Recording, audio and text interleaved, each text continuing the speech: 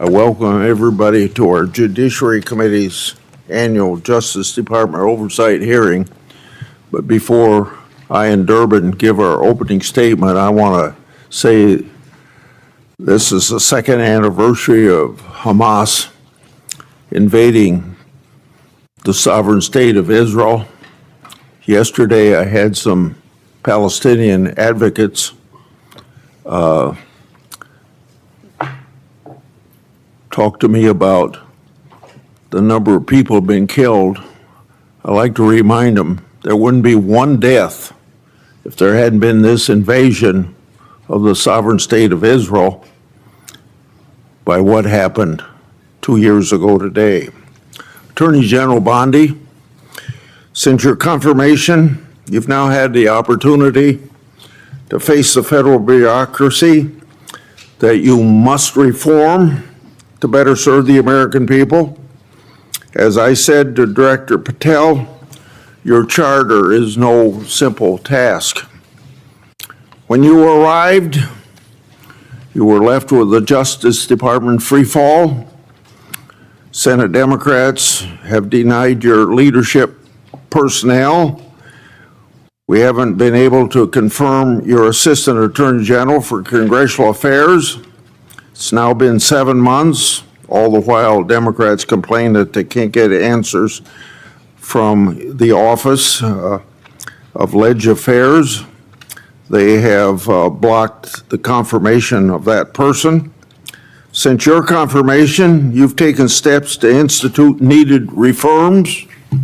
Under your leadership, the Justice Department has cut funding to politicize programs to reinvest in core policing activities. Focusing on crime and getting tough on criminals is a welcome change from 4 years of Biden administration's soft on crime policies.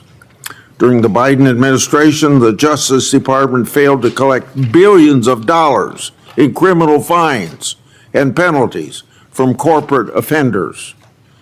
That's money should have been placed in the Crime Victims Fund, and much of the money of the past administration did collect went to the Justice Department slush funds instead of aiding victims of criminals and violent activity. My Democratic colleagues have shared concerns about funding agency and law enforcement, but generally haven't supported funding programs. Under the Democrat leadership, the COPS reauthorization was held over in committee at least 8 times before the 118th Congress concluded. It never received a vote in this committee. More recently, Democrats have refused to support fundamental Justice Department programs like Protect Safe Neighborhoods. And last week, Democrats again blocked most of the Police Week bills from passing the Senate, even though they passed out of this committee unanimously. In contrast to these indefensible positions, the judiciary provisions in the Republican reconciliation bill made hundreds of millions of dollars available to the Justice Department to combat crime. Attorney General Bondi, you've also created task force to attack the problems left by your predecessor. You've created a team to review the overwhelming evidence of political weaponization by federal law enforcement, including the discredited Crossfire Hurricane investigations. Your weaponization working group has worked with my staff to bring forward resolutions for whistleblowers, and I commend you and your staff efforts to find solutions for these patriots. I understand the task force to eradicate anti-Christian bias has done an investigation in how the Biden administration weaponized the government against people of faith. I look forward to your next report on that subject. Now, you've also shuttered a certain task force that was a stain on this country, the Foreign Influence Task Force.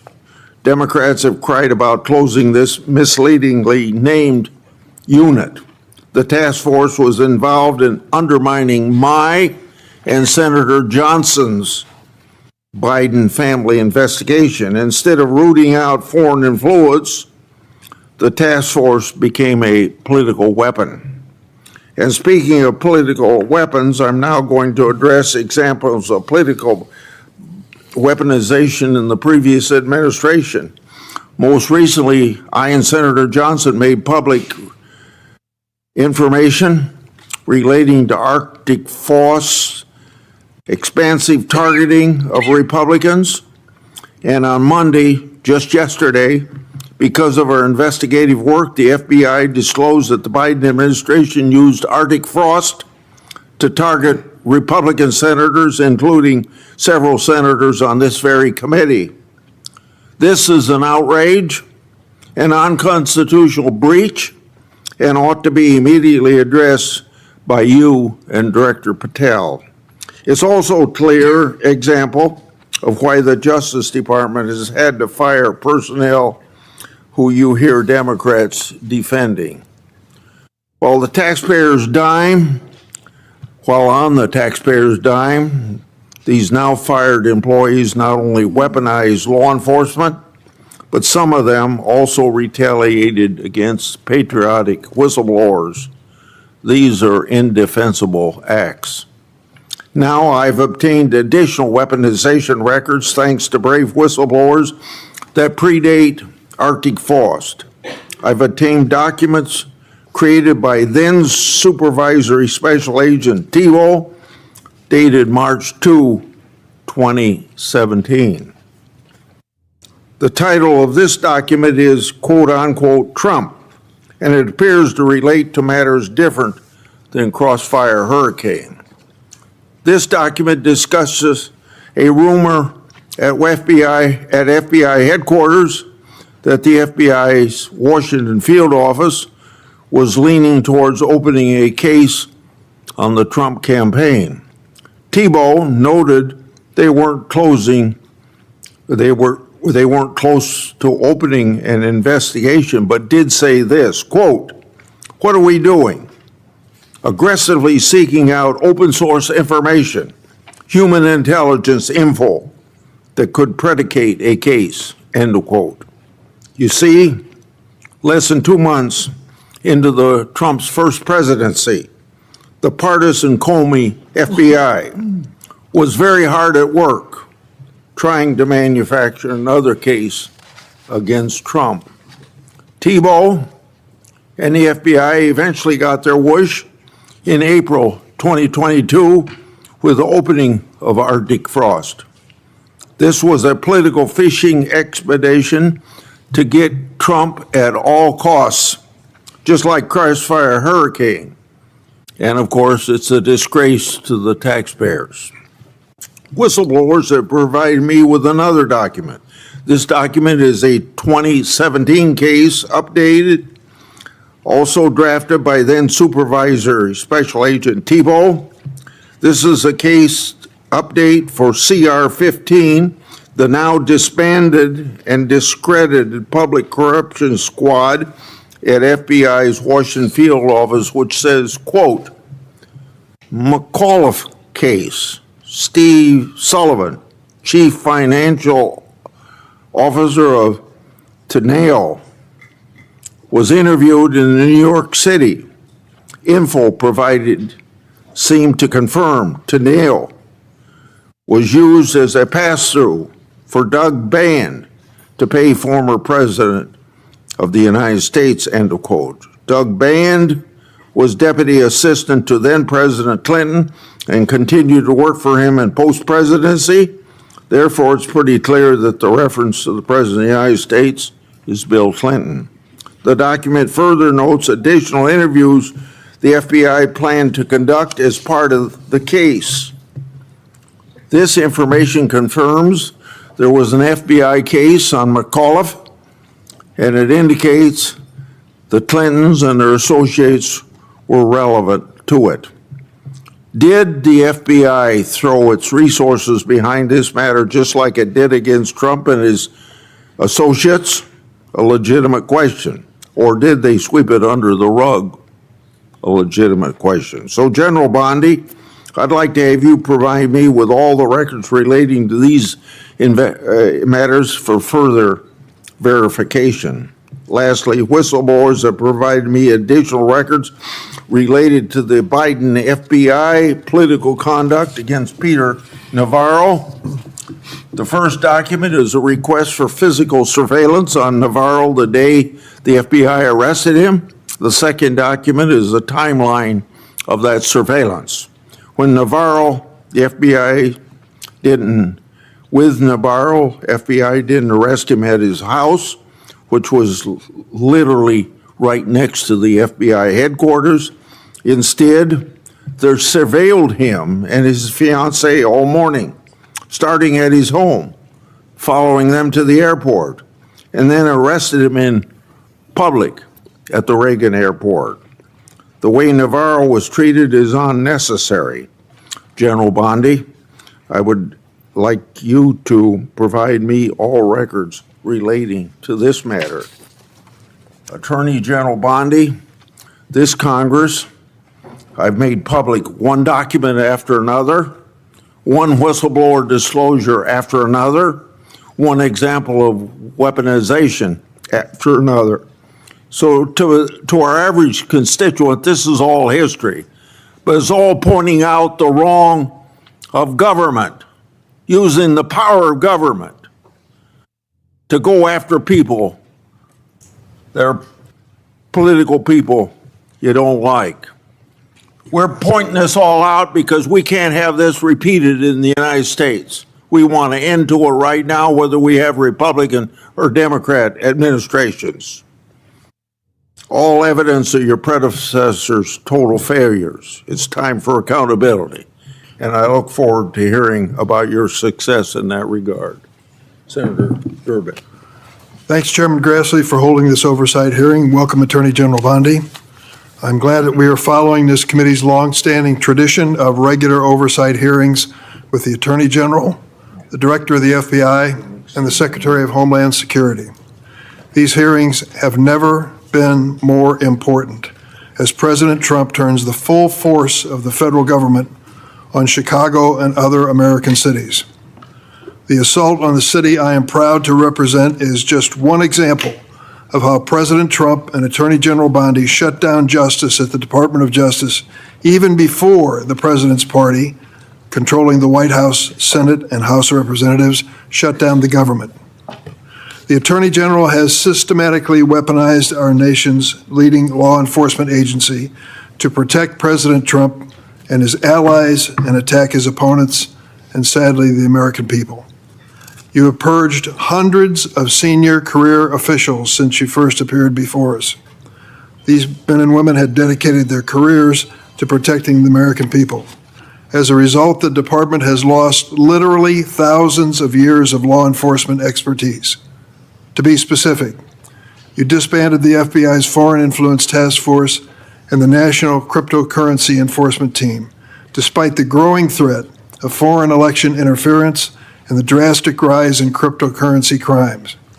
You forced out almost 75% of the Civil Rights Division's career attorneys, while hate crimes are on the rise. You fired more than 100 immigration judges, while the immigration case backlog is more than 3 million. You cut the public integrity section from 30 prosecutors to 2, while political corruption skyrockets. During your confirmation hearing, I asked you about your many potential conflicts of interest as a former lobbyist. You responded under oath, quote, "You will consult with career ethics officials within the department and make the appropriate decision," end of quote. But the Justice Department then removed those career ethics officials and put in their place inexperienced political appointees beholden to President and you. And you've effectively shut down the Office of Professional Responsibility, which investigates misconduct by Department of Justice attorneys. Now, with these ethical guardrails out of the way, corruption has run rampant at the Department of Justice. Although you've been a registered foreign agent for Qatar, you did not recuse yourself from signing off on President Trump's solicitation of a free jet from the royal family, even though this gift was clearly illegal. Connections to Attorney General Bondi seem to yield more favorable outcomes for defendants. At least 2 long-running federal prosecutions were abruptly dropped after the defendants hired your brother. It's no surprise that Ed Morton, the failed U.S. Attorney nominee you appointed as senior official, said, quote, "No MAGA left behind."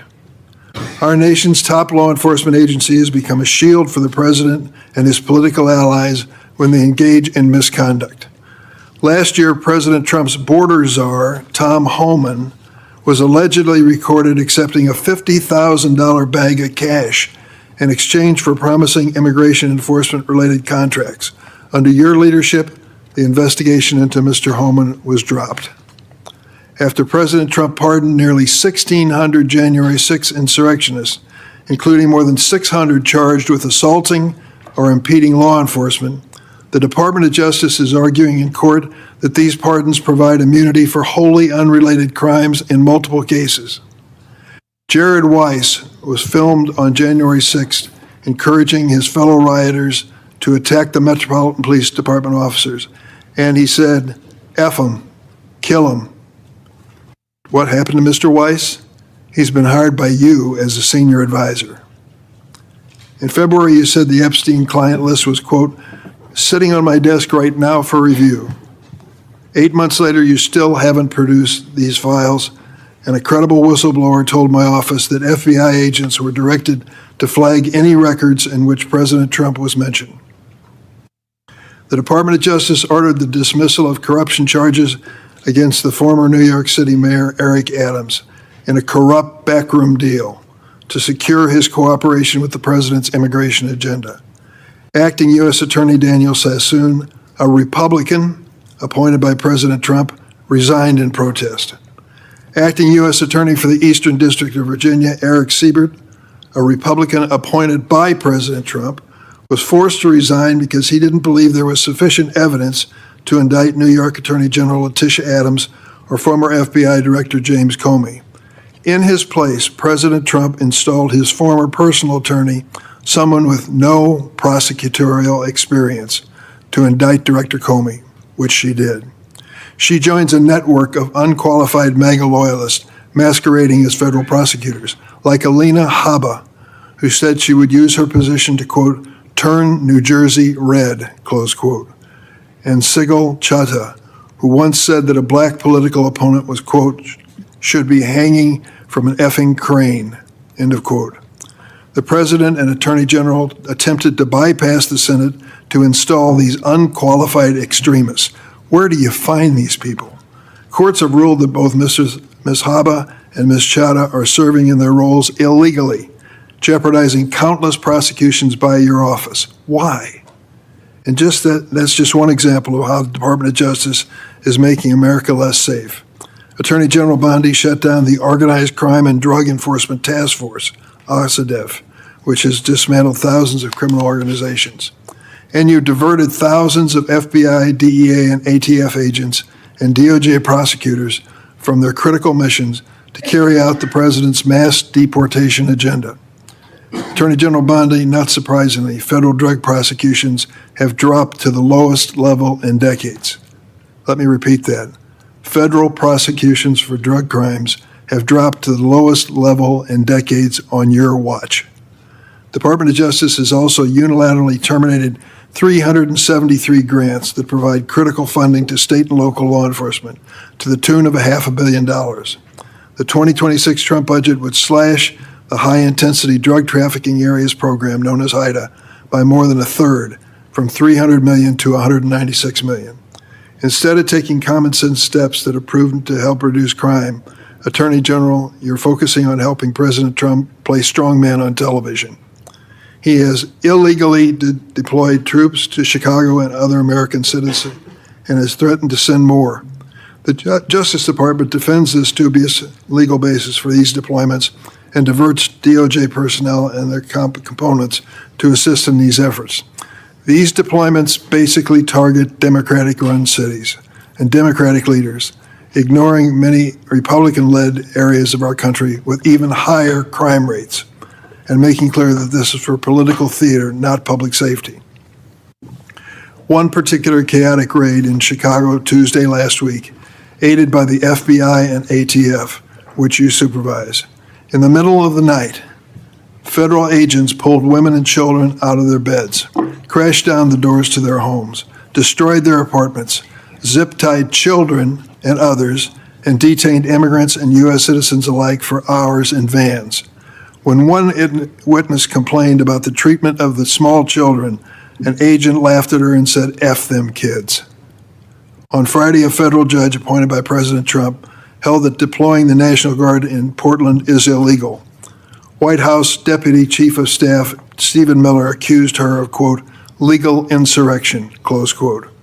At a time of rising threats to federal judges, this kind of language is inexcusable.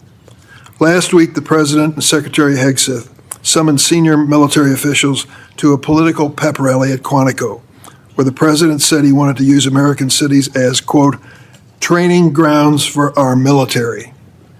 Training grounds for our military. To fight the, quote, enemy within. Chicago is not the enemy. Our fellow Americans are not the enemy. It is abhorrent for the President, who is supposed to represent all Americans regardless of political party, to describe anyone who disagrees with him in this manner. To my Republican colleagues who claim the previous administration weaponized the Department of Justice, President Biden retained President Trump's FBI Director Christopher Wray, who President Trump then fired. President Biden never directed the Attorney General to prosecute his political opponents. President Biden never fired his own political appointees for refusing to prosecute his targets. What has taken place since January 20th, 2025 would make even President Nixon recoil. This is your legacy, Attorney General Bondi. In 8 short months, you have fundamentally transformed the Justice Department and left an enormous stain in American history. It will take decades to recover. Thank you, Mr. Chairman. Thank you. Would you please rise so I can give you swear?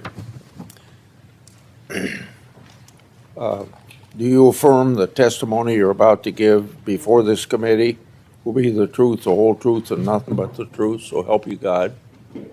Please be seated and give us your opening statement.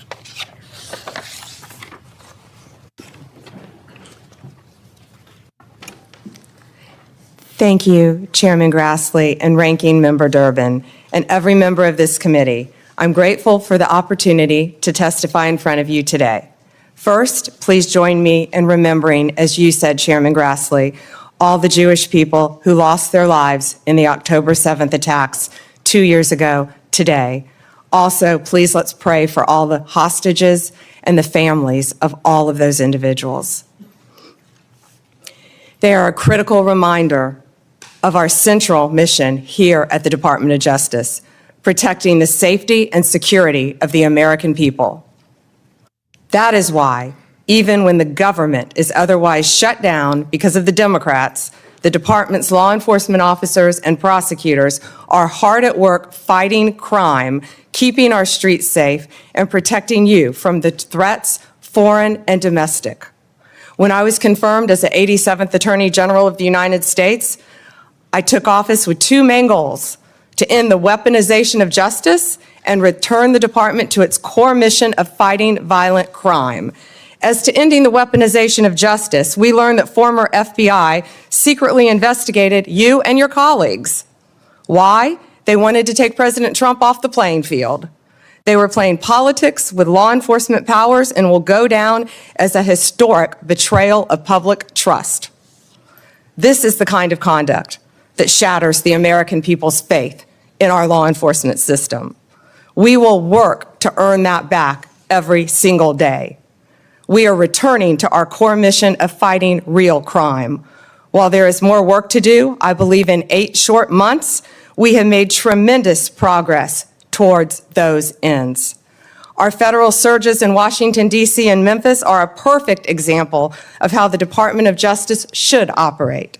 We created strong partnerships with local leadership, working hand in hand with both cities to send resources where they were needed most. The results speak for themselves.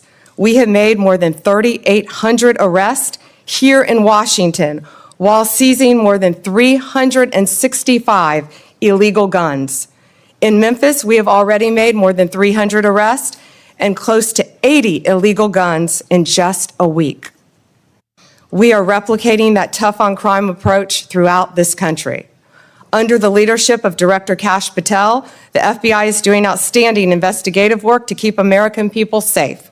The FBI just conducted a months-long operation called Summer Heat, which resulted in over 8,600 arrests from June to September. More than 6,500 arrests fell under the FBI's violent crime and gang program.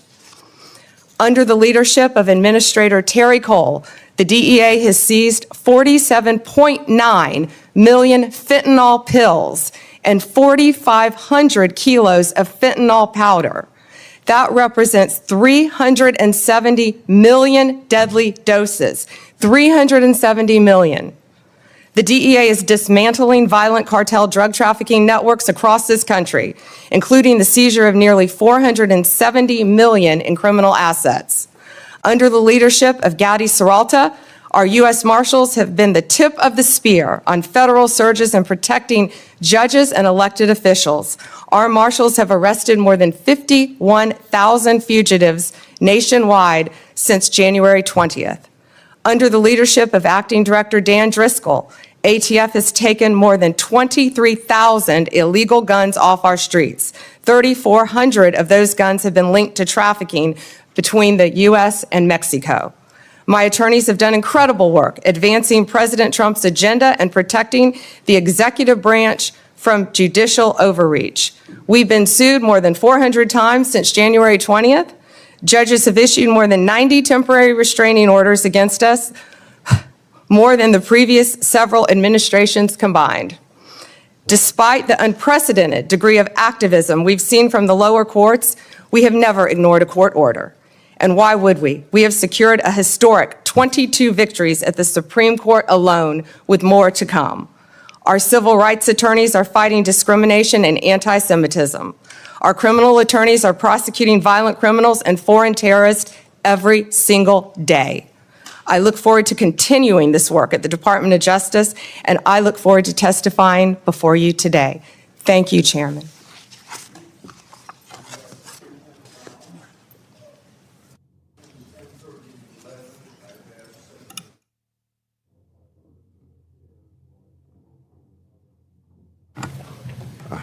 I forgot to turn on the microphone. Let me start over again. We have 10-minute rounds. I've asked Senator Blackburn to chair between 10:30 and 11. I hope that we can have good decorum during this hearing, treat each other with respect. General Bondi, just in case you get cut off with something that you don't get to answer your question when that senator's done, if you ask me for a little bit of time, not a lot of time, but a little bit of time to finish your answer, I'd be glad to give that to you. So starting myself, you inherited a bloated bureaucracy. It requires reorientation to better serve your mission of the department. That would include reassessing grants disguised to help Americans, but many were partisan pet projects.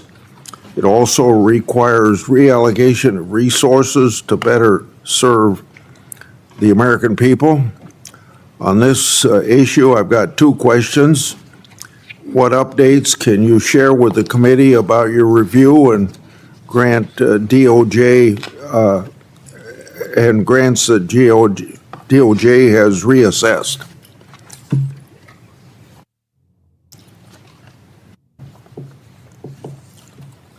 Just give us some examples, don't I know? Sure. Thank you, Chairman. During my appearance at the department's budget hearings, I acknowledged that some grants were mistakenly terminated, and we have made a process to correct that. All grant termination appeals will be individually considered for alignment with our current policies, which are strengthening law enforcement and protecting victims. Recipients are given the opportunity to appeal a grant termination consistent with the rules by writing to the Assistant Attorney General. Of the 5,800 discretionary grants that were reviewed, only 376, approximately 7%, were terminated. So far, OJP has turned back on 18 awards, 17 appeals have been denied, and the rest are actively being reviewed, with decisions expected soon. My colleagues on the other side claim that your department has reallocated resources to immigration enforcement, and it's had a negative impact on law enforcement. We know that drugs and crimes are very much a part of immigration enforcement, so these attacks are clearly off the mark. Explain your view of these misguided assertions. Chairman, every day our FBI, DEA, ATF, and now U.S. Marshals working on a task force with Homeland Security are out there keeping Americans safe and getting illegal aliens out of our country, many of whom have committed violent crimes in this country. Our agents will continue to fight violent crime in this country, working hand in hand. One example is right here in Washington, D.C. We have the D.C. Task Force that has been incredibly successful. We are so proud of the work that has done. We have been working hand in hand with the local officials here in D.C., and we are very proud of that work. And we're taking that to Tennessee and around this country to keep Americans safe. I won't repeat the things I've said about Arctic frost, but we had this recent revelation yesterday of my Republican senators being targeted by the government, underscoring the point about Arctic frost. When taken in context with widespread government weaponization against Trump and conservatives in the last decade, the conduct's arguably is worse than Watergate. So I got two questions along this line. How many Department of Justice and FBI personnel have been held accountable for their partisan and constitutional questionable conduct, and what was their punishment? If you could give a few examples or follow up in writing, since there's so many people that fall into this category. Yes, Senator. Yes, Chairman, we will. So you want to answer that in writing? Yeah, okay. Yes, the exact number I can answer in writing. Yes. Okay. Was Attorney General, on the same subject, was Attorney General Garland, Director Wray, and/or President Biden's White House aware of the FBI targeting Republican senators? Did they approve it? Now, let's be clear, either they knew and allowed it to happen, or they didn't know, and if they didn't know, it points to a lack of oversight of Jack Smith's runaway case. Chairman Grassley, that's what we've been talking about when we refer to the weaponization of government. Operation Arctic Frost was an unconstitutional, undemocratic abuse of power. During Arctic Frost, the FBI also placed 92 linked Republican individuals and Republican groups, such as Charlie Kirk's Turning Point, on their list.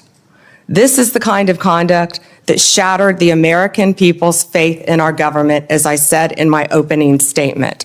We are ending this weaponization. Our FBI is targeting violent criminals, child predators, and other lawbreakers, not sitting senators who happen to be from the wrong political party. Several of your colleagues sitting at this dais were targeted, and others.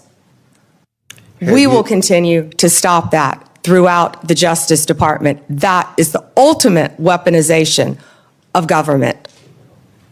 Have you sought grand jury secrecy waivers so that all of Arctic Frost documents can be produced to Congress? And if not, do you plan to do that? Chairman Grassley, I will be working directly with Director Patel on this issue, and there's not much more we can say about the issue for obvious reasons at this time. Okay. Public Safety Officers Benefit Program, PSOB, provides benefits to law enforcement and first responders if they're disabled or killed in the line of duty. Affected family members may also benefit. My oversight and a Government Accountability Office report shows that some claims have taken thousands of days to conclude. PSOB applicants have also informed my office that they've been left in tears with disrespectful ways they've been treated by the government. Question number 1 and 2 in this area, but I'll start just with 1. What actions have been taken to hold DOJ officials accountable for their failures to manage the program and treat applicants with respect? Chairman Grassley, as stated earlier, there have been many terminations from the Department of Justice, and we stand by all of those. Many of those are subject to active litigation. This Department of Justice will treat everyone with respect, and we will do everything in our power to help citizens of this country. Please reach out to us with any individual cases, and I will personally look at them for you, Chairman. Okay. So if you'll provide that information, that was my second question. So now let's go on to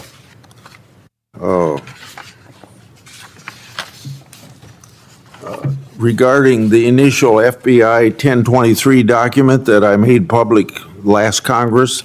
That document mentioned 1, text messages, 2, audio recordings, and 3, financial records that allegedly approved a bribery scheme with the Biden family and foreign interest. I asked Director Patel if his predecessors made any effort to determine whether these records existed. He answered no. What steps has the department taken to determine whether these records exist? One way or another, this matter ought to be put to rest.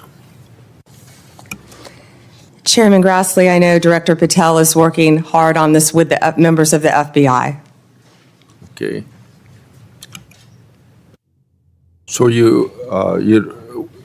don't know if these records exist, or you just can't say that publicly at this point? I don't want to discuss any of that publicly, Okay. Director.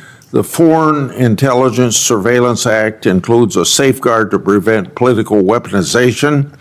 The reauthorization mandated certain members and their staffs shall be entitled to attend any proceedings of the FISA court. Former Biden DOJ Assistant Attorney General Matt Olson drafted a privacy agreement that allowed the department to hide information from Congress during FISA proceedings. Matt Olson made a career out of targeting President Trump and his allies, so it's not surprising that for the Biden regime. I want to make sure that you get rid of the ridiculous and misguided Olson memo. When can you tell me that will be done? We will notify you, Chairman Grassley. Thank you. Okay, Senator Durbin. Thanks, Mr. Chairman. Madam Attorney General, let me ask you this question. Were you consulted by the White House before they deployed National Guard troops to cities in the United States? I am not going to discuss any internal conversations with the White House. You won't even say whether you talked to the White House about this? I am not going to discuss any internal conversations with the White House with you, Ranking Member. I noticed that. What's the secret? Why do you want to keep this secret? The American people don't know the rationale behind the deployment of National Guard troops in my state.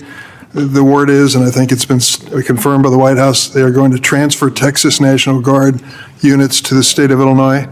What's the rationale for that? Yeah, Chairman, as you shut down the government, you voted to shut down the government, and you're sitting here, our law enforcement officers aren't being paid. They're out there working to protect you.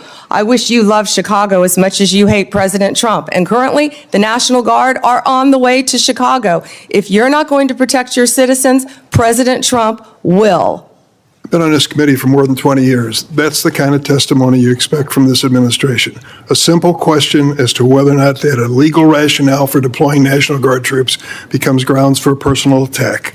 I think it's a legitimate question. It's my responsibility. She refuses to answer as to whether she had any conversation with the White House about deploying national troops to my state. That's an indication, I'm afraid, where we are politically in this place. Let me ask you another question. I want to, if you will, hold on a second. Make sure I got the right page of facts here. You testified under oath when you last before this committee that before your appointment to Attorney General, you had served as a representative of some sort for the royal family of Qatar. There was an issue that came before you in May when President Trump accepted a $400 million luxury jet from the royal family of Qatar for temporary use as Air Force One before it's permanently gifted to the Trump Presidential Library Foundation. The Constitution unequivocally bestows on Congress the power to control whether any officer of the United States, including the President, may accept a gift, quote, from any king, prince, or foreign state, end of quote. And this gift clearly violates the statutory regime enacted by Congress. You've refused to answer a letter I sent to you 5 months ago asking the legal rationale you relied on to advise President Trump to accept this unprecedented gift from your former legal client. Can you make a promise today that you will disclose that? Disclose what, Ranking Member? I assume there was a letter or some sort of statement from your office to the White House to advise them that you felt it was permissible? First, to address my role with Qatar, as I addressed with you during my confirmation hearing, I disclosed it in my SJQ. In private practice, I worked for Qatar for anti-human trafficking for the World Cup. That was my only involvement, and I made that very clear, and I'm very proud of everything I've done with anti-human trafficking. Obviously, in preparing any advice for the President on a jet or anything else, we consult with the Office of Legal Counsel. The confidentiality applies to their input as well. And Chairman, if you would approve and vote to approve, as Chairman Grassley said, excuse me, Ranking Member, as Chairman Grassley said, my employees, we would answer your letters a lot faster, yet you're stalling them at every stop. And to go back to your previous question, your city has a murder rate 5 times higher than New York's. 571 homicides last year. If you were serious about protecting your people, you would be asking this administration for help. You're saying that we're coming into your state and your city. We're there to help make America safe and Illinois safe, whether or not you want to. I believe cutting federal grant programs to law enforcement in my state and across the nation does not make us any safer, and you've done just that. You've supplanted that decision by sending in National Guard troops to California and other places. That is a situation where the governors have not asked for that help. If you truly wanted to do this on a bipartisan basis, you wouldn't defy a governor, you would work with them. I'm prepared to do that. I'm prepared to work with this administration. But cutting these grants to law enforcement does not make us any stronger as a nation or give us the tools we need to reduce crime in Chicago. Now, I'd just like to ask you, when it came to this Qatar situation, did you consult with the ethics office in the Department of Justice before making your decision on this gift of a jet?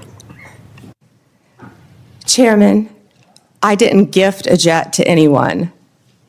My Office of Legal Counsel provides confidential advice to the President, to the White House, period. And you're conflating two issues. Cutting grants, I was very clear about what grants we've cut and what grants we haven't, only 7%. And if you have a grant in Illinois that you think that I've cut that is protecting law enforcement officers or your people, you personally call me and I will work with you to turn that grant back on. I think many of the Democrats here can tell you, I have worked with them to turn grants back on. There's an appeal process. Tell me a specific grant that I have turned off in Illinois that would help law enforcement and I will work with you. But you have not done that. Did you And take a again, look? Did you take a the look? National Guard is on the way right now as we speak. Oh, and by the way, so is Director Patel and Deputy Attorney General Todd Blanche. You're sitting here grilling me, and they're on their way to Chicago to keep your state safe. Madam Attorney General, it's my job to grill you. The investigation of your agency is part of my responsibility and this committee. You may not like the experience, but others have weathered the storm and answered questions in a respectful manner. Can you tell me the grants, Yes. ranking member, please? Take a look at the president's budget on HIDA grants. What happens to it in his proposed budget? I'd be glad to meet with you on the It's grants. cut by 1/3 from $300 million to 196. That's one example of a grant that works, and your administration has suggested cutting it, and the budget lies ahead. I want to ask you about items in a letter I sent you in July that you have not answered. In February, you made a public claim that the Epstein client list was, quote, sitting on my desk right now for review, end of quote. You then produced already public information and no client list at a major media event hosted at the White House. Attorney General Bondi, why did you publicly claim to have the Epstein client list waiting for your review and then produce nothing relevant to that claim? Senator Durbin, if you listen to my entire clip on that, I said I had not reviewed it yet, that it was sitting on my desk along with the JFK files, the Martin Luther King files, and I said I had not yet reviewed it. And if you see our memo on Epstein, you will see, excuse me, our memo on Epstein clearly points out that there was no client list, our July 6th memo. You also didn't let me respond to the HIDA question. The budget transfers $196 million for high-intensity drug trafficking areas to the Office of Justice Programs, OJP. The Justice Department will continue to administer those grants under OJP in 2026. Going back to the Epstein files, according to another whistleblower who made a protected disclosure to my office, you pushed the FBI to review approximately 100,000 Epstein-related records on an arbitrarily short deadline in March, and the FBI was directed to flag any documents that mentioned President Trump. Nothing came of that review until July when DOJ and FBI released an unsigned memo stating, quote, there's no incriminating client list. Why was the July 7th memo unsigned? The July 7th memo came from the FBI and the Department of Justice. Director Patel answered those questions very clear. And, you know, Senator Durbin, I find it very interesting that you refused repeated Republican requests to release the Epstein flight logs in 2023 and 2024. You fought that. Did you take money from Reid Hoffman, campaign donations, Never who was heard. a huge Epstein friend? Why did you fight for years? Why did you fight to not disclose the flight logs, Senator Durbin?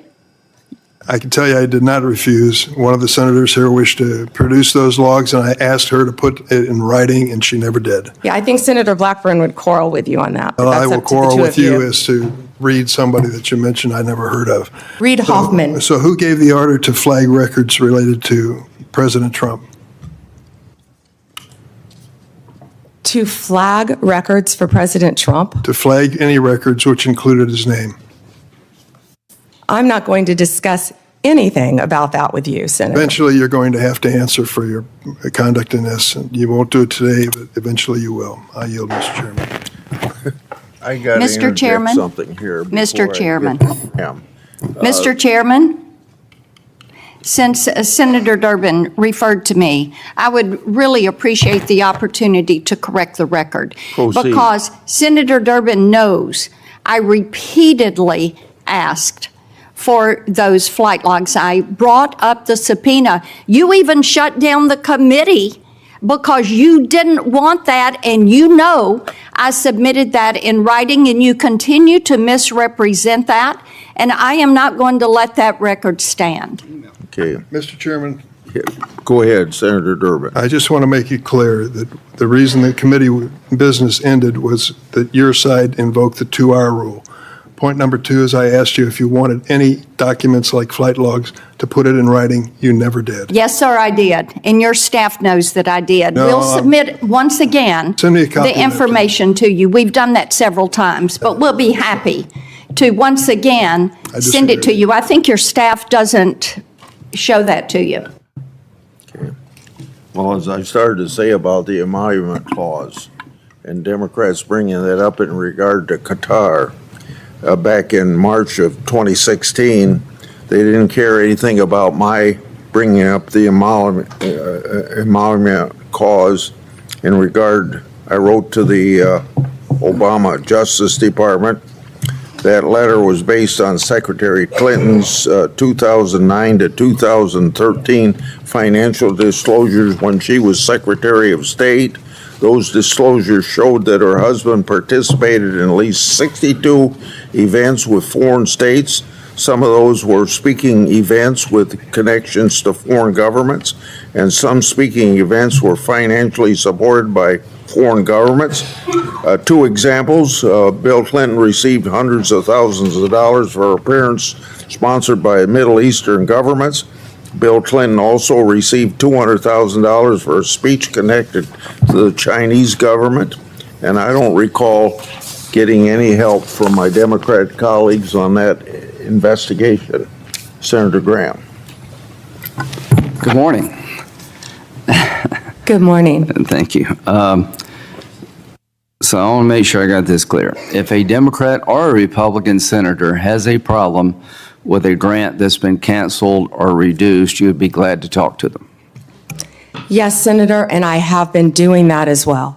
There have been Democratic members who called you, They have spoken to my office, yes, Senator. and you've tried to respond. On either side of course, if it has anything to do with law So- enforcement or victims, And that includes Senator Durbin. If he's got a problem, he can call you and you'll try to respond. absolutely. Thank you. How many illegal immigrants are in Chicago? Ooh. Does anybody know? I do, countless. What we have seen since January 20th, Senator Graham, is a 1,000% increase in violent attacks against our ICE officers. Right. But I just want to know, is there like 10 or 100,000? Does anybody know? There have been multiple, and we have made multiple arrests, of course, involving violent gangs in Chicago, throughout Illinois. Right. So the only reason I ask that is Chicago is a sanctuary city. Do they help ICE deal with illegal immigration, or they're a sanctuary city? Do you know? They are not cooperating, and I would ask that, I wish Senator Durbin would condemn the governor for not cooperating with our law enforcement officers. The only reason I mention this, if you're a sanctuary city, any place in the country, you're making it difficult for the rest of us. Because word gets out, if you get to a certain city, maybe Chicago being one of them, that you're home free, and that just encourages more illegal immigration. Do you deal with that? Do I agree with that? I do, Senator Graham, and can I add something to that? Sure. Please. One of our biggest wins was against the Sinaloa cartel, and that came in Chicago. The state of Illinois has a Trust Act, which prevents local law enforcement from cooperating with our federal immigration authorities. And that's what I was trying to talk to Senator Durbin about. On September 15th, our partners at ICE arrested an illegal alien from Mexico for beating a 21-year-old man to death. He had been imprisoned in Illinois prior to the murder and was released under Illinois' Trust Act. We filed multiple lawsuits in Illinois for sanctuary policies, specifically in-state tuition for illegal aliens and obstructing employers from verifying citizenship. You can't make this up. On September 5th, a federal grand jury in Chicago indicted a major Sinaloa cartel boss, narco-terrorism, guns, and drug charges. On July 11th, we announced a guilty plea for Ovidio Guzman Lopez. You may know him as the son of El Chapo, one of the worst narco-terrorists in the world. In the world, In Senators. Chicago. In Chicago. In Chicago. He entered a guilty plea to drug conspiracy and 2 counts of knowingly engaging in a continuing criminal enterprise in the state of Illinois. I could continue with fentanyl. I could continue with child predators in Illinois. Well, thank you. I think I've seen numbers over 100,000. So Chicago and other sanctuary cities, you're making it harder for us to deal with illegal immigration by doing what you're doing. And I am glad President Trump is trying to change those policies. And if you need the National Guard to bring order out of chaos, so be it from my point of view. Now let's get back to the topic sort of at hand here about how the law is being used politically.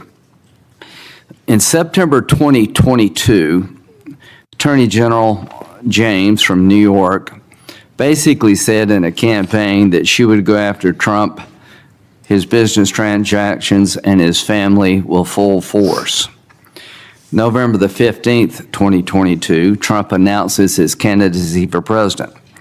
November 2022, 3 days after Trump announced his re-election campaign, Jack Smith was appointed by Garland to be special counsel to look at classified information, document mishandling, and trying to undermine the 2020 election. In March, President Trump was indicted in Manhattan of 2023, just after announcing 34 felony counts. And what they did is they took misdemeanors and turned them into felonies by using a legal theory that no one in the history of Manhattan had ever been charged with. June 2023, a federal grand jury in the District Court for the Southern District of Florida indicted President Trump on 37 charges regarding classified information. Now, all I can say is that taking a hammer to a hard drive and bleach bit apparently doesn't make the cut. Having documents in the garage of President Biden doesn't make the cut. In August of 2023, he was indicted yet again regarding the 2020 election. So all I can say is that in September 27th, Jack Smith's team asked for my phone records and 7 other senators. Now that's just the 2024 election. Comey, are you aware of the fact that in August, Comey, then director CIA, FBI, August of 2016, was in a meeting at the White House where it was discussed that by Brennan, then CIA director, that there was intelligence that maybe the Clinton campaign was trying to cook up a narrative that Trump was a Russian asset? Senator, I believe that has been reported publicly, but I cannot comment on that. Okay, well, I'm just telling you. Now, this is a campaign for president in 2016. In July, they open up Crossfire Hurricane. In August, they have a discussion in front of President Biden that there's intel that maybe this is generated by his political opponent. Nothing happened. In September, are you aware of the fact that the intelligence community sent a memo to the FBI director detailing intelligence that suggests it's Clinton's campaign is behind the idea that Trump is colluding or cooperating with the Russians?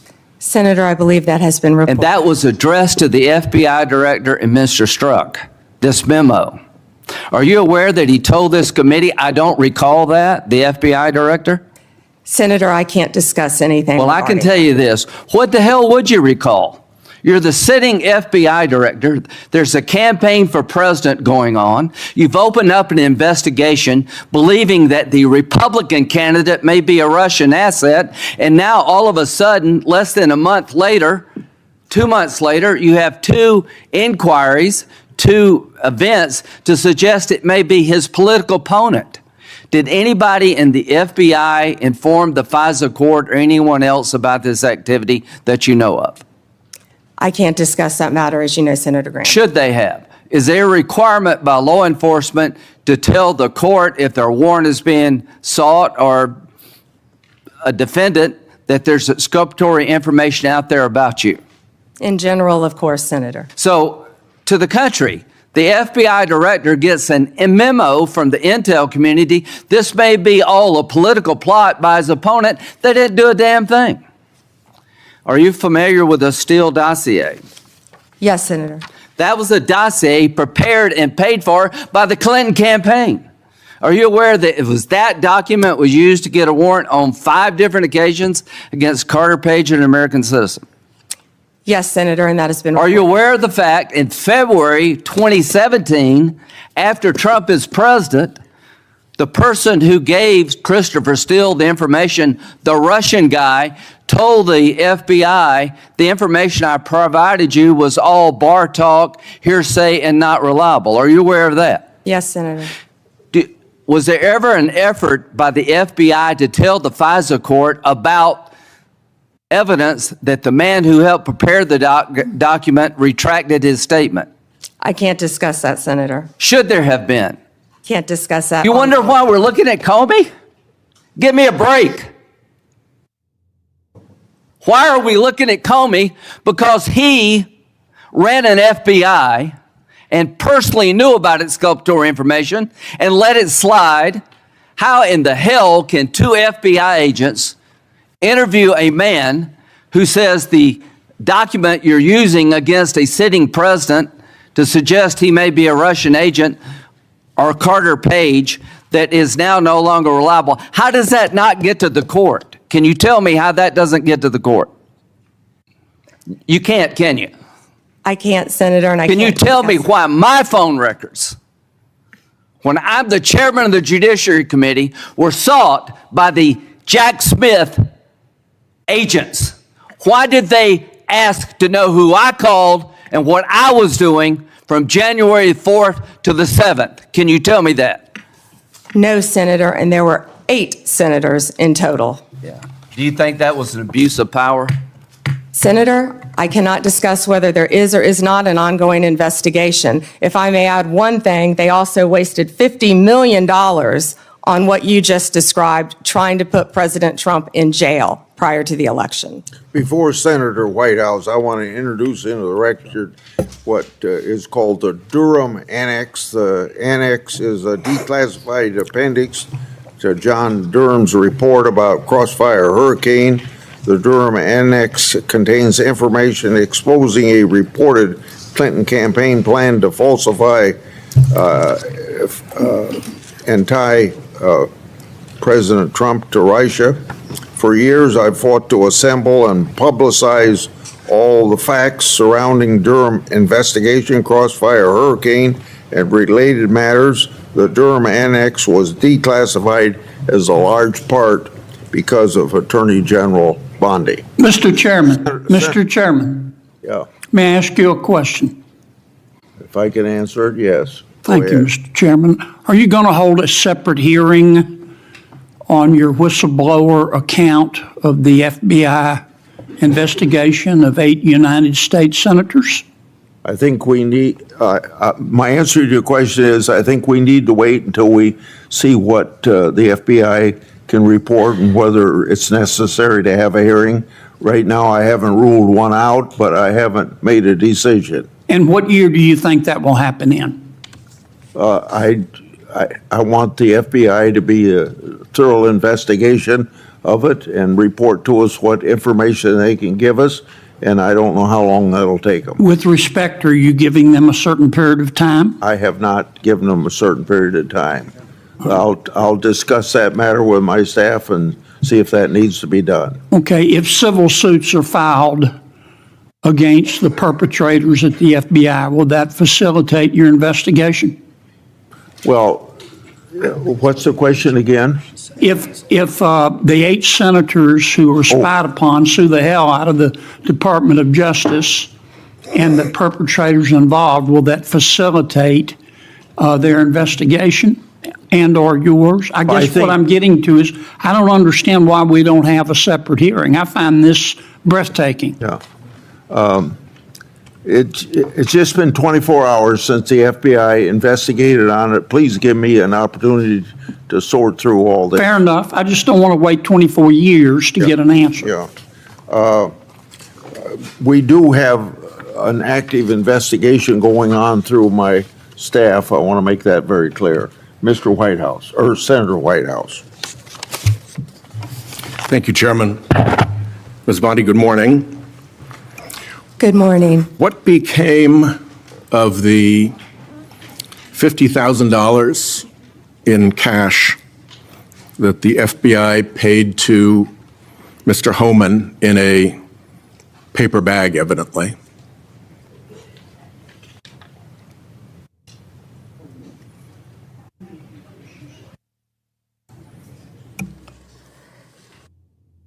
Senator, as Deputy Attorney General Todd Blanche recently stated, the investigation of Mr. Homan was subjected to a full review by the FBI, agents, and DOJ prosecutors. They found no credible evidence of any wrongdoing. And that was not my question. My question was, what became of the $50,000 in cash that the FBI delivered, evidently in a paper bag, to Mr. Homan? Senator, I'd look at your facts. Are you saying that they did not deliver $50,000 in cash to Mr. Homan? Senator, as recently stated, the investigation of Mr. Homan was subjected to a full review different question. by the FBI agents, That's a by different Department question. of Justice prosecutors. They found no evidence of wrongdoing. That's a different question. What became of the $50,000? Did the FBI get it back? Mr. Whitehouse, excuse me, Senator Whitehouse, you're welcome to talk to the FBI. The report to you, can't you answer this question? Senator Whitehouse, you're welcome to discuss this with Director Patel. Did Homan keep the $50,000? As Deputy Attorney General Todd Blanche recently stated, the investigation never mind. of Mr. Never mind. Homan I can was see I'm not going to get a straight full answer from you review to a very simple question. by the FBI agents and the DOJ. Do They you found know- no credible evidence of wrongdoing. You know, you're very concerned about money and people taking money, and Do you you rail know- against wait a dark second, wait a money. second, wait a Yet second, you work with dark wait a money second. groups all the time, Senator Wait a Whitehouse. second. Did you know whether or not in that investigation they looked at whether the $50,000 payment to Mr. Homan was declared by him on his tax returns? Senator, I would be more concerned if I were you when you talk about corruption and money that when you pushed for legislation that would subsidize your wife's company. The questions here are actually pretty specific. So having you respond with completely irrelevant far-right internet talking points really is not very helpful here. I'd like, Mr. Chairman, you generally like to have us be able to get answers to know, and we'll follow up with the QFR. And to the extent Patel wants to answer, that would be great as well. What happened to the $50,000? Did Homan keep it? Did the FBI get it back? If he kept it, did he put it on his tax returns? Pretty simple questions. Homan was the same guy who said there was a deal with Eric Adams. He said, if Adams doesn't come through, I'll be back. I'll be in his office, up his butt, saying, where the hell is the agreement we came to? Which brings us to the OPR investigation of prosecutorial misconduct by Emil Bovee, because he was also involved in that transaction. Yeah. What became of the OPR investigation of prosecutorial misconduct by Emil Bovee? Yeah, Senator Whitehouse, to correct you for one moment, that would be the Honorable Judge Emil J. Bovee III to you. Not at the time of this. He was an employee of the Department of Justice. And what became of the OPR investigation? It's into all his pending litigation, misconduct? Senator. I can't discuss pending litigation nor personnel matters. OPR customarily publicly says when there's an investigation, and at the end of it, they provide a summary. Why can't you say whether there's an OPR investigation and whether, if it's concluded, there's a summary? Senator, I'm not going to discuss personnel matters. Even public ones. Senator, I'm not going to discuss personnel matters. So, Kash Patel told this committee that his grand jury testimony after immunization, after initially pleading the Fifth, was, and I quote, sealed by the Department of Justice. How and when and why was his testimony sealed, and by whom? Senator, I'm not going to discuss any testimony, especially testimony that could be sealed with you. No, the question is, was it or was it not sealed? Senator, I'm not going to discuss that with you. Well, he also said that he worked with the Department of Justice to have his transcript released publicly. How and when was his transcript released? Presumably, if he released it publicly, that's something you can discuss because it's public. Well, Senator, I believe you discussed that with Director Patel. And I'm asking you because he said the Department of Justice made this decision and you run the Department of Justice. I would refer that to Director Patel. Even though you run the Department of Justice and he testified that the Department of Justice released his transcript publicly. If it is released publicly, we will get you a copy, Senator, gladly. If being a rather important word there, when your FBI director testified that that was a fact. Treasury compiles suspicious activity reports, referred to often as SARs, that DOJ receives automatically. Hundreds related to accounts of Jeffrey Epstein.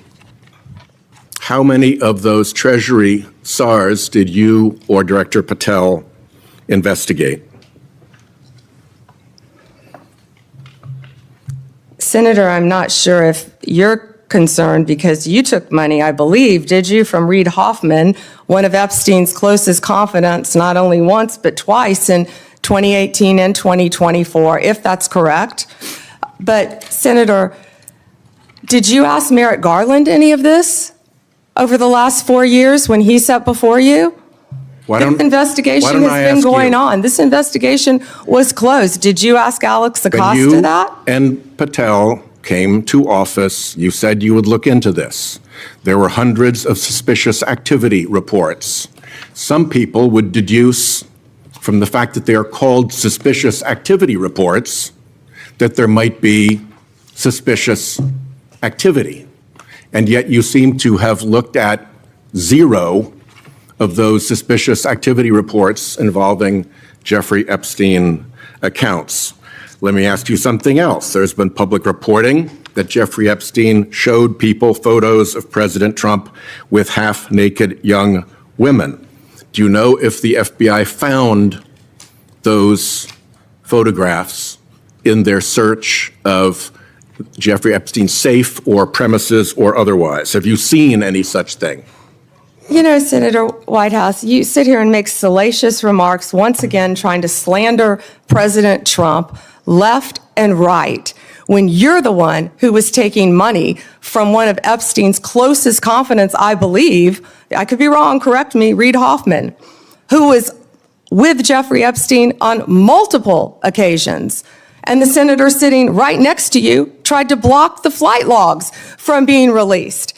Yet you're grilling me on President Trump and some photograph with Epstein? Come on. The question is, did the FBI find those photographs that have been discussed publicly by a witness who claimed Jeffrey Epstein showed them to him?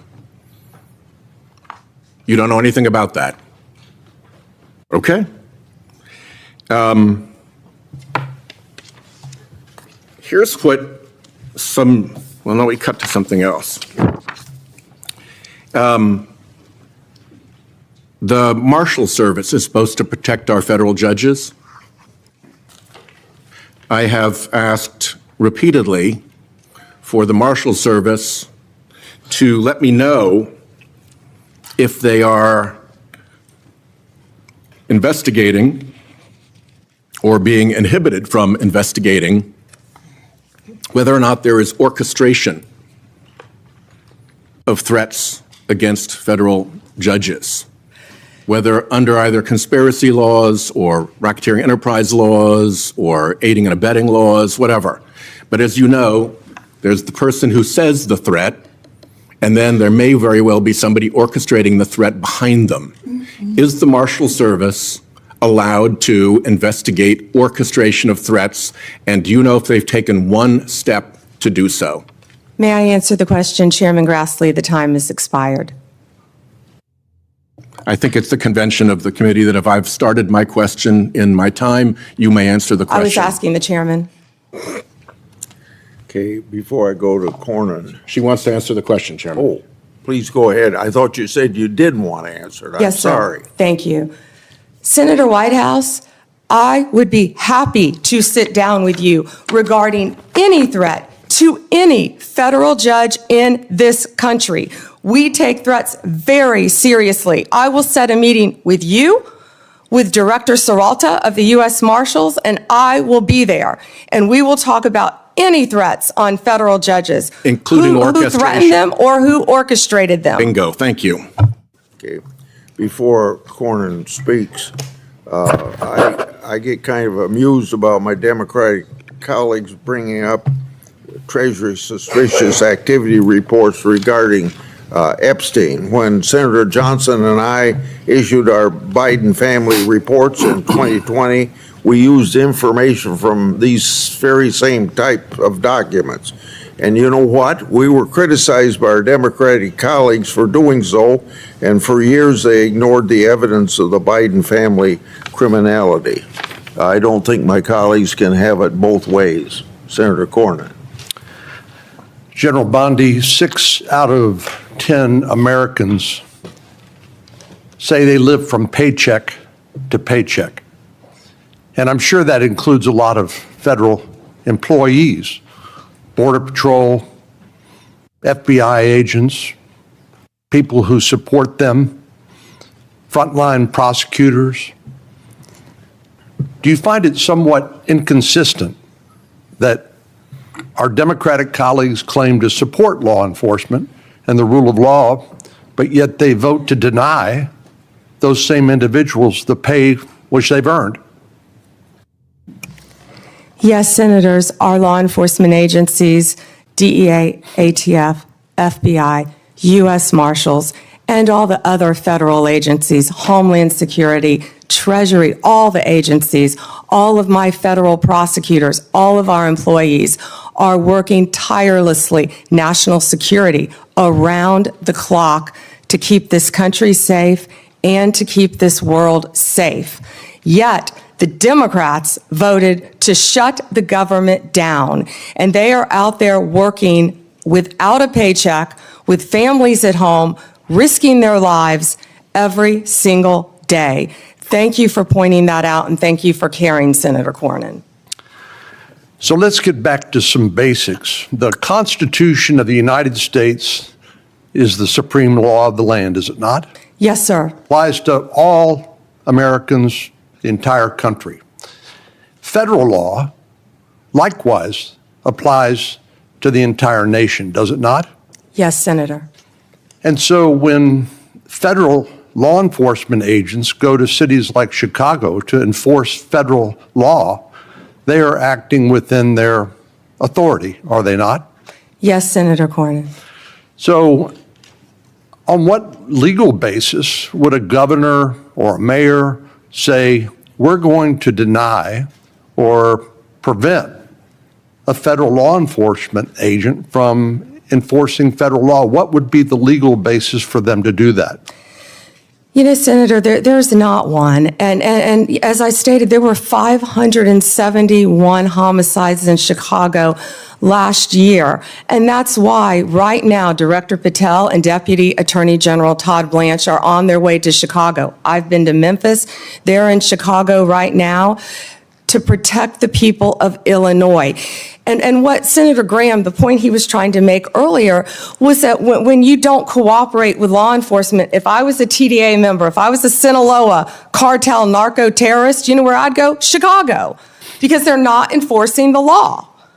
And they're running their operations, as I stated earlier, two of the biggest terrorists, narco-terrorists, we arrested right in Chicago because it was a safe haven for them. And they're operating these networks around our entire country. So we are going to keep our entire country safe. We're going to protect all Americans. If these senators aren't going to vote to open our government, to let these people, our people, work with paychecks, they're going to do it anyway, whether or not the locals are cooperating with them. We're going to be there protecting all Americans in this country. Senator Cornyn. I find it, the comparison between the nation's Washington, D.C., here in the nation's capital, where the mayor has welcomed the federal law enforcement agents, which as I travel around the city, are providing a level of deterrence against crime that I have not seen before. And Washington, D.C. happens to be one of the most dangerous metropolitan areas in the country. So seeing what the response has been by local officials here in Washington, D.C., seeing how the public here who visits here as tourists from Texas and elsewhere, how they're welcoming this federal law enforcement presence, it strikes me as a stark contrast between what we've seen in places like Chicago. And I just don't understand how elected officials who are sworn to uphold the law and the Constitution of the United States could take the position that, no, we don't want a safer community in our major cities that have a high level of crime like Chicago. Doesn't it strike you as bizarre?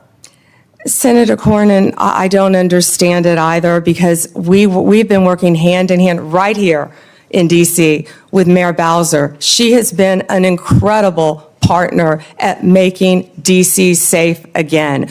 We've been working with her. We've been working with the police chief. We've been working with their staff, and the numbers speak for themselves. 3,156 arrests, 294 illegal guns seized. I think the number's probably higher today. Carjackings down 87%, violent crime down 45%. Right here in the nation's capital. I've been out there countless times before they go out on the streets, and I'm watching the DC Metro Police. I'm watching them with the Transit Authority Police, who of course keep our metros safe. I'm watching them with our DEA, FBI, ATF, U.S. Marshals, Treasury agents, and HHS has even provided doctors out there to help the team. And what they are, they're a team, and they are working hand in hand. If you couldn't see their shirts on their insignia, you wouldn't know what agency they were with. I've truly never seen a partnership like that in my career, and it's working together, and that's what Illinois is refusing to do. And I wish these senators, I wish Senator Durbin would condemn the governor of Illinois and have him work with us like we're doing now in Memphis. We have the governor of Memphis. We have our two great U.S. senators in Memphis. We have the mayor of Memphis, the same, the chief, working hand in hand there. Last week, maybe the week before last, I lose track of the days, we had the head of the Metropolitan Police Union for the District of Columbia here, and I asked him about violent crime in our communities. And I asked him whether there was a straight line from the open border policies of the Biden administration, which helped facilitate the cartels from exporting their poison to the United States, only to then find it distributed by criminal gangs who then engage in violence in our communities like Chicago to protect their territory and the profits that go along with that illegal drug trafficking. But I want to ask you about another aspect of the open border policies, and that has to do with one of the least reported tragedies and scandals associated with the Biden open border policies, and that has to do with the 500,000 children, sometimes called unaccompanied children, UACs, 500,000 children that the Biden administration allowed to be placed with sponsors in this country that were largely unvetted and subjecting them to who knows what, and then abandoning them by taking the position that it's not the federal government's responsibility, it's local child protective agencies that have to follow up on these kids. So they couldn't tell you whether they were being trafficked, recruited into gangs, whether they were going to school, whether they were getting the health care that they need. They couldn't tell you because they didn't care. So I know that President Trump's administration, the Department of Justice in particular, has located 22,000 of these 500,000 children. Could you talk to us a little bit about your efforts to rescue these children that had been abandoned by the Biden administration? Yes, and Senator, thank you for asking that question. President Trump cares deeply about our children of this country and children from around the world. This is horrific what has been happening in our country. Law enforcement has arrested approximately 458 sponsors. Now, what these sponsors are, they lie to ORR, many of them, to have an unaccompanied alien child. Some of them later exploit and abuse these children. They're not parents, they're not guardians. They're coming into this country, they were coming into this country without any ramification across the Mexican border until Donald Trump became president again, and that's when it stopped. We are doing everything in our power to find and arrest these people who are exploiting these children and find these children throughout our country. One of those cases, we charged a Guatemalan national unlawfully residing in Cleveland with lying to government because he became the sponsor of a young girl, and of course we found he was later sexually abusing her. That's one of many cases, Senator Cornyn, that I can talk about. And Donald Trump will not rest until all of these sponsors are found and these children are found and protected. Thank you. Senator Klobuchar, you're recognized. Thank you. Attorney General Bondi, good morning. I'm going to start on a different subject. Good morning. On behalf of families in my state.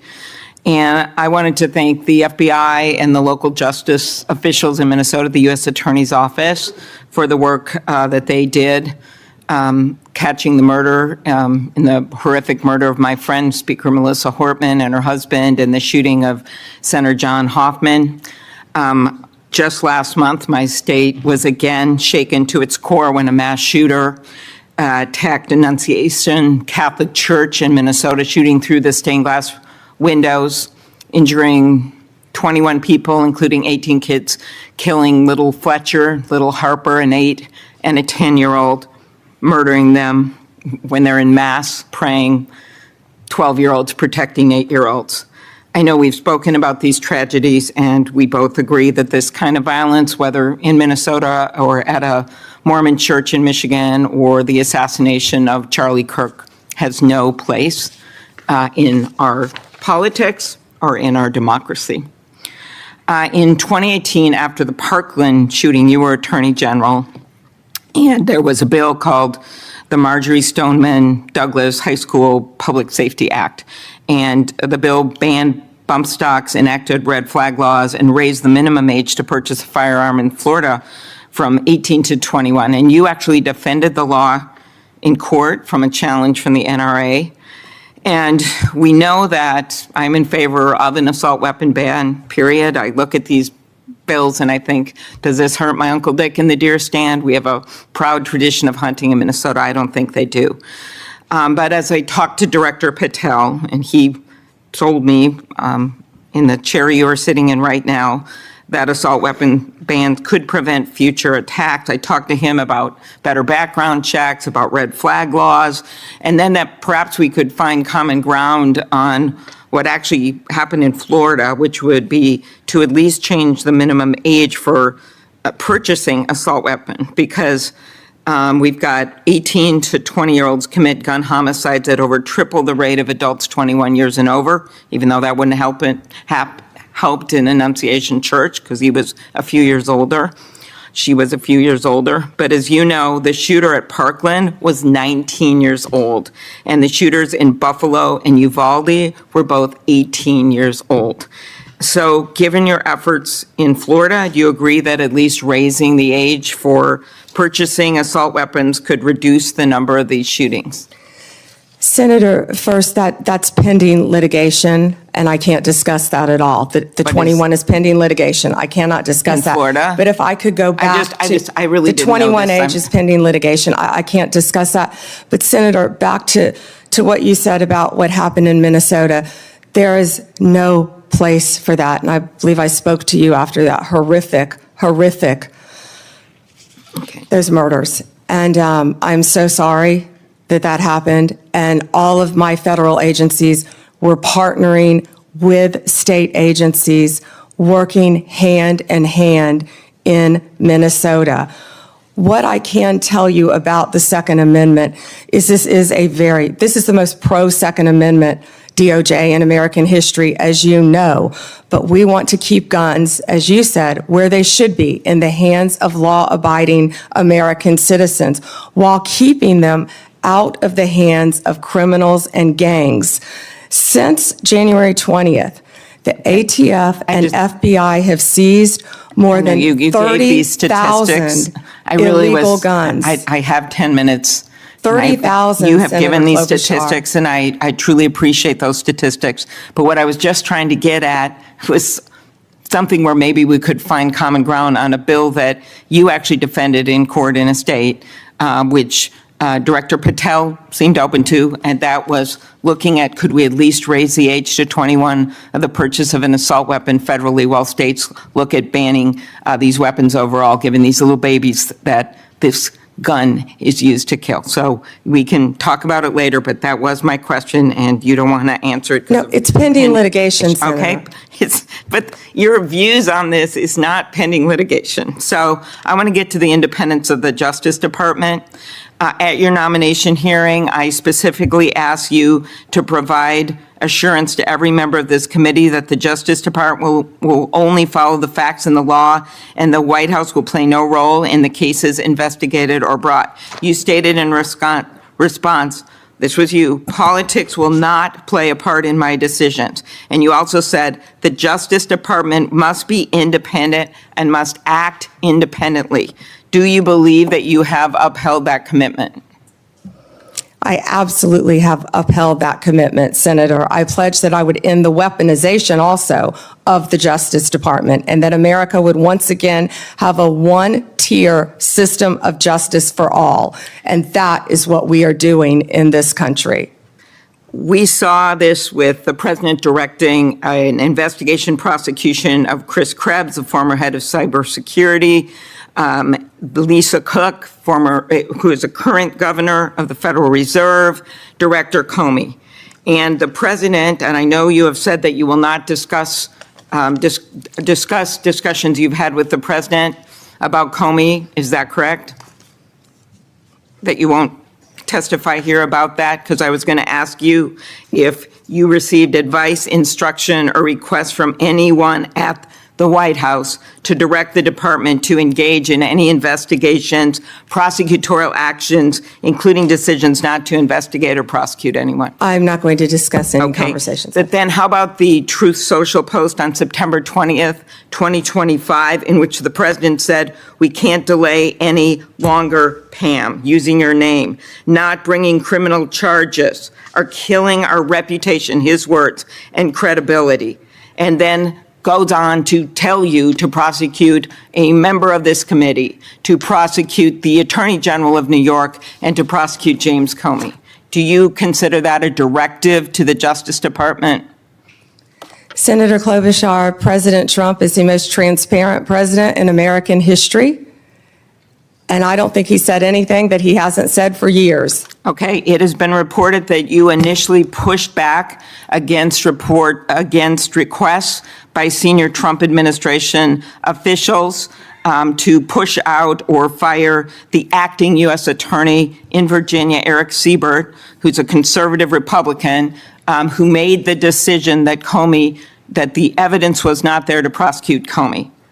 What made you change your opinion? I am not going to discuss personnel decisions. Okay.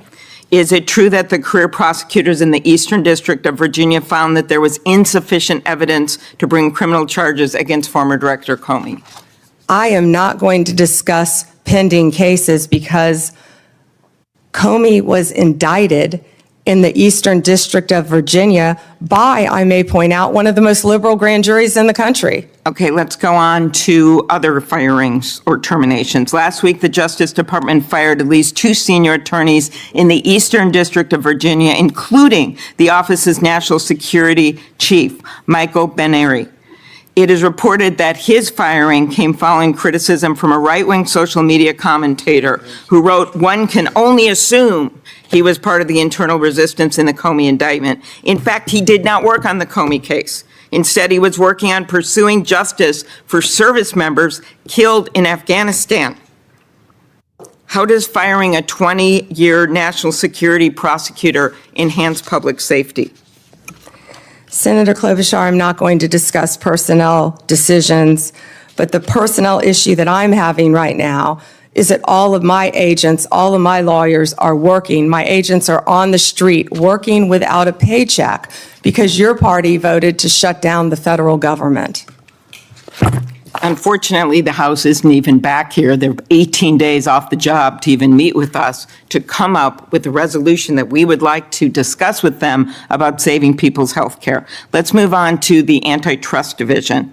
Did you authorize your Chief of Staff to overrule top officials in the Antitrust Division to settle the challenge to the Hewlett-Packard Enterprises Juniper Networks merger? Senator Gail Slater runs my antitrust unit, and she is doing an excellent job on many, many cases. As you know, that is a pending case. Okay. In any merger, just to clarify, in any merger, Senator, there is a deal struck with our office and with the corporations involved, but then that also goes to a court to certify in any merger. In any merger, it's a multi-step process. Okay, I And will that ask some process is further still pending, questions Senator about Klobuchar. antitrust. I just had one other thing. DOJ can now take the extraordinary step of Time's subpoenaing expired. journalists. Has the Justice Department issued any subpoenas to journalists under the updated guidance? Time has expired. Okay, I'll ask those on the record. You may respond, Ms. Bondi. You can respond, she said. Oh.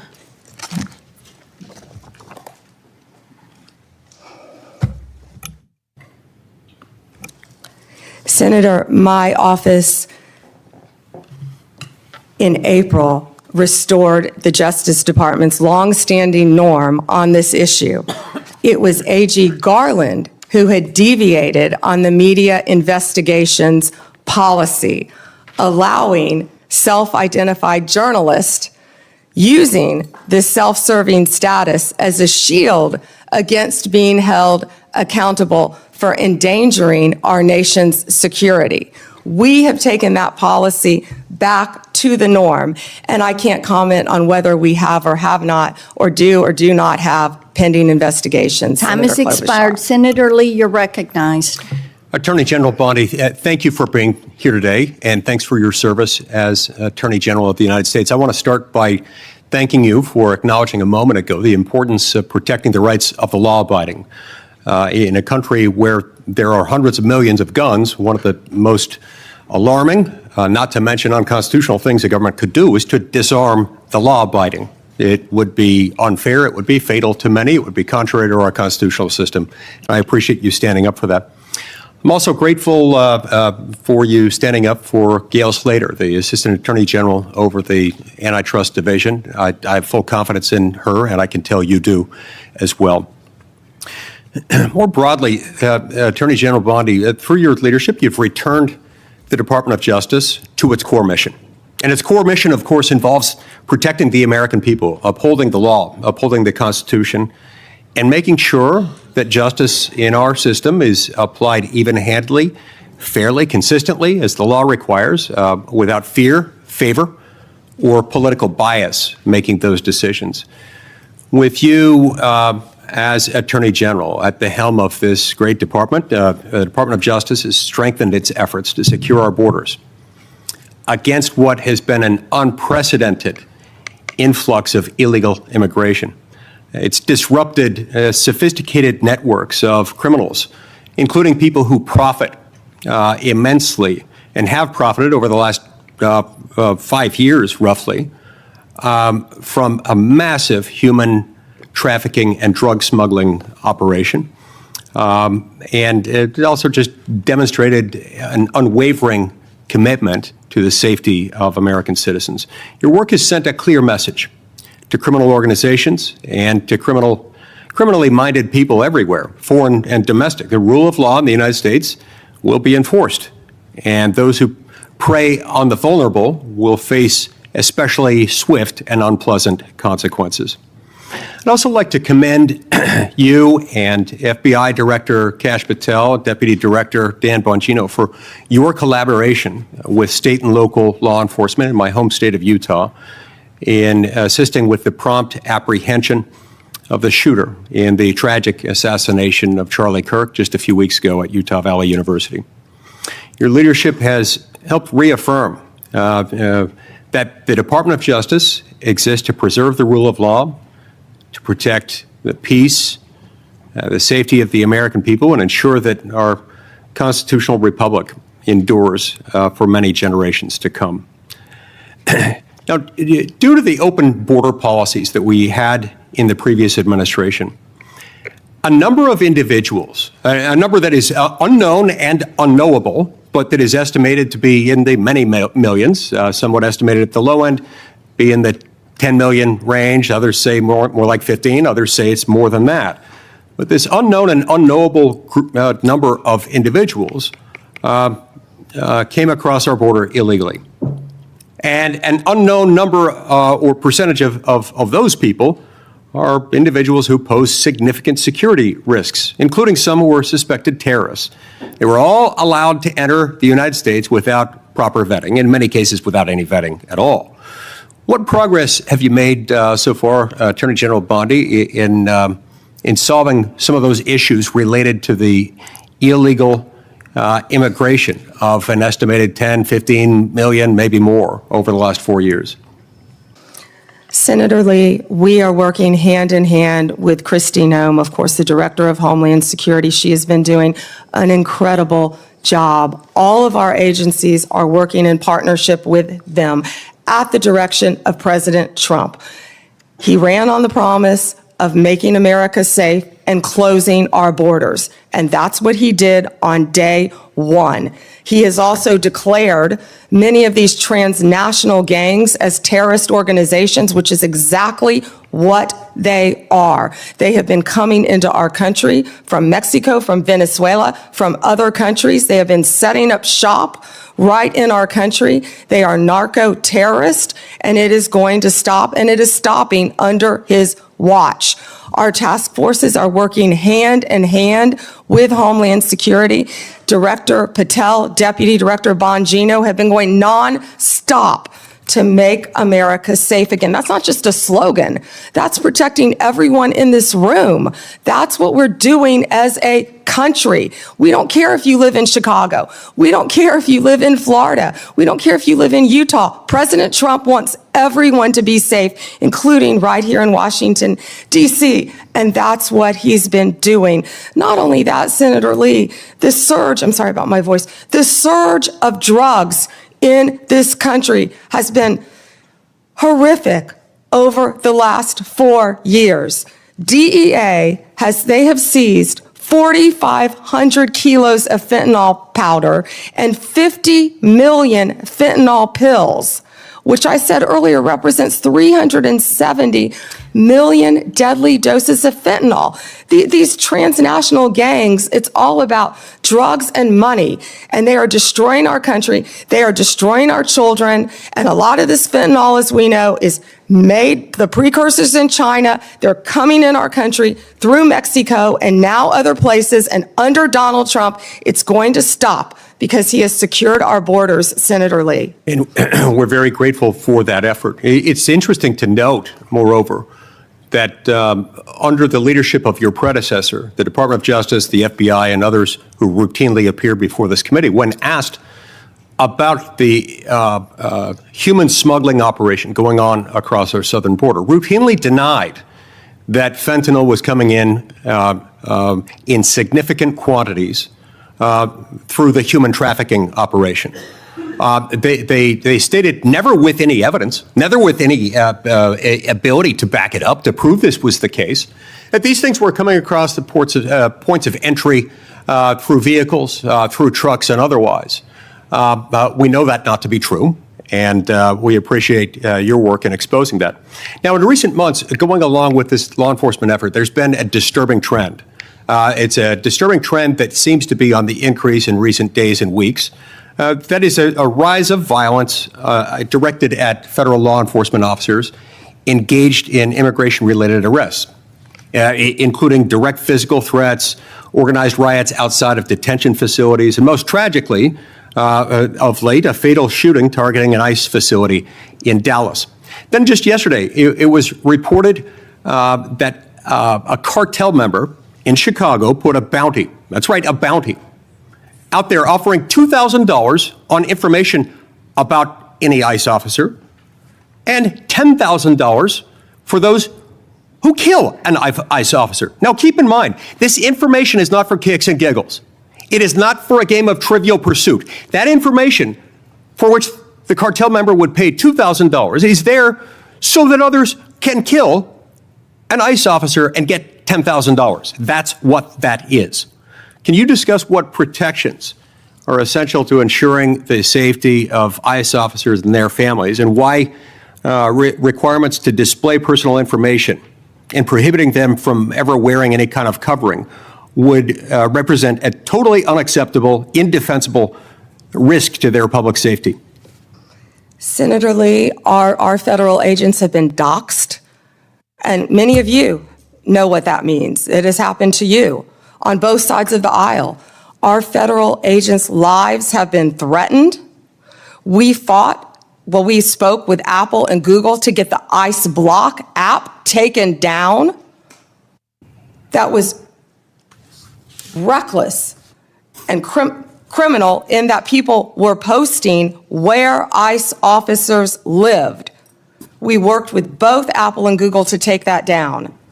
It's stunning, I would add here, that it took as much work as it did by you to get them to take that down. Remember, in the days following January 6th, they took down all kinds of things, including a social media app called Parler, based on very thin evidence that was later largely rebutted, suggesting that people had been manipulating Parler in order to plan the January 6th attack. That wasn't true, and they took it down. I'm glad they have taken this Block ICE app down, but it's a shame that it took as long as it did, and as much work on your part to get them to take it down. I will tell you they were cooperative, and to correct myself, it was where they were going, the jobs they were doing. And that's what's been happening, because hundreds of organized rioters, Senator Lee, are showing up where our ICE officers are. And as you know, they have fireworks, they have gas masks.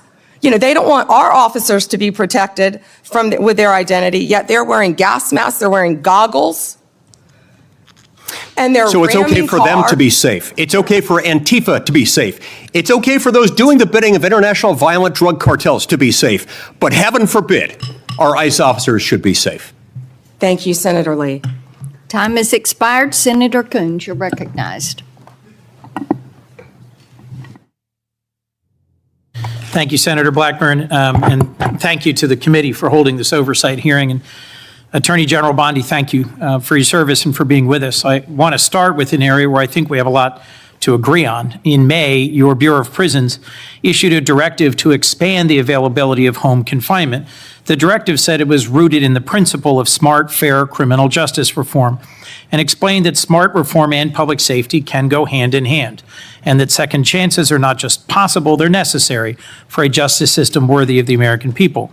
There's more to do to implement this directive, but I appreciated the BOP's recognition of these principles. Could you briefly speak further about the work BOP Director Marshall and Deputy Director Smith, himself a former inmate, are doing with regard to reform, and what opportunities you see for us to do more?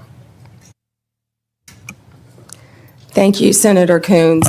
And you have been a champion of that, and we believe in second chances. As a career prosecutor, I know that most people, even violent criminals, are going to be locked up and then they're going to be released. And that's why we need everyone to be a productive member of society. I believe in halfway houses, and that's part of what the First Step Act did. It gives people a second chance at life. And that's what Billy Marshall and Josh Smith have been doing, working hand in hand at the Bureau of Prisons. I talk to them constantly, and they are working so hard. In fact, they inherited a dysfunctional and neglected agency, and they are taking, despite more than $450 million being appropriated between 2019 and 2024, we found that funds had been diverted away from the Department of the Prisons, the Bureau of Prisons. And so they are doing everything to create more halfway houses and to give inmates everything they need to be successful upon release, but also by keeping America safe. And I just learned from Billy Marshall, we just made an incredible case that someone, I believe the case was in Texas, one of our federal prisons. No one was monitoring this. And there was someone who was caught with a drone dropping off recently cell phones, Yep. paraphernalia, Let me follow up on that point, if I might, Attorney many General. things that could cause violence within our prisons and allow criminal cartel networks to function within our federal prisons. And that's what a lot of this money is going for, to make our prisons safe within and so these criminals cannot function while they are in prison. But one good thing I can also add is we have given inmates, I think we've over doubled the amount of minutes they can have on their phones so they can talk to their family members, because we believe that is important.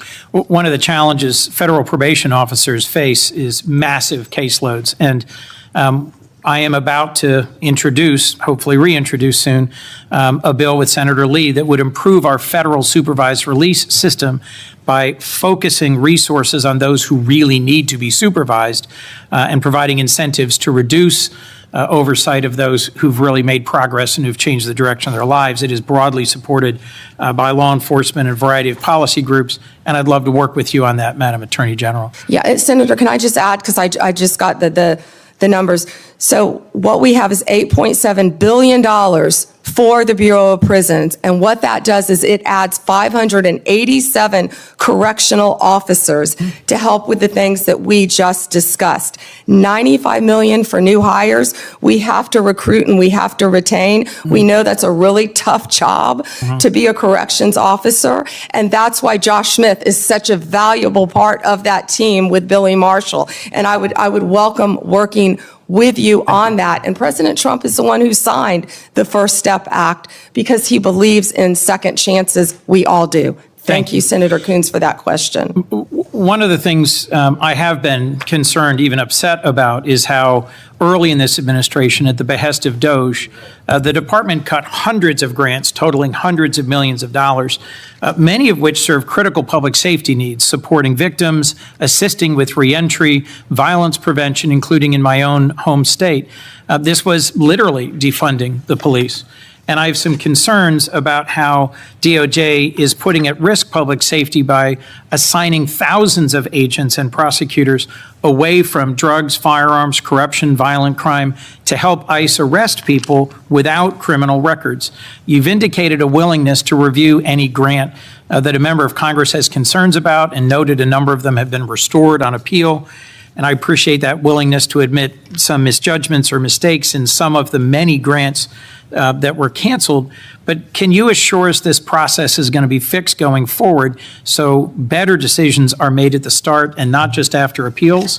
And can you assure us that we are not leaving doors wide open for crime and criminality in our communities and over-focusing on arrest and deportation of those without criminal records?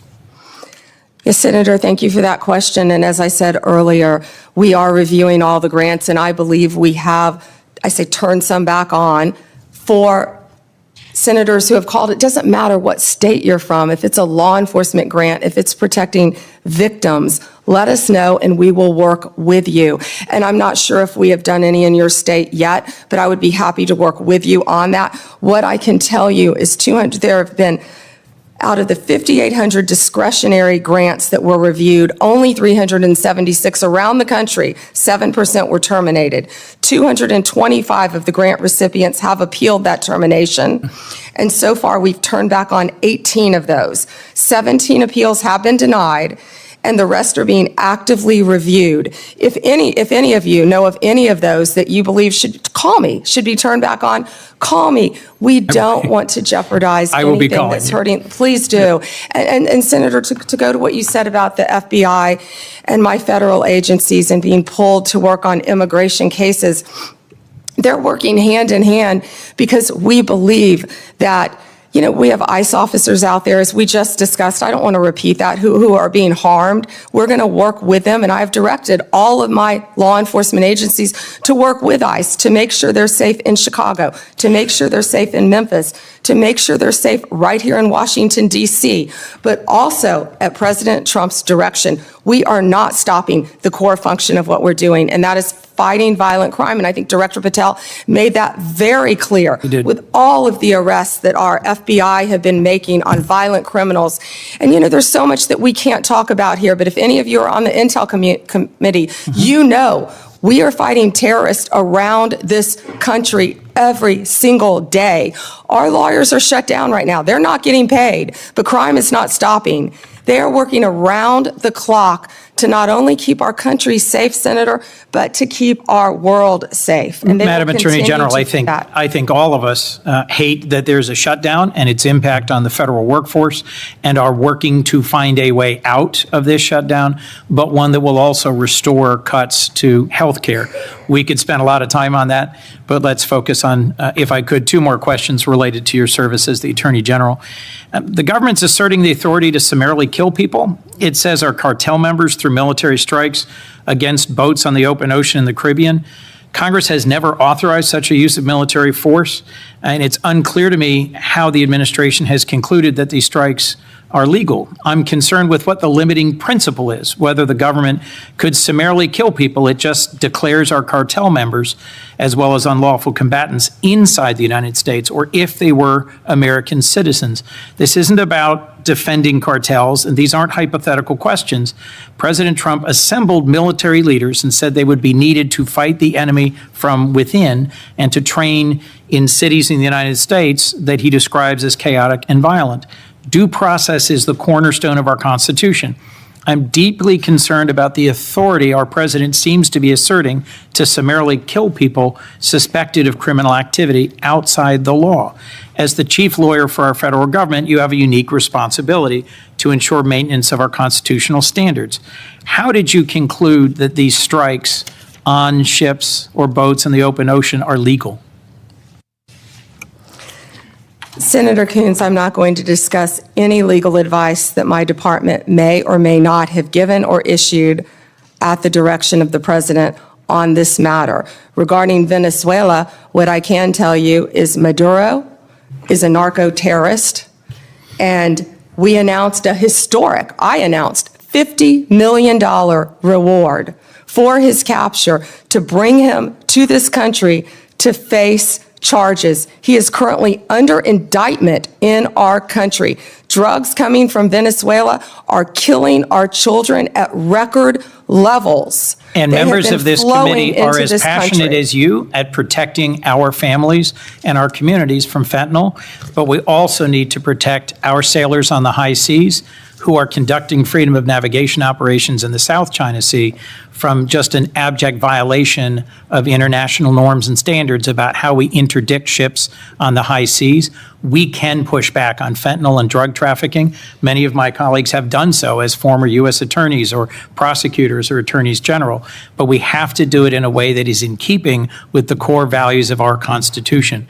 My colleagues have pressed you on a number of recent actions, particularly in the Eastern District of Virginia. My colleague, Senator Klobuchar, did. And I just wanted to add my voice to those who have expressed real alarm at how in your confirmation hearing, you said you would be leading a department that would look forward, yet public statements by President Trump urging you to go after and to indict and to prosecute specific named people seem to have led to dramatic and sudden action by the department.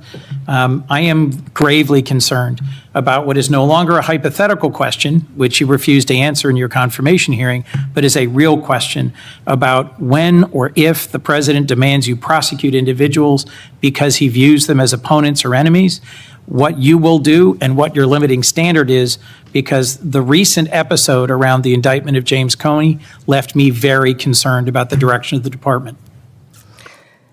We're a minute and a half over, Senator Chairman. May I answer? Yes. Senator Coons, as you have stated in the past, no one is above the law. And James Comey is a pending case right now. It's a pending indictment. He was indicted by one of the most liberal grand juries in the country, by our U.S. Attorney Lindsay Halligan, right here in Virginia. And it's a pending case, so I'm not going to discuss the facts of a pending case. But you can understand the alarm about the circumstances of the indictment immediately following President Trump demanding that you take action to indict and prosecute that specific individual. Thank you, Mr. Chairman. Before Hawley, I'd, without objection, introduce two documents into the record.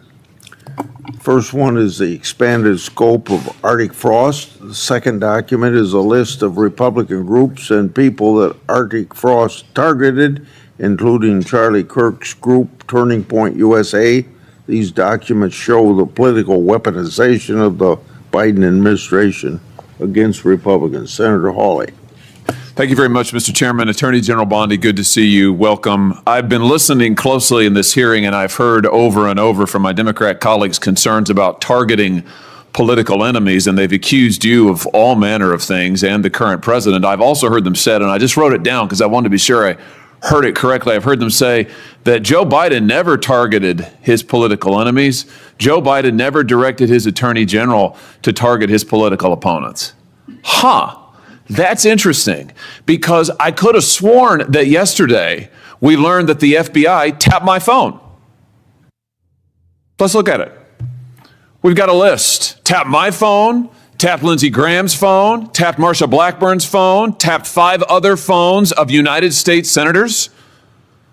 Gee, it sure looks like targeting political opponents to me, and yet I haven't heard a word from that side of the dais about any concern whatsoever. We've got nothing but concerns today, but no concern at all for a Justice Department that is tapping the phones of sitting United States senators because who knows why. They don't like them. They're members of the opposition party. They're Republicans. They're conservatives. You've seen this document, Attorney General Bondi. Well, what was going on here? Who ordered this? Who ordered the tapping of the phones of United States senators? Senator Hawley, I cannot discuss the details of that right now for very good reason. You're going to do a thorough investigation into this, I trust. Is that correct? We will be looking at all aspects of this, and I have talked to Director Patel at length about this. And you're going to figure out who was involved in this, who signed off on it, who knew about it. You're going to get to the bottom of all of it. Is it correct? Yes, and I've spoken to Director Patel about it, and he is committed to doing this. Well, I can tell you, we already know many of the details. We already know that this was ordered by the Special Prosecutor Jack Smith, who reported directly to the Attorney General of the United States, Merrick Garland. And we know that Jack Smith was on his witch hunt because he was directed to do so by the President of the United States, Joe Biden. Let's just remember. Let's take a walk down memory lane. April 2nd, 2022, the New York Times. Garland faces growing pressure. The Times says as recently as late last year, that would have been 2021, Mr. Biden confided to his inner circle he believed former President Trump was a threat to democracy and should be prosecuted. It goes on to say that Biden was frustrated with Garland and wanted him to take decisive action against Trump. Here's what we're talking about. Trump, of course, was a private citizen at the time. So he appoints his own hitman, Jack Smith, who goes after the president, former president, who goes after members of this body. You know, the thing about it, though, that really strikes me is that it didn't stop with members of the United States Senate. Did it, Attorney General Bondy? It didn't stop here at all. I mean, just as egregious, maybe more so than tapping the phones of U.S. senators, is this memo that I know you've seen before. Let's just look at it again. This is an FBI memo from the same time period, I might add, from the same time period, in which the Federal Bureau of Investigation attempts to recruit informants into Catholic parishes in this country. So here you have an administration that is activating the FBI against its political opponents and tapping the phones of United States senators. Can I just say that again for my colleagues, for the benefit of my colleagues on the other side of the dais? Tapping the phones of United States senators. This isn't hypothetical. This isn't maybe what will you do in the future. This isn't, oh, gee, can you imagine a situation? This happened. This happened. And this happened, the targeting of Catholics in this country because Joe Biden and his FBI didn't like Catholics who went to a certain kind of mass. I mean, good God in heaven, what is happening to this country? What happened under Joe Biden? Or then how about this, the infamous school board memo, where Merrick Garland, at the direction of the White House, issued a memo activating the FBI's counterterrorism division against parents who attended school board meetings and had the temerity to ask what their kids were being taught. And some of those parents were treated like this. Let's just remember. Let's remember how parents were treated. Treated like this man. That's right. A parent at a school board meeting, I think in Virginia, who was drug out of the school board meeting. He's bloodied there. You can see it. And what was the response of Joe Biden's DOJ and FBI? It was to issue a memorandum saying that people like this ought to be investigated by the counterterrorism unit. And unbelievably, they were. They were. Or how about this? Let's remember Mark Houck and the pro-lifers who were prosecuted for what? For going to a clinic, an abortion clinic, and praying on a sidewalk outside the abortion clinic. This is Mark Houck and his beautiful family at Mass. This man, at the direction of Joe Biden's FBI, this man had an FBI SWAT team come to his door in the early morning hours with his beautiful children there, terrorizing them with weapons drawn. He was then arrested and prosecuted. And fortunately, a jury acquitted him. This is what was happening under Joe Biden. United States senators spied upon, former presidents, the political opponents of the president at the time, targeted, prosecuted, pro-lifers targeted, prosecuted, Catholics targeted, prosecuted, 92 conservative organizations put under surveillance, targeted for potential prosecution. Gee, I don't know, would you call that an example of weaponization, Attorney General Bondy? Do you think that's a fair characterization? Senator Hawley, that is the ultimate weaponization, and weaponization under Donald Trump has ended. It has ended. Harmeet Dillon is running our civil rights unit, and she is doing an incredible job. No longer will parents be targeted. No longer will parents who care about whether their elementary school children have to read a transgender book be targeted and told they cannot have any say in their child's education. That has ended under this administration. People can worship freely, whether they're Catholics at synagogues or Muslims. Everyone can worship freely. That was the ultimate weaponization. They were targeting Catholics. No longer. They have been targeting so many American citizens throughout this country. And Senator Hawley, you have been a champion of this, and thank you for being a champion of that. But under Donald Trump's watch, it has ended. You know, I think about some of the abuses of power in this country's history and There's been, sadly, a lot of them by members of the executive branch over the years, whether it's Watergate, whether it's what J. Edgar Hoover did in his time at the FBI, spying on many public figures, RFK, MLK, JFK, you name it. And I just have to say, what we now know happened in the last 4 years under this administration surpasses all of that.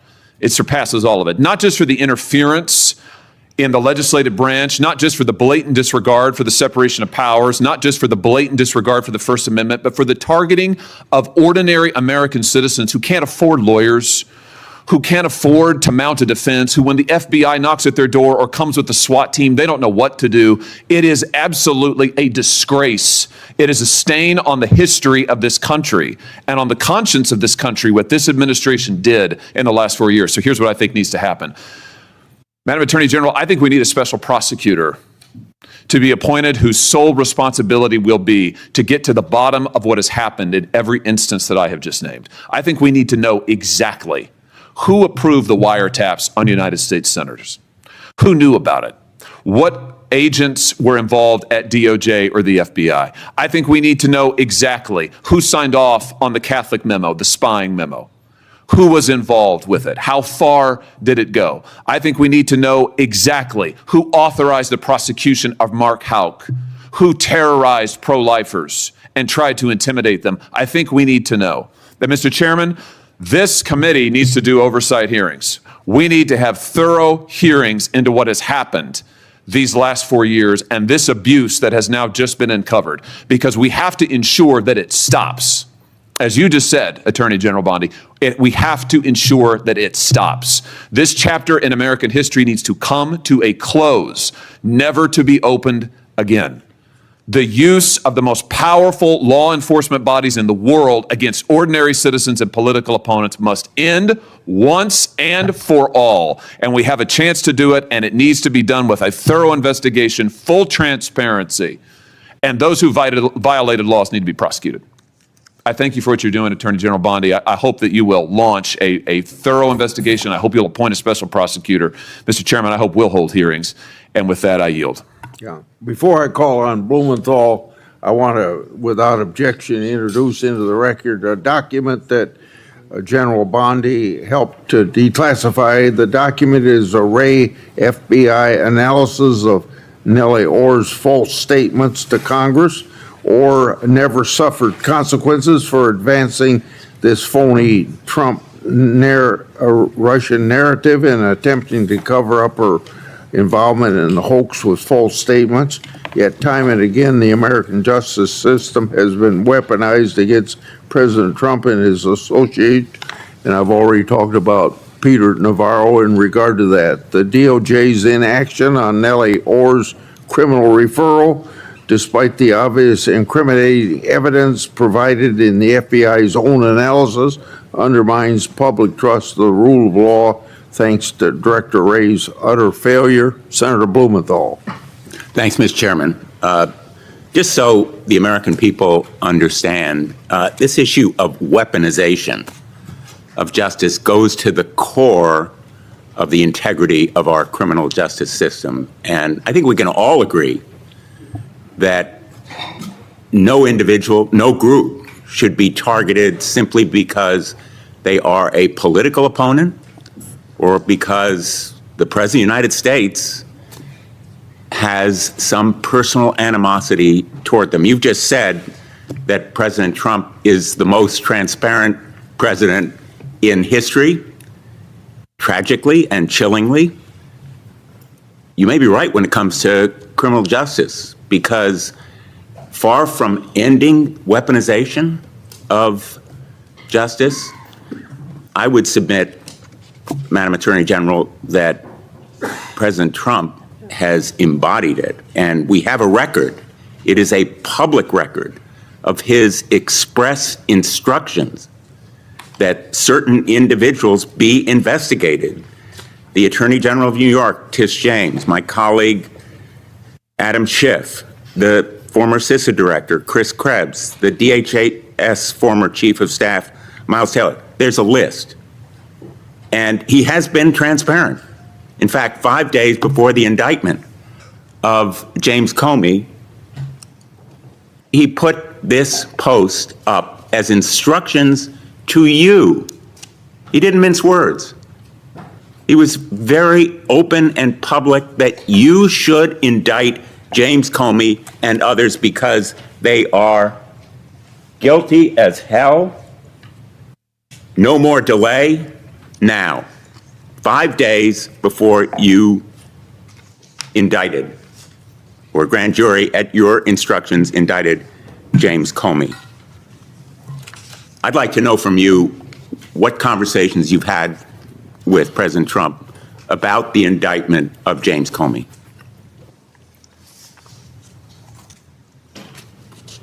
Senator, I am not going to discuss any conversations I have or have not had with the President of the United you States. see that You're post? an attorney, you have a law degree, and you know that I'm not going to do that. I also find it fascinating, because I'll keep fighting to ensure that law enforcement and the judicial process move forward without political interference.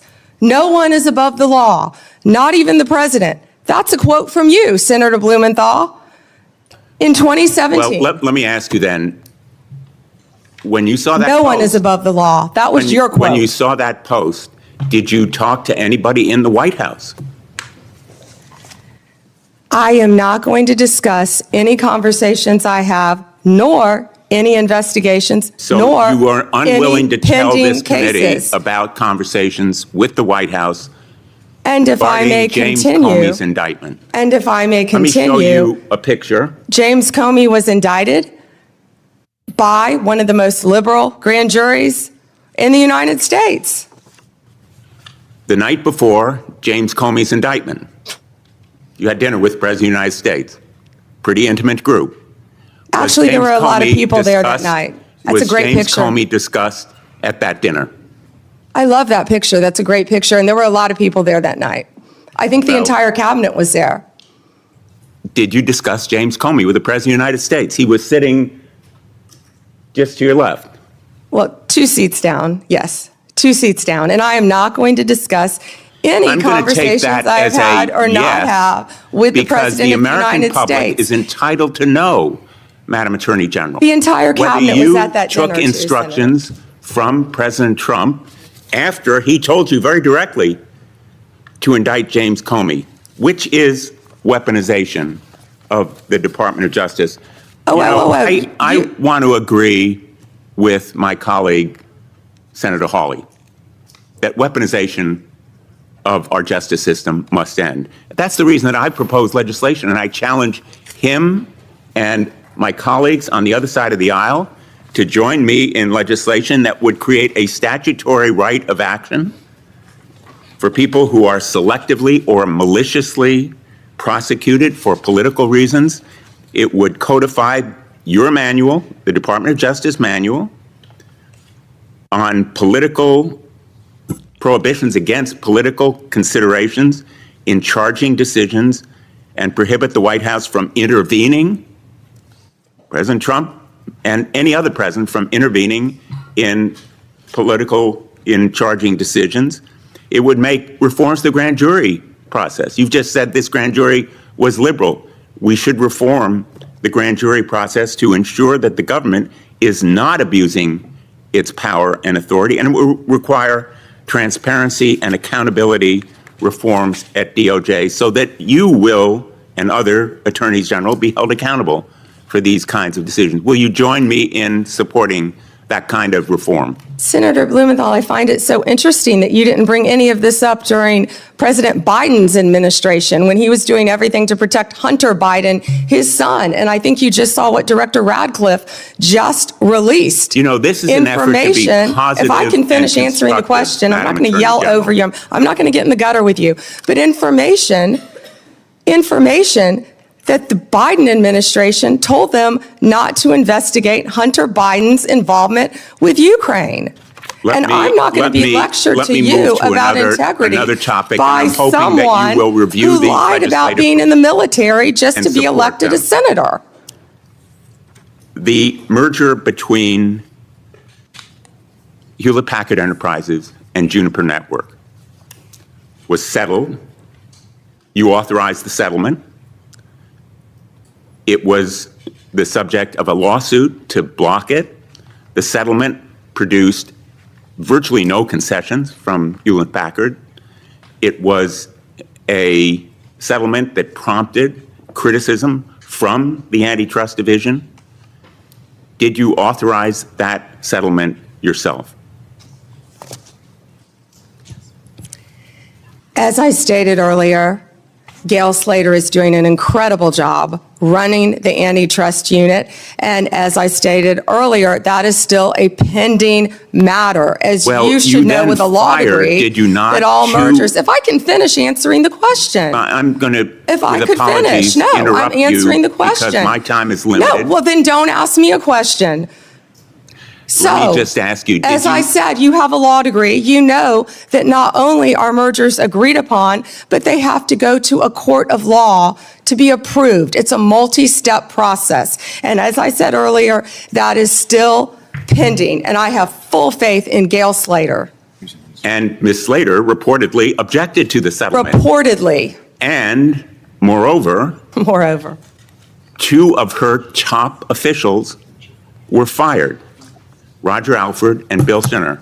Did you authorize and direct those firings after they objected to the settlement? I am not going to discuss personnel matters or pending litigation in my office. Let me ask you about another merger. The merger involving 2 home health care agencies on favorable terms, likely to drive up costs for millions of America. The Transportation Department's rule to provide compensation to travelers impacted by airline-caused flight delays, which was canceled. The merger of Skydance and Paramount, after Paramount's ownership took a number of steps favorable to the president. These kinds of mergers belie the claims that President Trump himself has made, that this administration will stop big corporate mergers that ultimately benefit the owners of those corporations rather than consumers or ordinary, everyday Americans. Senator, and let me ask you wait, about you just listed, you just gave a Well, list let me just finish. of many mergers. I have a Can question you for talk you. to me about the issue with these mergers? I do have a question. In the merger that took place. Which that was merger? You've approved listed many. Involving American Express GBT. I understand that Brian Ballard, longtime backer and head of the law firm where you worked, was instrumental in lobbying the Justice Department to drop that lawsuit. It was dismissed, so it's not subject to a court review. What conversation did you have with Mr. Ballard? Senator Blumenthal, I cannot believe that you would accuse me of impropriety when you lied about your military service. I am you not lied. asking You you. admitted you I am lied not to be accusing you elected of a U.S. senator. impropriety. I'm You asking lied. you How about dare you? I'm a conversations career with prosecutor. Mr. Don't you Ballard, ever challenge my integrity. had I have apparently- abided by every ethics standard. Do not question my ability to be fair and impartial as Attorney General and anything You'll with answer that my question to former another of my firm, colleagues. Ballard Partners. Thank you. Senator Lee has asked for the chair. Yeah, just wanted to note for the record, the Paramount merger that he referenced was not within the Department of Justice's ambit. That was at the FCC, not the Department of Justice. Attorney General Bondi would have had nothing to do with that. Thanks. And that was why I asked Senator Lee. He didn't know that. He was reading off a script. Before I call on Senator Kennedy, it's kind of laughable about my Democrats friends expressing fear and concern at the Justice Department's recent attempts at holding parties responsible for their actions. I can only ask, where have they been in the last few years? They had no problem watching the Biden administration and its White House use all of its might and power to attack Trump and associates. And now even Republican senators have been selected to have their telephone records made public, or not public, but well, I guess they're public now. But Biden weaponized our institutions and didn't hear a peep from the other side. Now every investigation and prosecution under this administration, people are going to be held accountable for their actions. Senator Kennedy, or I want extra time, Mr. Chairman. okay, I mean, this is, enough is enough. Cruz was next, but he wasn't here. Senator Cruz was next. Okay, Senator Cruz, if you're ready, go ahead. Well, thank you, but I will welcome Senator Kennedy providing color commentary throughout my question. I will be happy to. If we ever finish this hearing this year. And I'll point out Senator Kennedy has a new book about testing negative for stupid, so I hope I test negative for stupid. I hope I meet the threshold of You of do book meet type. it, and I talk in the book about the tattoo of the Backstreet Boys on your back. Look, I can't help that you don't want to reach young people. I think young people are the future, damn it, and I'll do whatever steps are The needed. Backstreet Boys? That would be on Vice President Vance's playlist, I heard, that got hacked. General Bondi, welcome. I apologize for injecting you in the middle of Senator Kennedy's antics. We can't help him. Thank you for the job you're doing. You are doing a tremendous job keeping this country safe. And our families are safer because you are on that wall.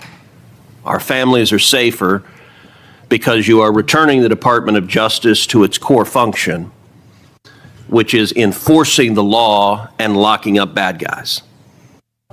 We saw for 4 years, under the Biden administration, we saw the Department of Justice politicized and weaponized, and we saw them refuse to do their core function.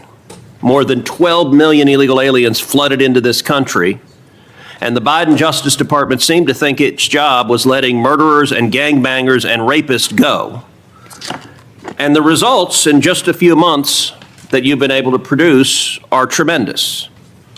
Arrests of violent criminals are up 125% since the Biden administration.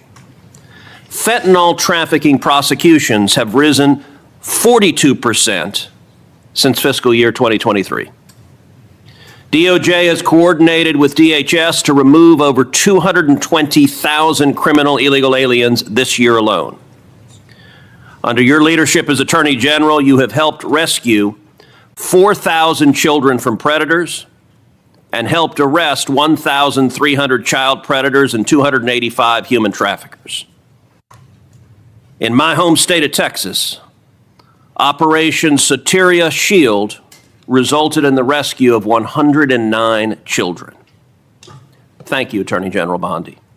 Texans are safer because you are serving. Americans are safer because you are serving. You have a big task cleaning up the messes of the Biden DOJ. One of the most egregious failures of the Biden Justice Department was its refusal to protect judges and Supreme Court justices. As you know, in May of 2022, an unknown individual leaked to Politico the draft of the Supreme Court's decision in Dobbs versus Jackson Women's Health Organization, the opinion that finally overturned Roe versus Wade. That leak was a crime. It was a theft of government property under 18 U.S.C. Section 641, and it was an unauthorized disclosure of confidential information under 18 U.S.C. Section 1905.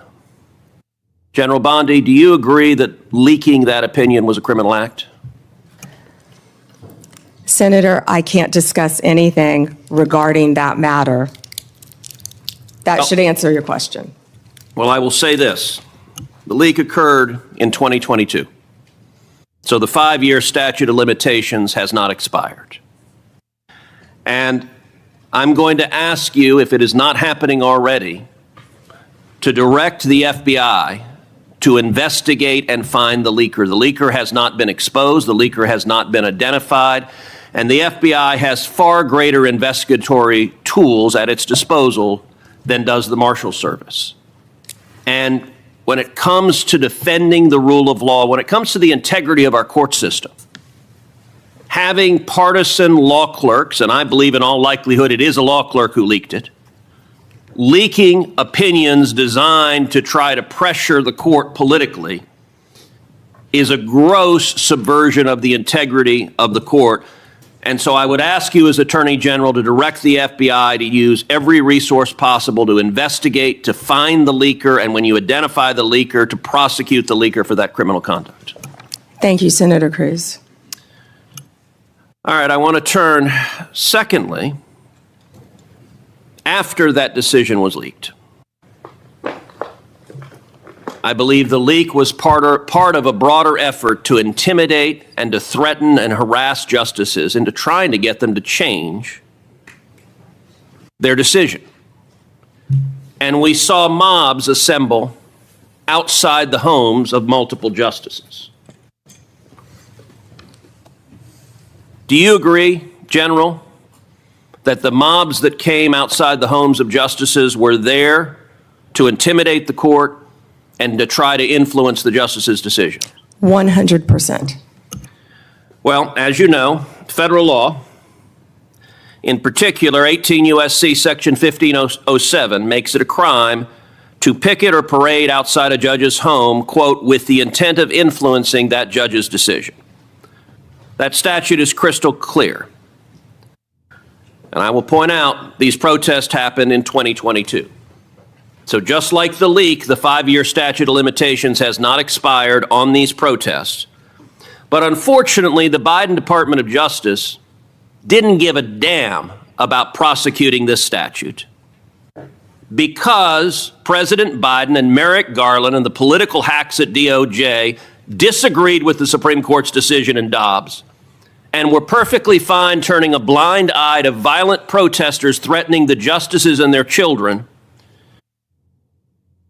You may recall I questioned Attorney General Garland about this statute, and he admitted under oath that not a single protester had been prosecuted. And he blamed the Marshal Service. He said the problem was the marshals, quote, didn't make arrests. Well, subsequent documents told a different story. Internal training materials obtained reveals that the marshals were explicitly instructed not to arrest protesters under Section 1507. So the reason there was no arrest is because a political decision was made that we like what the protesters are protesting for, and we, the Department of Justice, are not going to protect the safety of justices. We're going to allow them to be victims of an intimidation and threatening campaign. Just as I asked you with regard to the Dobbs opinion, I would ask you to direct the FBI to review the footage of these protests, to review the evidence that exists in terms of who engaged in it, and will you commit that anyone who you can prove violated 18 U.S.C. Section 1507 will face consequences and face prosecution? Senator, we currently have 63 ongoing investigations involving judges and officials throughout this country. That scene that you're showing will not happen under my watch. It will not happen under Donald Trump's presidency. It doesn't matter if you're a liberal judge or a conservative judge or justice. That will not happen. Amen.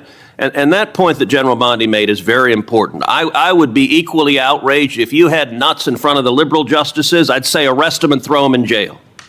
Violence is unacceptable, regardless of whether I agree or disagree with your politics.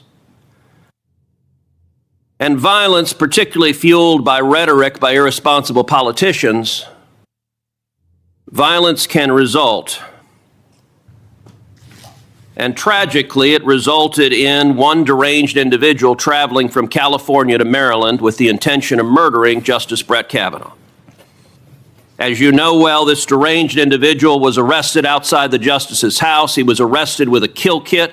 He was arrested with a gun, with handcuffs, with duct tape, with zip ties, and with the intention of murdering Justice Kavanaugh, very possibly murdering Justice Kavanaugh's wife and 2 daughters, and potentially murdering 2 other Supreme Court justices.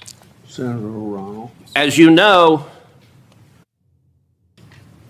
just this week, a left-wing Biden-appointed judge sentenced this attempted murderer, this attempted assassin, to just 8 years. The Department of Justice asked for 30 years. That's right. And that judge downward departed by 22 years. Why? Because this left-wing judge said that the attempted murderer was transgender. And because he identifies as transgender, apparently it's okay to try to kill a Supreme Court justice if your politics are sufficiently woke. Now, I know you have said the Department of Justice is going to appeal, and you absolutely should. I called this week, I believe this judge should be impeached because the judge has demonstrated she is completely unfit to be a federal judge. And what is your view of the justice of this sentence of just 8 years for the attempted murder of a Supreme Court justice? I was speaking with our prosecutor, Ms. Mao, who did an incredible job on this case. She did an incredible job. And yet, this judge gave 8 years. And the judge also would not refer to the defendant by his biological name, referred to him by the pronouns, and was concerned about the treatment that this individual would get regarding a sex change while in prison. And we are appealing that sentence. I immediately said we are appealing that sentence. Thank you. But my prosecutors did an incredible job on that case. And the judge wanted to put him in a women's prison. Before Senator. Not going to happen, excuse me, I'm sorry, Chairman. That's not going to happen in the Bureau of Prisons now. Before Senator Ronald, without objection, I'd like to introduce 3 FBI 1023 forms into the record. The first 1023 form I made public last Congress. This is the one that Director Patel said his predecessors did fully investigate. The second and third 1023 forms relate to the first in that they reference potential Biden family criminal conduct. Senator Johnson and I made these 2 public, and we simply want to know whether the government has investigated what it found, and if not, why not? Senator Ronald. Thank you, Mr. Chairman. Ms. Bondi, FISA Section 702 will expire in 6 months. In response to my questions for the record, at your confirmation hearing, you said you did not have experience with FISA, but if confirmed, you would consult with experts at DOJ. Now, you've had that opportunity. Do you support adding additional safeguards for searching Americans' communications in the 702 database? Senator, Section 702 is a vital source of foreign intelligence and instrumental in keeping Americans safe. We also take individuals' rights of their individual rights of all Americans very seriously. And many statutory reforms to FISA have incorporate safeguards. They have to incorporate safeguards to protect our civil liberties. The Department of Justice looks forward to working with you to discuss anything regarding 702. Appreciate that. I believe my staff, and Senator, I also want to thank you for this hearing. Your staff met with my staff, and I greatly appreciate that. Thank you. We're going to be working on 702, so I appreciate the openness to further amending 702. At your confirmation hearing, you assured me that it is the Department of Justice's decision to determine what cases will be prosecuted. Last month, the U.S. Attorney for the Eastern District of Virginia was forced out. President Trump then posted the message behind me asking about prosecuting James Comey. You then appointed a new U.S. attorney who within days secured an indictment against James Comey. That social media post behind me saying, "What about Comey?" was directed to Pam. Are you the Pam that the president was referring to? I'm sure I was. So it's very clear to me that when the president posts something like that, that he considers the DOJ to be his law firm and you his lawyer. And in fact, very shortly after the post to you, Comey gets indicted. Last year, President Trump's new border czar, Tom Homan, was videotaped taking a bag with $50,000 in cash from undercover FBI agents after suggesting he could help with government contracts. Sounds like a bribe. 2 weeks ago, DOJ officials reportedly shut down the bribery investigation into Mr. Homan. Ms. Bondi, did you approve closing the Homan investigation, bribery investigation? Just get rid of that. Senator Hirono, as I stated earlier, the Department of Justice and the FBI conducted a thorough review, and they found no credible evidence of any wrongdoing. You were also on video outside the White House protesting with a group called CASA, where Antifa members were. Does that mean you're a member of Antifa? You know, I simply asked the question as to whether or not you approve the shutting down of the investigation, Mr. Homan. I have to assume that you did because the FBI, it reports to you. But the American people would look at the situation where this person is taking a $50,000 in cash, no less, and you testified today that a thorough investigation was done. Now, I have to assume, I conclude that since no wrongdoing was determined, that in answer to Senator Whitehouse's question, he kept the money. He kept the money, and I hope that he put that on his tax returns as income. Next question. Over 1,200 rioters were convicted of charges related to January 6th. President Trump has since pardoned nearly all of them. As if that weren't enough, last month there were reports that a lawyer for the January 6 rioters met with senior DOJ officials about setting up a compensation fund like the one that Congress set up after 9/11 to compensate these rioters. Ms. Bondi, is anyone at DOJ considering setting up a compensation fund for January 6 rioters? Yes or no?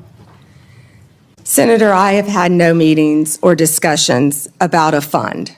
So would you support such a fund? Would you okay such a fund? Senator, you can send me the information on the fund, and I'd be happy to look at it. No, but do you think that's a good idea this is what I'm getting at.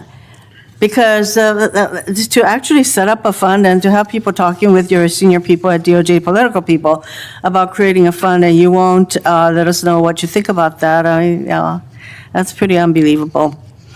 On January 30th of this year, the Trump DOJ's Antitrust Division sued to block the merger of two tech companies. Then, well-connected lobbyists met with your political deputies who overruled the career staff and approved the merger. So there's a settlement on that. And separately, DOJ sued Ticketmaster last year for monopolizing concert tickets and forcing consumers to pay outrageous fees. Ticketmaster has hired the exact same lobbyists who met with senior DOJ political people regarding the merger of the two tech companies. So my question is, Ms. Bondi, have lobbyists met with your political deputies about the Ticketmaster case?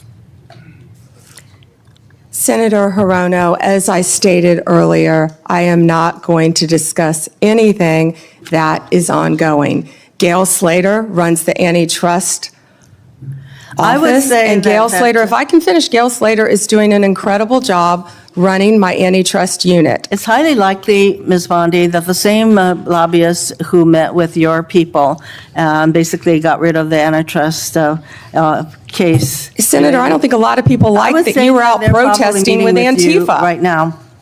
Next question. You have fired dozens of career prosecutors because they worked on cases involving President Trump or January 6 rioters. For example, one career federal prosecutor who secured over 100 convictions in Florida He also spent time in D.C. prosecuting January 6 cases. He received an outstanding review only 2 days before you signed a memo firing him. The memo cited no reason for his firing. Are you firing career prosecutors solely because they worked on cases like January 6th that the president doesn't like? Senator Hirono, I am not going to talk about personnel matters with you. Well, we all know that hundreds of career prosecutors have left the DOJ, and literally hundreds, we're told. Yeah, Senator, are you familiar with the one that threw a sandwich at an ICE officer? Are you a Homeland Security officer? Here is the Are you familiar reason. with the one who went out on her lunch break and was making obscene gestures? Would you say that DOJ losing these career prosecutors and the thousands of hours of experience they have prosecuting criminals, that is not a reassuring situation? Senator, many employees took the fork in the road and resigned. DOJ is hiring committed prosecutors who will actually come into the office and work, and not work remotely, and prosecute violent criminals around the country and terrorists. And I am very proud of the work all of our prosecutors I'm running out of doing. time, so I think you should stop with your continuous interruptions, in my opinion. Mr. Chairman, I just want to close by saying that what was once the Department of Justice has become the Department of Revenge and Corruption. Rather than pursuing cases without fear or favor, this DOJ seeks to favor the president's friends and instill fear in his alleged enemies. If you're a friend of the president, this corrupt DOJ will bend over backwards to help you, just like it dropped the bribery investigation of Tom Homan, like it's considering paying money to January 6 rioters, and like it has put antitrust enforcement decisions in the hands of well-connected lobbyists. But if you're on the wrong side of this president, you will face the wrath of DOJ, no matter what the facts, law, or justice support. James Comey is indicted days after the president's social media directive. Experienced career prosecutors are fired just because they were assigned to work on January 6 cases. Blue states are sued to get highly sensitive private voter data, whereas red states are left alone. The double standard is clear, and the American people are waking up to the corruption and favoritism and the lawlessness at the DOJ. Thank you, Mr. Chairman. May I respond, Chairman? Yes. May I respond? Yes, you may respond. Then Senator Kennedy. Thank you. The double standard is crystal clear, Senator Hirono, crystal clear, because you didn't complain for 4 years when President Trump was being targeted by Jack Smith, by the last Justice Department. But the American people spoke loud and clear when they overwhelmingly elected him. The two-tier system of justice is over. Senator Kennedy. Me? Yes. General, welcome. Let's suppose that I'm appointed special counsel at the Department of Justice, and I go to the telecommunication companies, the phone companies. Let's single out AT&T, and I say, look, I know you're busy, but I want to see a copy of the phone records of a sitting United States senator. They're not going to just give them to me, are they? No, Senator, of course not. In fact, they're probably going to ask me what planet I just parachuted in from, aren't they? Yes, Senator. They're going to tell me to come back with a subpoena, aren't they? Yes, Senator. Okay. What do I have to show in that subpoena to get those phone records of a sitting? Did I mention it was a sitting United States senator? I can't remember. What do I have to show to get the phone records of a sitting United States senator? Yes, Senator, there were actually 8 sitting United States senators. Yeah, I heard that. And you would have to have cause. I'm sorry, what do I have to show? You would have to have cause to get the Good cause or probable cause? Probable cause. Okay. probable cause, or if it's a subpoena duces tecum, good cause, to show what? You would need good cause for a subpoena duces tecum, and what you would have to show is that you believed a crime had been committed, or there was a possibility of a crime, or that could lead to other crimes. We By the frequently, in criminal enterprises, subpoena cell By the phones. sitting United States senator. Senator, they would have to have believed you were part of a criminal conspiracy, is my understanding. Would a judge have to sign off on it? On the subpoena? Yes, Senator. Well, for a subpoena duces tecum, Jack Smith probably took it straight to the judge. Now, the phone companies, particularly their general counsel, if they're worried about civil liability, even with a subpoena to get the phone records of a sitting United States senator. Did I mention it was a sitting United States senator? Yes, Senator. The general counsel for that phone company, let's say AT&T, they have the right to seek to quash that subpoena, don't they? Phone companies frequently do that. Yeah. And a smart general counsel for that phone company is going to call the sitting United States senator and say, would you like to weigh in on this? Would you like me to quash the subpoena?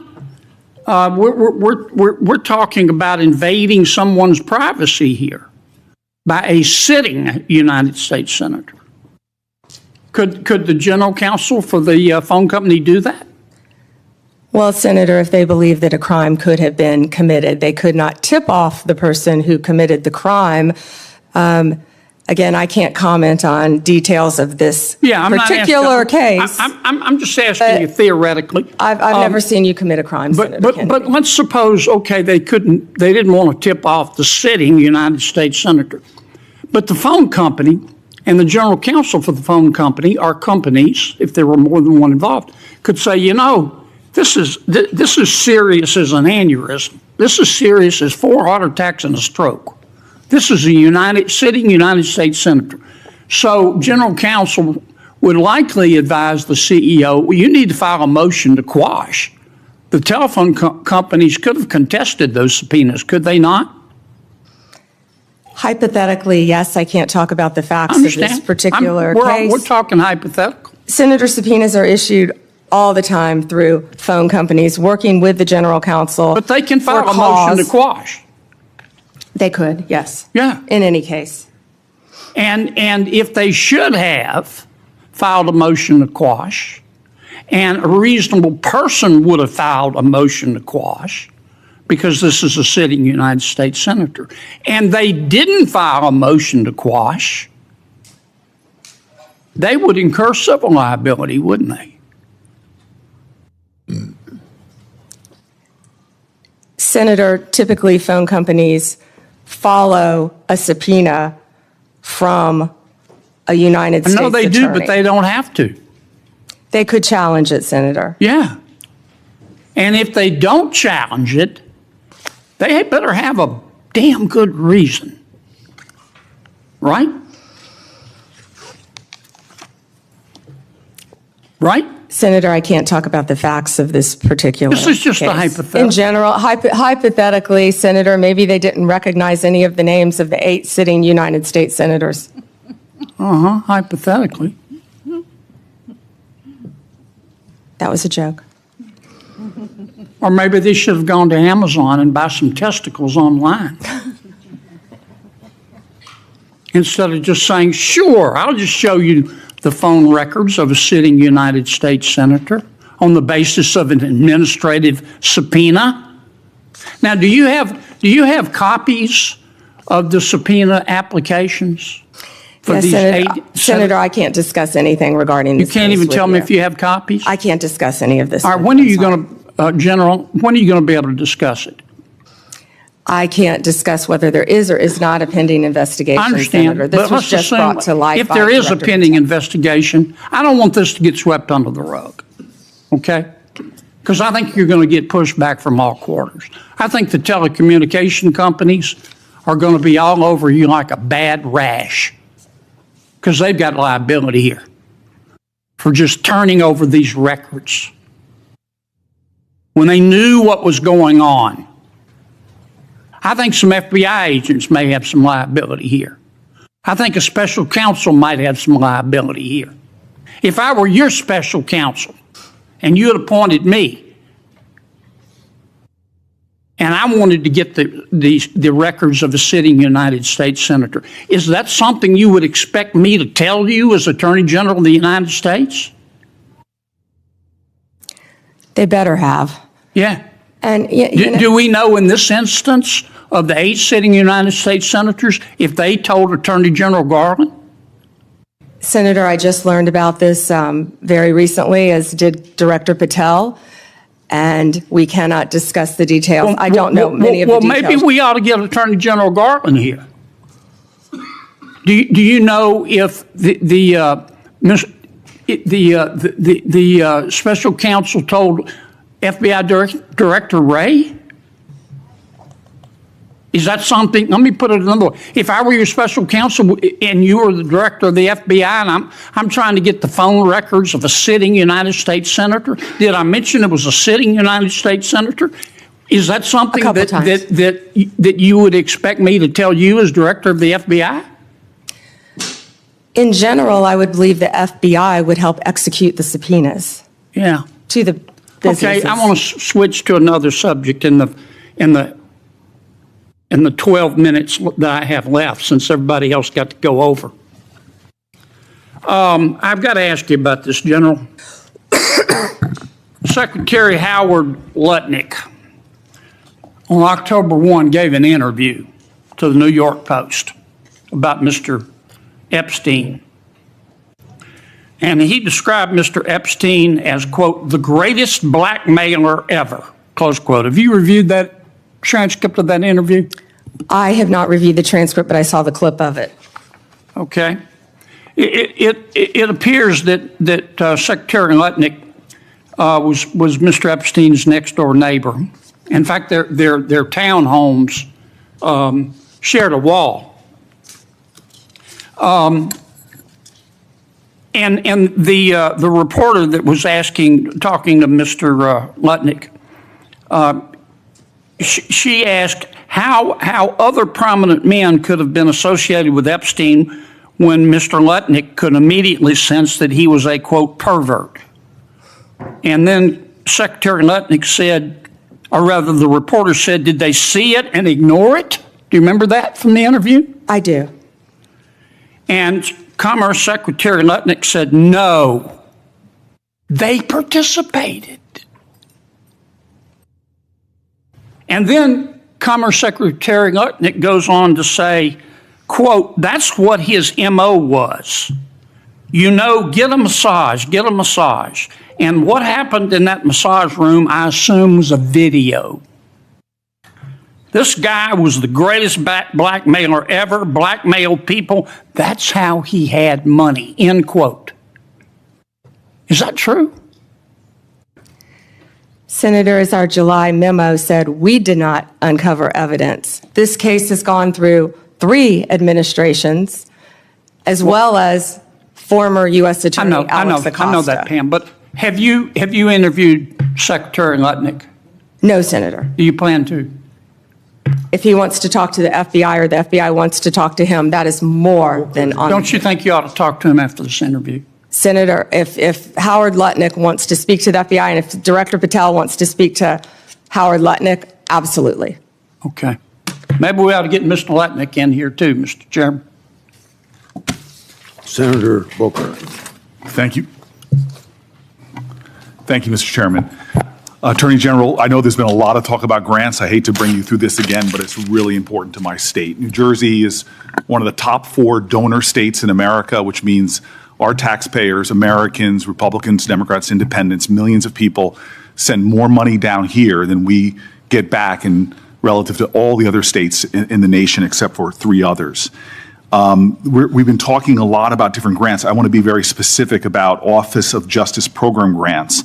There were $35 million worth of grants that were approved in a bipartisan way in this committee, grants that invest in things that are really vital to the public safety of our community. I know, again, we are in a room full of people who want to see crime go down.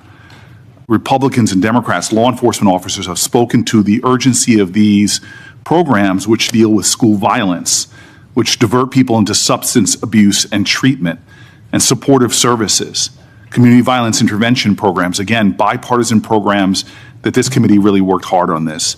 I've heard what you've said to others on the committee. I heard what you said to Patty Murray in an appropriations committee that members should reach out to you if they want those grants reinstated. I've written letters, but I am hoping that you and I can have a conversation. $35 million of frozen funding for public safety that the people of New Jersey, Democrats, Republicans, and independents really invested in those resources, those programs, and those nonprofits who were expecting those grants often made outlays and are now really in a lurch.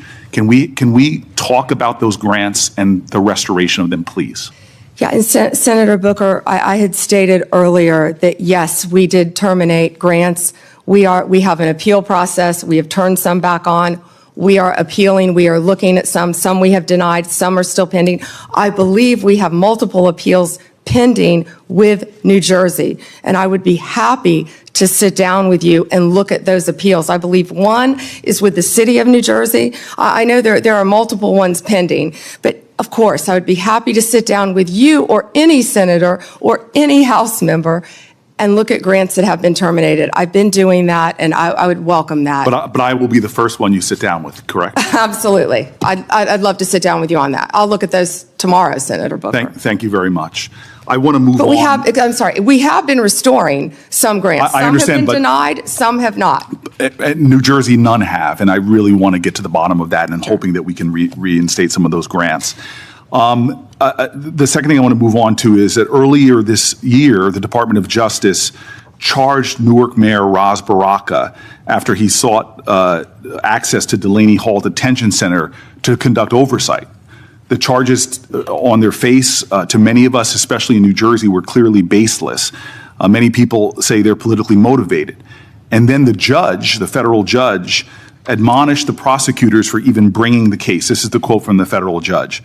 Federal prosecutors serve a single paramount client, justice itself. Your role is not to secure convictions at all costs, nor to satisfy public clamor, nor to advance political agendas. The federal judge went on to call the charges embarrassing and a worrisome misstep. Mayor Baraka was arrested that day on the scene, and I know you understand this, to arrest a mayor of a major city on charges that were called by a federal judge embarrassing and a worrisome misstep is very concerning to me, and I think should be to the whole committee. A recently released video shows a federal agent telling fellow officers that the decision to arrest Baraka was, quote, per the Deputy Attorney General of the United States, and I'm assuming that person is Todd Blanche. This is evidence to me that this decision wasn't made by people on the ground in the field, but by Maine Justice, that they were directing an arrest from D.C. on the scene. And it leads to the conclusion that this was a political decision, that the decision to arrest was not made by the people who were there on the spot. And I can assume that you can see how that's problematic to me. So I have questions not about the case, but really about how the decisions to arrest and charge Baraka and now MacIver, Congresswoman MacIver, were really made. Before this committee, I am saying that I'm going to submit these questions for the record, and I'm really hoping that we can understand how those decisions, as our oversight, how we're making decisions, especially for high-level officials in my state, the mayor of our largest city, the congressperson of that city, and I'm hoping that you can respond to those letters on the record. Yeah, and Senator, that matter is ongoing, and so I can't discuss it. As an attorney, you realize I can't discuss an ongoing matter. And I respect that. I guess I just want to know, and we'll leave this for the questions for the record about the decisions on how they're being made, not the case in itself. I want to move on. And again, I've heard your testimony so far. I know that there is data about violent crime in this city, but I'm really concerned about the application of Justice Department resources towards the challenges we have. You and I both know that about 11,000 Americans have been killed by a firearm just this year. The Department of Justice, according to the White House's own documents, as well as that of the conservative think tank Cato, have shown that there has been a significant movement of law enforcement resources away from many other issues and into immigration enforcement. And we are seeing that in that immigration report, a lot of the people are not the violent criminals that we are really needing to rid our streets of. In total, according to the Cato Institute, you've reassigned 7,460 law enforcement ATF to this kind of immigration enforcement.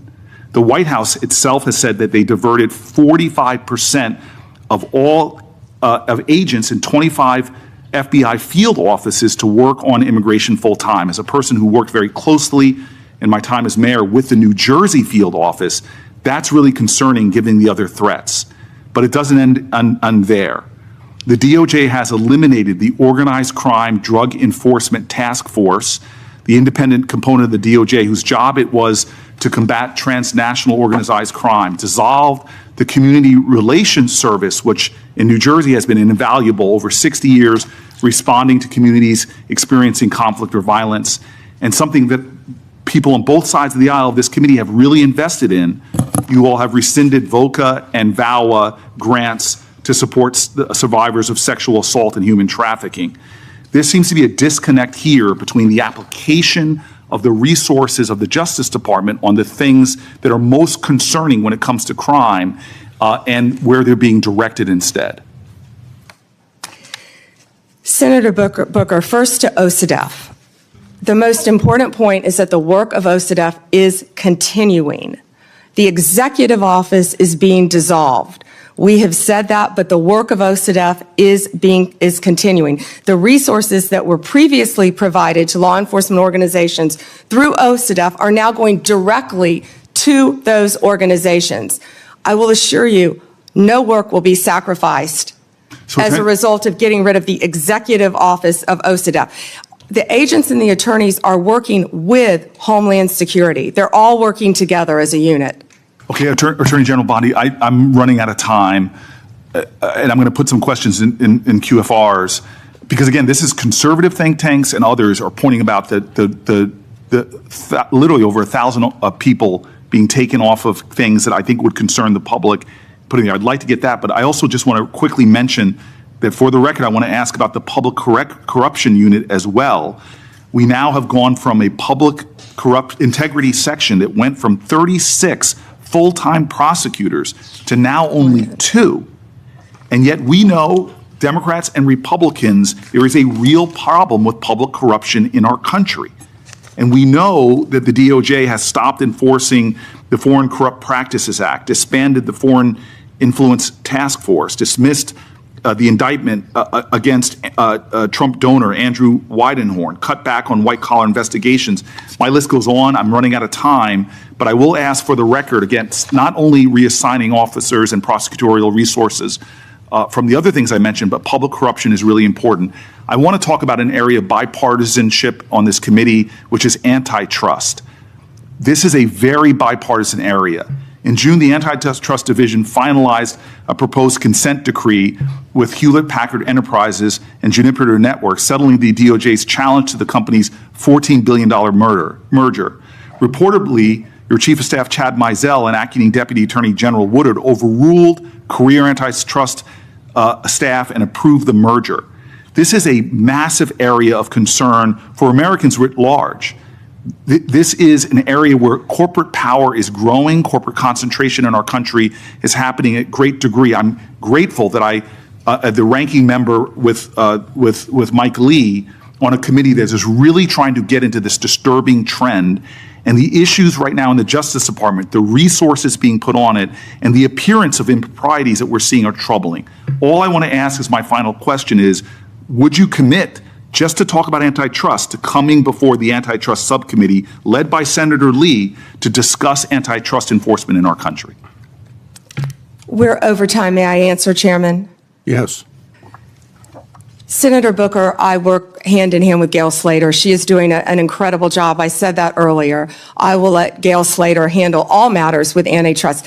The HP matter, Juniper, is a pending matter still because, as you know, it has to go before the courts, even after a decision has been made, and that's where it's pending right now. If I can go back to your previous two questions, first about our agents being reassigned.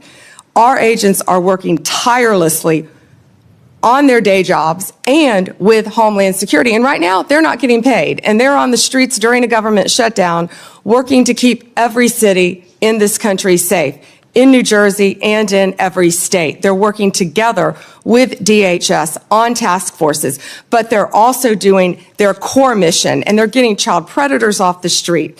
They are working so hard with all the agencies hand in hand. That has not been sacrificed. And I'm so proud of the work that the FBI, DEA, ATF are doing. ATF agents have worked tirelessly. I am in constant contact with them on the incredible cases that they're making to keep our country safe and our world safe, especially our DEA agents who are stationed around this world, and now they're not getting paid. Back to the public integrity section, the last point you made. It has not been slashed. Those are going to the various U.S. attorney offices to be handled in each office around the country instead of one unit based in D.C. Yeah. Thank you, Senator. Before Blackburn, my Democratic colleagues continue to criticize the DOJ for their role in President Trump's historic immigration crackdown. They've talked about due process. They've talked about the lack of transparency and oversight. However, my Democratic colleagues were silent about the former Biden administration failure to vet Afghan evacuees. Instead of coming clean, the Biden administration dismissed and failed to answer my oversight request. Not a peep from my colleagues about these massive vetting failures. The Department of Homeland Security Inspector General confirmed these vetting failures. Senator Blackburn. Thank you, Mr. Chairman, and AG Bondi, thank you for your time before us today. I have found this hearing to be so instructive because it has pointed out to me the lack of caring from my colleagues across the dais when it comes to how the DOJ under Biden was weaponized, how they used this for political attack on their political opponents, and the smugness from some of my colleagues across the dais. I think they enjoyed it. I think they wanted it to continue. And I think that's why they oppose some of the reforms that you are making to actually get people out across the country and to get them working and to have people that are actually finding out what the FBI and the DOJ did. You look at what happened with Crossfire Hurricane and the way some Democrats tried to blow that up and make it some big issue and all about Donald Trump and the accusations. And of course, they've been proven wrong. You look at what has happened, what we're finding out about Arctic frost and the way we were surveilled and the way Senator Graham, Senator Hawley, and I, we don't know what all they got. We don't know who all they tracked. But to tap our phones, to pull that data for these wireless companies to have allowed them to have that, and for them to use it in their investigations, how disgusting is that? And their attitude and lack of concern about the weaponization of the DOJ. I've had a couple of colleagues who have been so concerned about some bureaucrats at the DOJ and the FBI being fired. You know what? If they did wrong, not only fire them, prosecute them. And my hope is that as we look at what happened with Arctic frost, that there will be a special counsel, that we will do our due diligence, and that those who did this wrong, this illegal activity, absolutely. They need to be prosecuted, and they need to face the full extent of accountability within the law. I made a note of how resistant they are to reform. And in my opinion, what this shows is that they don't want one tier of justice. What they want is two tiers of justice. It was their play box. They could get in there and manipulate and use it to spy on us. So they saw this as something that furthered their political goal. So I am pleased that you are cleaning house. And those who have not served the American people well, fire them. They need to be gone. They need to be gone. Talk for a moment, just a moment, about what you're doing to end the weaponization.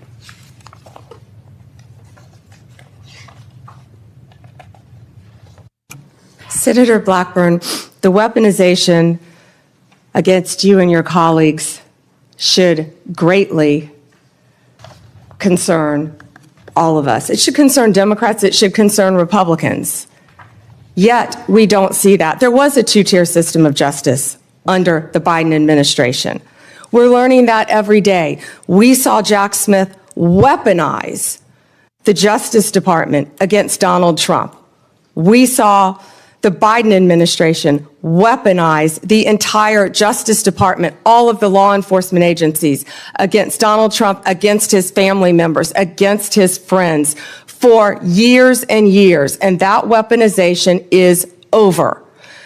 No one is above the law, and there is a one-tier system of justice in this Justice Department. And we that's appreciate what we will that. continue to do. We appreciate that. And, you know, having vice chaired the president's transition in 2016, as you remember, there was surveillance that took place on the transition and on the transition team. So this is not the first time, it's the second time. And shame be to those that have furthered those lies and what James Comey did to this country, what Christopher Wray allowed to happen to this country. I want to talk to you about Memphis, the Memphis Safe Task Force.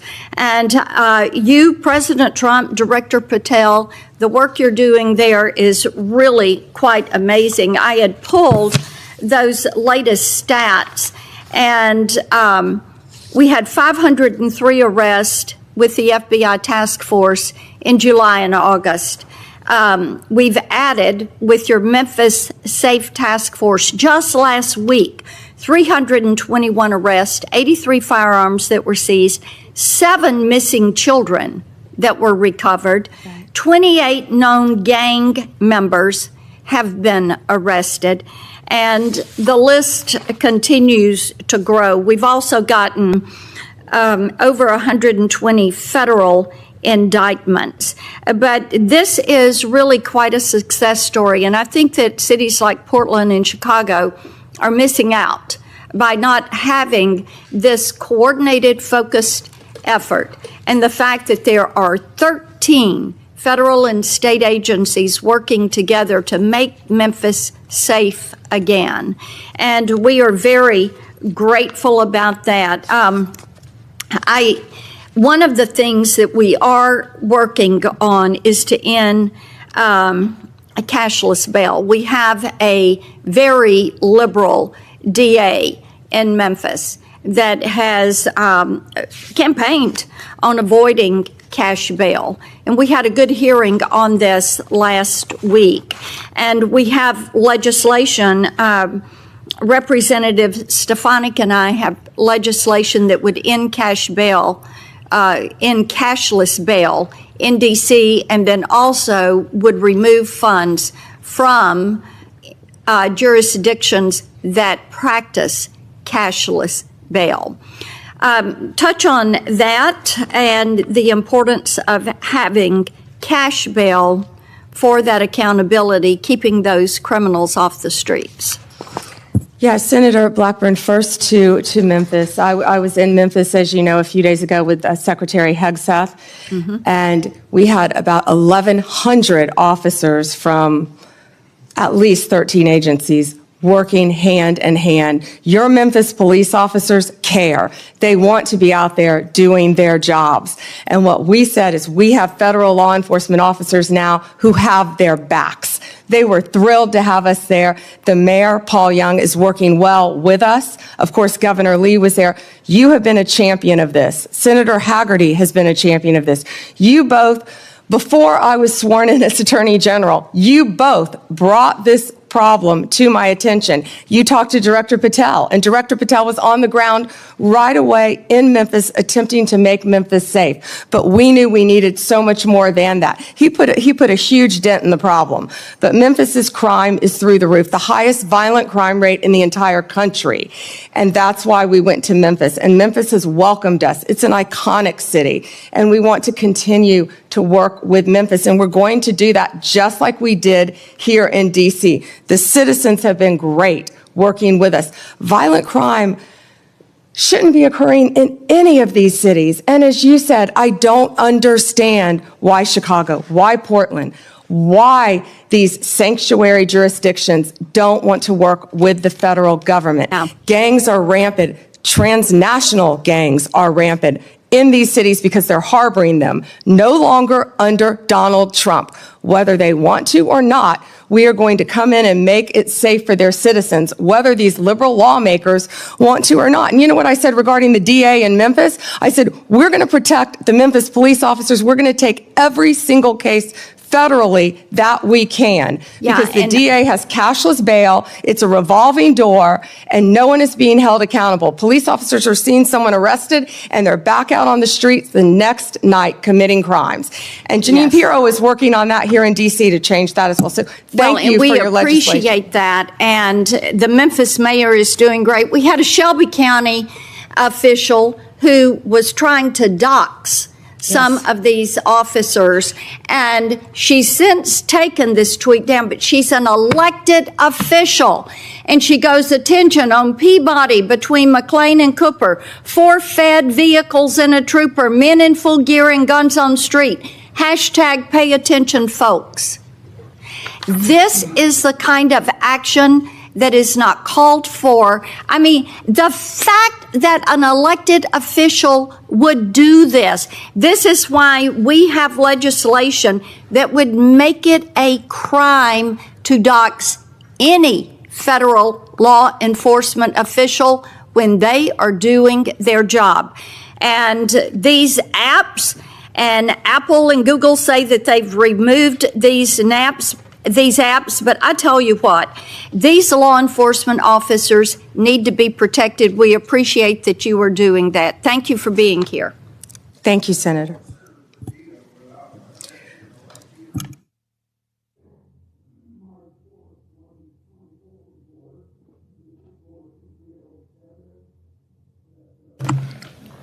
Evidence that the Obama-Biden State Department obstructed law enforcement efforts to arrest high-level Iranian targets.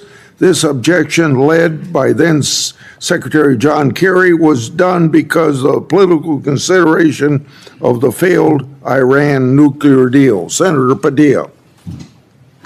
Well, thank you, Mr. Chairman. Appreciate the opportunity to participate in this hearing today, which is our, at minimum, annual opportunity to ask questions as we fulfill our obligation to provide accountability over the Department of Justice.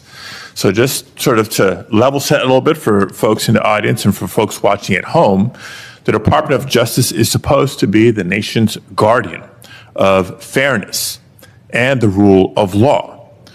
The power of the Department of Justice is built on public trust and a belief that prosecutions are based on facts and law, not on politics or personal loyalty.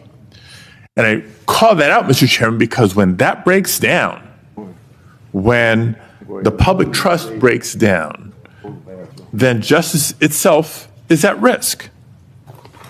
But under this Trump administration and the leadership of Attorney General Bondi, I believe the independence of the Department of Justice has come under attack. The department has been reorganized, it's been realigned, and repurposed in ways that we've never seen before. Important offices have been closed, key programs dismantled, and agents diverted, all without congressional authorization or transparent justification. Now, these are not minor bureaucratic changes. They represent a fundamental shift in the Department of Justice's missions and priorities, its policies, and its practices. Now, for example, career prosecutors have been pressured to change decisions in politically sensitive cases. Ethics oversight has been taken away from independent career professionals and handed to political appointees with little experience in these matters. Internal working groups have been created to revisit investigations involving President Trump and his allies. And together, these steps send a dangerous message that prosecutorial decisions can be driven by political loyalty instead of the law.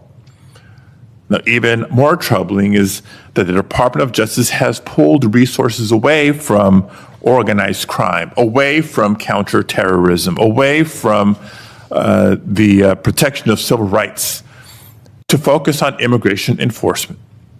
The American people expect a Department of Justice to pursue violent crime, as do I, to pursue corruption and threats to national security, not to serve as an arm of immigration policy, and in so doing, under-resource other critical missions. Now, the Justice Department's credibility depends on the public's faith in justice, and that the justice will be applied equally to every person and not reserved for the powerful or the connected. And that faith must be protected. And so it's in that spirit that this committee has a duty to ensure the department's work remains lawful, remains transparent, and remains true to its highest duty, the fair and impartial administration of justice.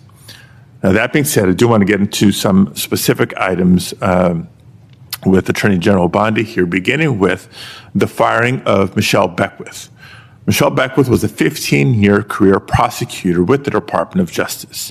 She prosecuted in her career some of the worst in my home state of California: sex traffickers, transnational terrorists, those who this administration claims to care about and be targeting, prioritizing in taking them off the streets. And it may surprise some to learn that Ms. Beckwith was unceremoniously marched out of her office and fired from her job in July of this year. Why? Not because she failed to do her job, quite the opposite. It was because she had the audacity to remind Border Patrol Chief Gregory Bovino that he was obligated to follow a court order and the Constitution in California. According to reports, she was fired less than 6 hours after she told Bovino he couldn't arrest people without probable cause. 6 hours. So my first question, Attorney General Bondi, is a simple yes-no question. Do you believe that government officials like Gregory Bovino are obligated to follow applicable court orders, whether they agree with them or not, yes or no?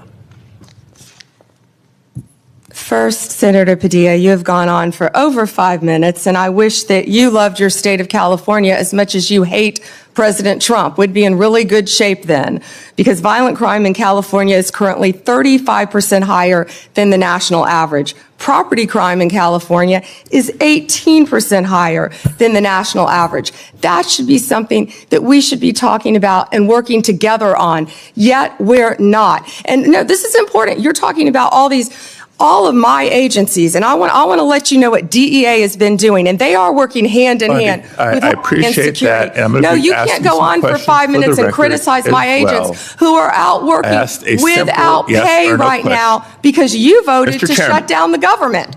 They're out there working without pay. Mr. Chairman, I asked a simple yes or no question Attorney General Bondi is DEA, refusing 4,500 to respond. kilos So let of me move on to fentanyl the and next 50 million topic, fentanyl pills because off the streets. while under your watch, FBI, prosecutors 23,000 Mr. Chairman. violent criminals. U.S. Marshals, Mr. Chairman, order, please. 51,000 fugitives. I'm not getting an answer to my question. I'm trying to move on to the next question or the next topic. Mr. Chairman, order, please. Thank you. Because under Attorney General Bondi's watch, career prosecutors are being fired for telling agencies to follow the law and uphold the Constitution. Meanwhile, there are instances of allies of the president who seem to be getting let off the hook. I won't reiterate what some of my colleagues have already brought up in terms of the dismissal of the investigation into Tom Homan and his alleged acceptance of $50,000 as payment by undercover FBI agents posing as business executives looking to secure contracts with a future Trump administration. Because if the reports are true, it's not just the underlying conduct of Mr. Homan, which would be absolutely unacceptable, but the dismissal of the investigation charges raises concerns about the influence of the White House on the Department of Justice. Again, a simple question, and I'd appreciate a simple and brief answer. Whose decision was it to end this investigation? I have answered that question multiple times, yet you didn't have the courtesy to be sitting in here for the hearing. I'm not going to answer it again. And I find it interesting that you want order in this proceeding now. Excuse me, Senator. Then you I'll want ask a order in follow-up this proceeding question. now. Mr. Chairman, order, you sure please. didn't have I'll ask order a when you follow-up question. stormed Secretary Noem Mr. Chairman, at a press conference Mr. Chairman, in California, order, please. did you? I'll ask a follow-up question. Would you commit to either releasing the tape or at least making it available for members of this committee to review, yes or no? Senator, you have not been sitting in here this entire hearing. I've answered the question, and I also want to tell you that our ATF agents have seized 25,000 illegal firearms. So we will try again and move on to a different In your topic. home state, we are prosecuting Chairman, illegal order, aliens please. who have raped Mr. Chairman, and murdered young order, girls. please. Thank you. So when I haven't been in this hearing, I've been watching from my office, monitoring the entire hearing, just so everybody is aware. But since I'm not getting answers to my questions, I'll try to ask one last subject area. Now, again, there's been increasing concerns about the politicized decision-making and the erosion of internal safeguards that protect prosecutorial independence.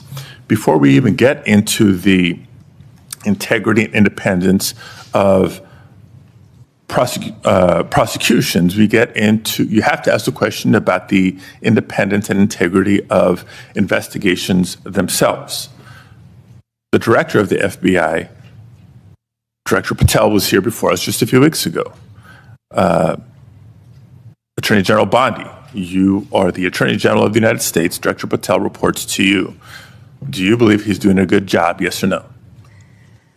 I believe Director Patel is doing a great job. You know where he is right now, Senator Padilla? Right now, you asked me a question. Yes, I know Director where Patel he right is, now and I know is where in he's headed Chicago, because you said it Senator earlier Durbin, in the hearing. fighting to keep You've said Chicago it earlier in the safe. hearing, and yes, I have been paying attention. You know, you want order in Chairman. here now, yet you stormed the Director of Homeland Security, Kristi Noem. You sure didn't have order that day, did you, Senator? Attorney General, you are under oath. I did not storm the secretary, the video. Oh, that was makes on very video. That clear. video has been released, I believe, very public. Mr. Chairman, recent actions raise serious concerns about Director Patel's judgment and politicization, including lawsuits from former FBI officials alleging retaliatory firings and his decision to cut off longstanding partnerships with civil rights organizations and his decision to fire an FBI agent for refusing to engage in a, quote, perp walk of James Comey.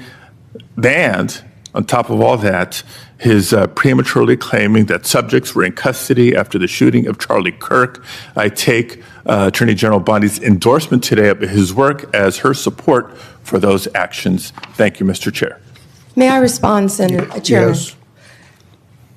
Under Director Patel, 23,000 violent criminals have been arrested, a 91% increase over last year. More than 1,500 child predators have been arrested. We are making cases in your jurisdiction constantly in California, and I wish you would care about those cases. We have disrupted 1,600 gangs and criminal enterprises, 1,600 gangs within this country, thanks to Director Patel and the great men and women of the FBI. Senator Schmidt. Thank you, Mr. Chairman. How are you today, Attorney General? It's good to see you. I have a rough voice. I have to say, I am struck by the degree of the cognitive dissonance that I hear on the other side. It really is. I mean, I'm used to sort of the political debates and arguing in court and all those sorts of things. But to hear the other side of the dais talk about weaponization is truly shocking, given what we know now. And I thought what I might do is just tell a story. And these are 100% facts. Hillary Clinton, concerned about her email scandal, works with a Soros organization to cook up this Russiagate nonsense. They feed it to the intelligence agencies. And they spy, under Barack Obama's presidency, they spy on the political opponent, the Republican, running against Hillary Clinton. He gets elected. They continue the operation.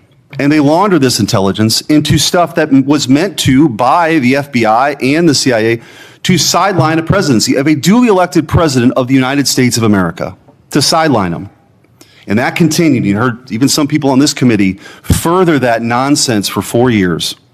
And then the FBI is involved with pre-bunking the Hunter Biden laptop story because they didn't want him to get elected again. So they pre-bunked the Hunter Biden laptop story. The American people should have been allowed to make their own judgments from that. They weren't, because the FBI called it a Russian hack and leak operation. They were meeting with social media companies every month and every week, telling them that the laptop that they knew, that they had verified in November of 2019, they knew was real and knew was his, said it was Russian disinformation. We've heard that before. And then, after Joe Biden comes in, 3 days in, they start a censorship campaign against the country, anybody who's a conservative. And now we also know that the FBI was weaponized in this Arctic frost investigation that tapped the phones of sitting U.S. senators. And also, the Republican Attorneys General Association, so let's pull in 2 more U.S. senators, Ashley Moody and myself, who were on the executive committee at that time. Charlie Kirk, political organizations they didn't agree with. This is not in the Soviet Union in the 1980s. This is in the United States of America in the last few years. And then, when they thought President Trump was on the run and there's no way people would elect him, and then he announces he's running for president, 3 days later, Jack Smith's appointed to get Trump. Fannie Willis brings charges against President Trump, and the assistant prosecutor meets with the White House counsel's office. Why would that happen? Then you have Alvin Bragg bring his charges. The number 3 person at DOJ goes to work for him to get Trump. All in the United States of America. This continued. And Senator Hawley asked the question, wrote it down, what is happening in this country? And I hope that MSNBC is still broadcasting this, because I'm sure their viewership hasn't heard this story that's gone on for 10 years. The truth is, they never forgave President Trump for coming down the escalator at all.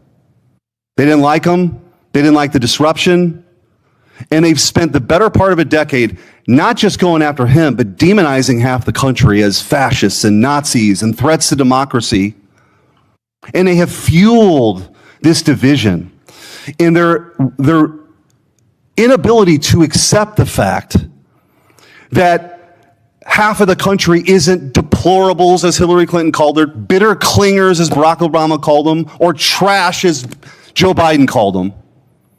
That they rose up and they sat in their own jury box and they saw all this stuff play out over a decade and they rejected it. And now you have come in to clean that up, and you are doing a great job in doing that. And let me make this clear. There is a big difference between what happened under the Biden regime and the weaponization, and then holding those people accountable. That is not weaponization. If that doesn't happen, this will happen all over again. So your job, as you talked about in your confirmation hearing, is so important that this never happens again. And holding people accountable who are part of this conspiracy is absolutely your job. And I'm also taking, you don't have to comment on this, your unwillingness to answer questions that have come up.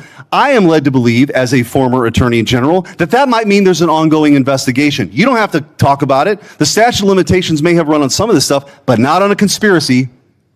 And if you're a co-conspirator in mile marker 1, even if you want to get on the exit ramp in mile marker 5, you are liable for the conspiracy in mile marker 10. And we are at mile marker 10. And I will also say what's happening in this country. What's happening with the assault on ICE officers is truly shocking. Deportations are nothing new. Bill Clinton deported 12 million people. 12 million people. You didn't see this. The radicalization that's happened on the left that plays out with political violence is real. And by the way, let me also point out that if we had a scenario where John Thune was on the Supreme Court steps saying, "You've reaped a whirlwind, Supreme Court justices," and then a right-wing assassin tried to kill Ruth Bader Ginsburg, and then a Republican-appointed judge only gave that person 8 years, there would be riots on the streets. Cities would be burning right now. So let's just call it out. We need the cleansing here. Let's just be truthful about what's happening. This left-wing political violence is not a both sides thing. It's not. And so, Attorney General, I do want to ask you a couple questions about that, because I feel like we have got to get a handle on this. Despite the overwhelming evidence that the political violence threat right now comes primarily from the left, the media just won't do it. They won't go along with it. They cite a few ridiculous studies to say that right-wing political violence is the main problem. For example, one of those studies was written by an Antifa-affiliated professor, and others count classes on prison gang, and the others count classes on prison gang violence as right-wing political violence, but refuse to count anything from the 2020 Summer of Love. Antifa attacks, like the ones that set off the explosive outside Michael Knowles' campus speech. We need good data. We need good data here. Will you commit to having the Department of Justice and the FBI research and release a public report on left-wing political violence? Yes, Senator Schmidt. Thank you. I also want to, after Antifa has laid siege on federal buildings and officers in Portland during the 2020 riots, your predecessor, Merrick Garland, dropped virtually all the cases against these defendants. You recently issued a new charging memo instructing federal prosecutors to aggressively pursue Antifa and other radical leftists wreaking havoc on our cities. What can you do to ensure that the various U.S. attorneys' offices follow through on your instructions? Hopefully, we will have our U.S. attorneys confirmed soon. They've been held up. Now our government is in a shutdown. Yet our prosecutors are still working. Getting all of our U.S. attorneys confirmed would be a huge step forward, Senator Schmidt. But yes, our attorneys throughout this country will be focusing on that. And I want to thank you, too. So I talked to you during your confirmation hearing and also with Kash Patel of sort of, you've talked about your two pillars, which is to end the weaponization and to get back to actually crime fighting. God bless. Like, that is something that the American people support, despite what you hear from the other side of the dais today. And in those conversations, we talked about you and Kash Patel getting field agents out in the field and doing the work of law enforcement. I said, I've got just the place for you, St. Louis. And St. Louis has now received the largest per capita infusion of permanent FBI agents anywhere in the country, and they're working hand in hand with local law enforcement. That's what happens when you have state leaders work with federal partners to crack down on something I hope we could all agree is a scourge for our communities, which is violent crime. But that is not, J.B. Pritzker, I guess he wants his moment. These Portland people want their moment of defying Trump. It's crazy to me. We should all be unified in this effort of making sure our laws are enforced and taking on violent crime. But I will say, in closing with this, because you referenced the shutdown, it's the same motivation. The same thing that motivates J.B. Pritzker to stand in front of the podium and defy Trump is the same motivation I hear from my Democrat colleagues now in this shutdown. It's not about anything other than the fact, and this is a clean CR. This is what they have lectured us on making sure we do 13 times in the last 4 years. This is about appeasing an increasingly radical base to prove that they're willing to stand up to President Trump. And I don't know how we get through all this unless there's a real reckoning on the other side about that reality. But in the meantime, I'm glad you're doing what your job is, which is to be the chief law enforcement officer of this country, focusing on violent crime and keeping our communities safe. Thank you. Thank you, Senator Schmidt. And despite what they're saying on the other side of the aisle, our agents are out there working tirelessly every day to make America safe. And that was Donald Trump's directive, and we will make it happen. Thank you, Senator Schmidt. Senator Welch. Thank you. Thank you, Attorney General Bondi. I have noticed that at various times when one of my colleagues is pressing you, you come up with something in their background. So I'll be waiting for my turn, but you don't have to do it right now. So let me get to my questions. One of the things that you mentioned, and I agree with this, that it's really tough on the various federal workforce, including our law enforcement folks, who are not getting paid because of the shutdown. Mm-hmm. I agree with that. But I also think that wasn't the whole story. There is an issue here that's going to affect Americans, whether they voted for President Trump or voted for Vice President Harris, and that is the loss of health care, where on November 1st, everyone who is getting Affordable Care Act help to buy insurance is going to get the notice of premium increases. And I got a letter just today from a Vermont family, nuclear family of 5, husband and wife, 54 and 55, with 3 kids, one of whom has acute myeloid leukemia.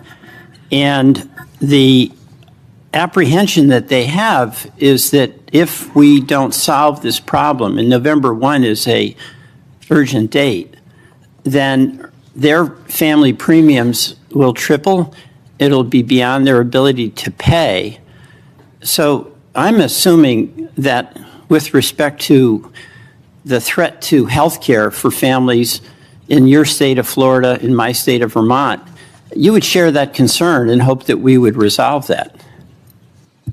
Senator Welch, I would be happy to speak with that family too, because there are many nonprofits that help with children with terminal illnesses, and I'm involved in some in Florida. So we would be happy to talk to you about that. As to health care, the government is shut down. It's my understanding, maybe you're not one of them, but because many Democrats want health care for illegal aliens, and that's what shut down the government. Let me be clear. That's one of the sticking points, and I don't know if you voted for that or not. This actually is important to all of us, and the lament I have is that if this health care goes away, this premium support, it is really going to hurt families in red states and blue states. And in Vermont, I mean, we voted Democratic, but we have a lot of good folks who voted for President Trump, and their health care is jeopardized. And there's a November 1 deadline that is coming up. And the reason I'm saying this is that I think it's important for us to try to work out together a resolution that's going to be beneficial to people you care about in Florida and voted for President Trump, and people I care about in Vermont who voted in some cases for Vice President Harris and some for President Trump. So it's not just Democrats not wanting to negotiate. And in fact, we do want to negotiate. And that's why I'd encourage the president to encourage my colleagues on the Republican side to sit down with us and try to see if we can make some progress. Another topic, with the respect to voting rights in the letter that your voting rights chief sent out, we got one in Vermont, and it's a demand to get all the information on the voting file. And in that letter, in the announcement of that letter, the chief indicated an apprehension about the voting process being taken over by, quote, the left. Now, do you have any information with respect to Vermont about a takeover of the voting process by, quote, the left? Senator, I'm not familiar with what you're referring to. We are currently involved in voter roll lawsuits in 6 states. Is that what you're referring to? No, there's a letter that went out demanding that states, including Vermont, provide all the voting file information, Right. includes personal information. But when that letter was sent out. That's perfectly legal. But there was an assertion by the chief in this division that this was to deal with the fact that the voting process has been taken over by the left. So we got one of those letters in Vermont. And my question to you is, what do you mean by the left? And do you have any evidence that the so-called system has been overtaken by the left? We must have fair and free elections. No, I know that. But I'm asking for the specific basis. And we will have fair and free elections in this country. Okay, Senator, I'd be happy to talk to my chief. Who was it who said that? It was your chief, which I assume you would know who that is.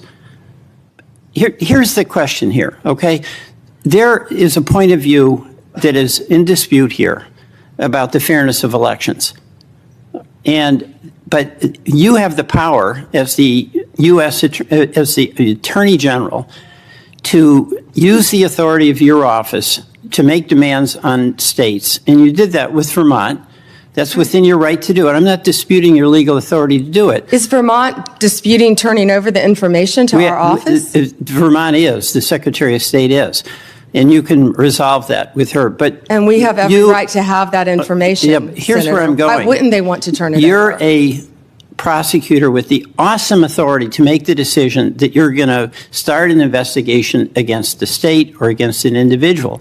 And I know from your experience as a county prosecutor and as the Attorney General in Florida, you took seriously that obligation to have a factual basis before you'd proceed, right?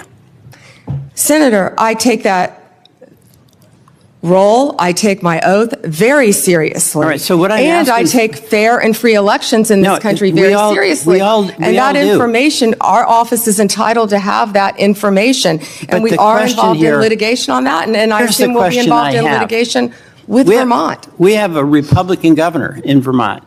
We had our former Republican governor was the treasurer for many years, and also the Secretary of State with election responsibility.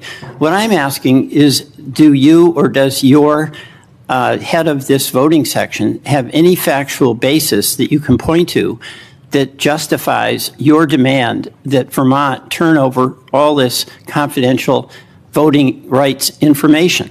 Well, it would remain confidential with my office, and you just said that you have a Republican governor, so it doesn't make sense what you just said. We've asked that of every state, Senator. Right, and I'm asking about Vermont and what the factual basis is, but we can move on. You've mentioned that you can't discuss pending litigation, and I think the committee by and large accepted that answer. But I did notice that you spoke at great length about pending litigation, specifically with respect to the questions Senator Cruz asked you about the sentencing of the Kavanaugh defendant. That's pending, right? He was sentenced to 8 years. I understand that, but that's on appeal, right? We will be appealing. Right, so that makes it pending litigation. So you made an exception with respect to the Cruz questions. Hold on. No, but you didn't answer any of the questions that you said were pending at litigation from any of my colleagues. Those were facts that came out at the sentencing hearing. You're welcome to see the transcript of the sentencing hearing I understand with all the that. gruesome details of what they threatened to do to Justice Kavanaugh and other justices. I condemn what that person did. That was the sentencing. But the point here is that that's pending litigation. You indicated you're going to be appealing. It's your right to do that. And you would not, you use that justification to not answer many other questions. Justification, you're an attorney, Senator. Okay. You realize that. I do want to go back to Homan. There's a tape, right, with Mr. Homan? I mean, first of all, is there a tape that has audio and video of the transfer of the $50,000? You would have to talk to Director Patel about that. No, I'm talking to you. I don't know the answer, Senator. Yeah, you do know the answer to that. Don't call me a liar. I didn't call you a liar. You just said I know the answer. I said I don't know the answer. Well, you have to talk to Director Patel. What I said is that investigation was closed. Way. If you don't know, why don't you know whether there was a tape and video? Senator, I believe that was resolved prior to my confirmation as Attorney General. Do you think that it is of public interest for the people to know what happened to the 50 grand that the FBI turned over to Homan? Did you hear what I just said? That was resolved prior to my confirmation as Attorney General. That's why I said I would not know. It's not resolved. There's $50,000. Homan has it, or somebody has it. Do you have no interest in knowing where it is? You're not going to sit here and slander Tom Homan. The FBI and Deputy Director Blanche said there was nothing. I'm not slamming Tom Homan. He got the 50 Tom grand. Homan is doing, how do you know that? Tom Homan is doing a great job, as our borders are, keeping your border state safe. You're a border state. Thank you, Senator Welch. We're going to Madam President, could I have 1 minute? Not right now. At the end, if you wait, we'll talk about it. Personal privilege? Not right now. Senator Tillis and many others have been waiting their turn. I know, but so this you is can 1 hold minute, until and the it end. relates to testimony that she gave about me. Senator Tillis, go ahead. Thank you, Madam Chair.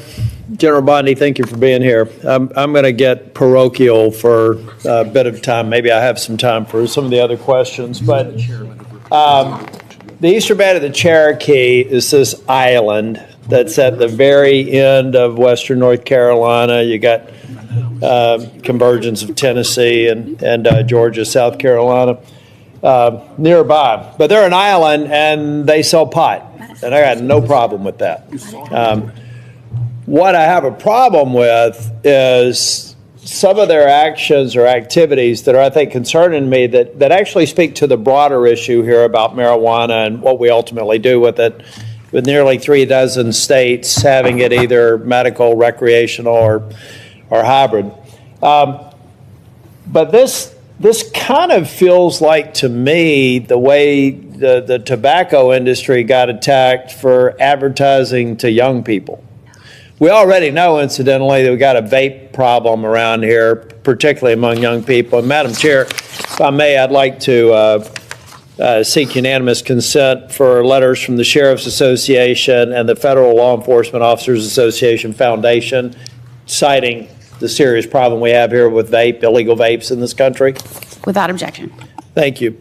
But, you know, this worries me because it's a money-making enterprise. It kind of seems like it's preying on younger people. But then I want to talk about this handy app you can get now. Now, it's illegal in North Carolina and Tennessee and Georgia and South Carolina to buy pot, but apparently you can go order it on an app, then right over there to the boundary and get it. I assume that they're not delivering it outside of the boundary, because I think that would be illegal. Would that be illegal? Senator, thank you for pointing that out. I was not familiar with that app, but we will certainly look at that. Yeah. Do you, if I get, let's say I get an illegal, let's get a vape from China. A lot of them are manufactured in China, not the majority to anywhere near the sort of scrutiny that we have here in the United States. If that illegal vape let's say it's, I don't know what it's loaded with, but it gets if it's illegal in the state of North Carolina, and let's say it comes in, I'm using a hypothetical example, into the port of Wilmington, and then finds its way to New York or some other state that has legalized marijuana, is that an illegal transportation of a controlled substance? In other words, unless it teleports into a legal jurisdiction, wouldn't it have been illegally transported at some point? Based on federal law, Senator. Based on federal law, okay. Now, do you are you familiar with the science of teleportation? No, Senator. I don't think it's been perfected yet. And so it requires a physical movement from one place to the other. I've asked a number of people when they've come before this committee, and hopefully I can get your attention on this too, General Bondi. There's a growing operation in western North Carolina that is a part of the tribal lands. The problem is, I can't find any legal way to get this pot that has grown here to the dispensary that's in another non-contiguous area of the boundary. So you see what I mean? I'm just trying to figure out how the eastern band of the Cherokee are legally transporting what they're growing at scale here to what they're advertising in Charlotte on the billboards as one of the country's largest dispensaries, and apparently also offering to let you buy it online. So can I get your commitment within the DOJ, not you personally, but that can I just get a definitive answer that there's no there, that they are legally transporting it, or that we do have something here that doesn't seem to comport with federal law? Yeah, Senator, I will absolutely have my team look at that issue, and I'm not familiar with that establishment. Yeah, well, it's, like I said, it's an island. I really think the federal government needs to step up. We need to get rid of this neither fish nor fowl sort of status that marijuana has in this country now. I think the people have spoken. Many red states, even your home state, my home state, has, I think, probably many states, I should say, not just the state of Florida, are trending towards legalizing it. We've got to get it solved at the federal level. We've got to capture revenue. That revenue needs to go back to federal law enforcement, and we need to have a lot more focus on what I think are unsafe and inconsistent practices across the state. So if I could get that, I would appreciate it. General Bondi, I'm kind of a boring management consultant, nerd that believes in best practices as a way to kind of move forward and create consistent outcomes.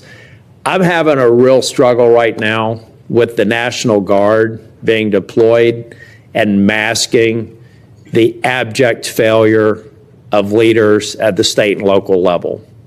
So give me some sense of if the deployment of the National Guard to Chicago or Portland is necessary to kind of create a shock to the system, do you believe that that's a best practice or just a necessary evil until we regen the extraordinary work I've seen on joint task forces every day in North Carolina with absolute cooperation between state, federal, and local officials? Is that the best practice that we should get to, or is this deployment of the National Guard a part of an emerging best practice that I just don't get yet? Yeah, Senator Tillis, seeing what's happening in Chicago, they need the National Guard. Our ICE members need the National Guard to protect the national buildings. Oh, 100%. I'm talking about when it wades into local law enforcement. See, I felt like deployment in D.C. made sense because of the hybrid nature of D.C. What I'm saying is outside of that, defending federal buildings and federal law enforcement, addressing, I think you mentioned over 500 murders in Chicago, it would just seem to me that all those bums should be thrown out in an election. And are we masking an underlying problem that will come back the minute we leave? That's what I'm talking about. Not the protection of federal buildings and federal law enforcement officers, but almost the sense of they become an arm of local law enforcement. I don't consider that a best practice. It doesn't sound like you do either. Well, I don't believe our National Guard want to be doing that, but they're going to be where they have to be to keep Americans safe. In Memphis right now, the highest violent crime rate in the country.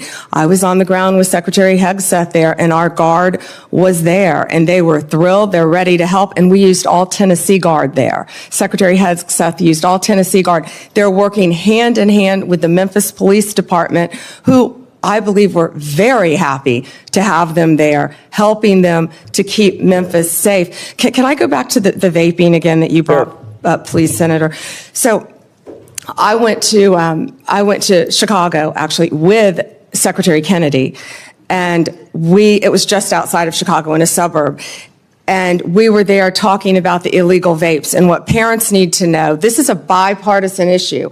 What people need to know, these illegal vapes, they're all over this country. You can buy them in convenience stores. You can buy them in grocery stores.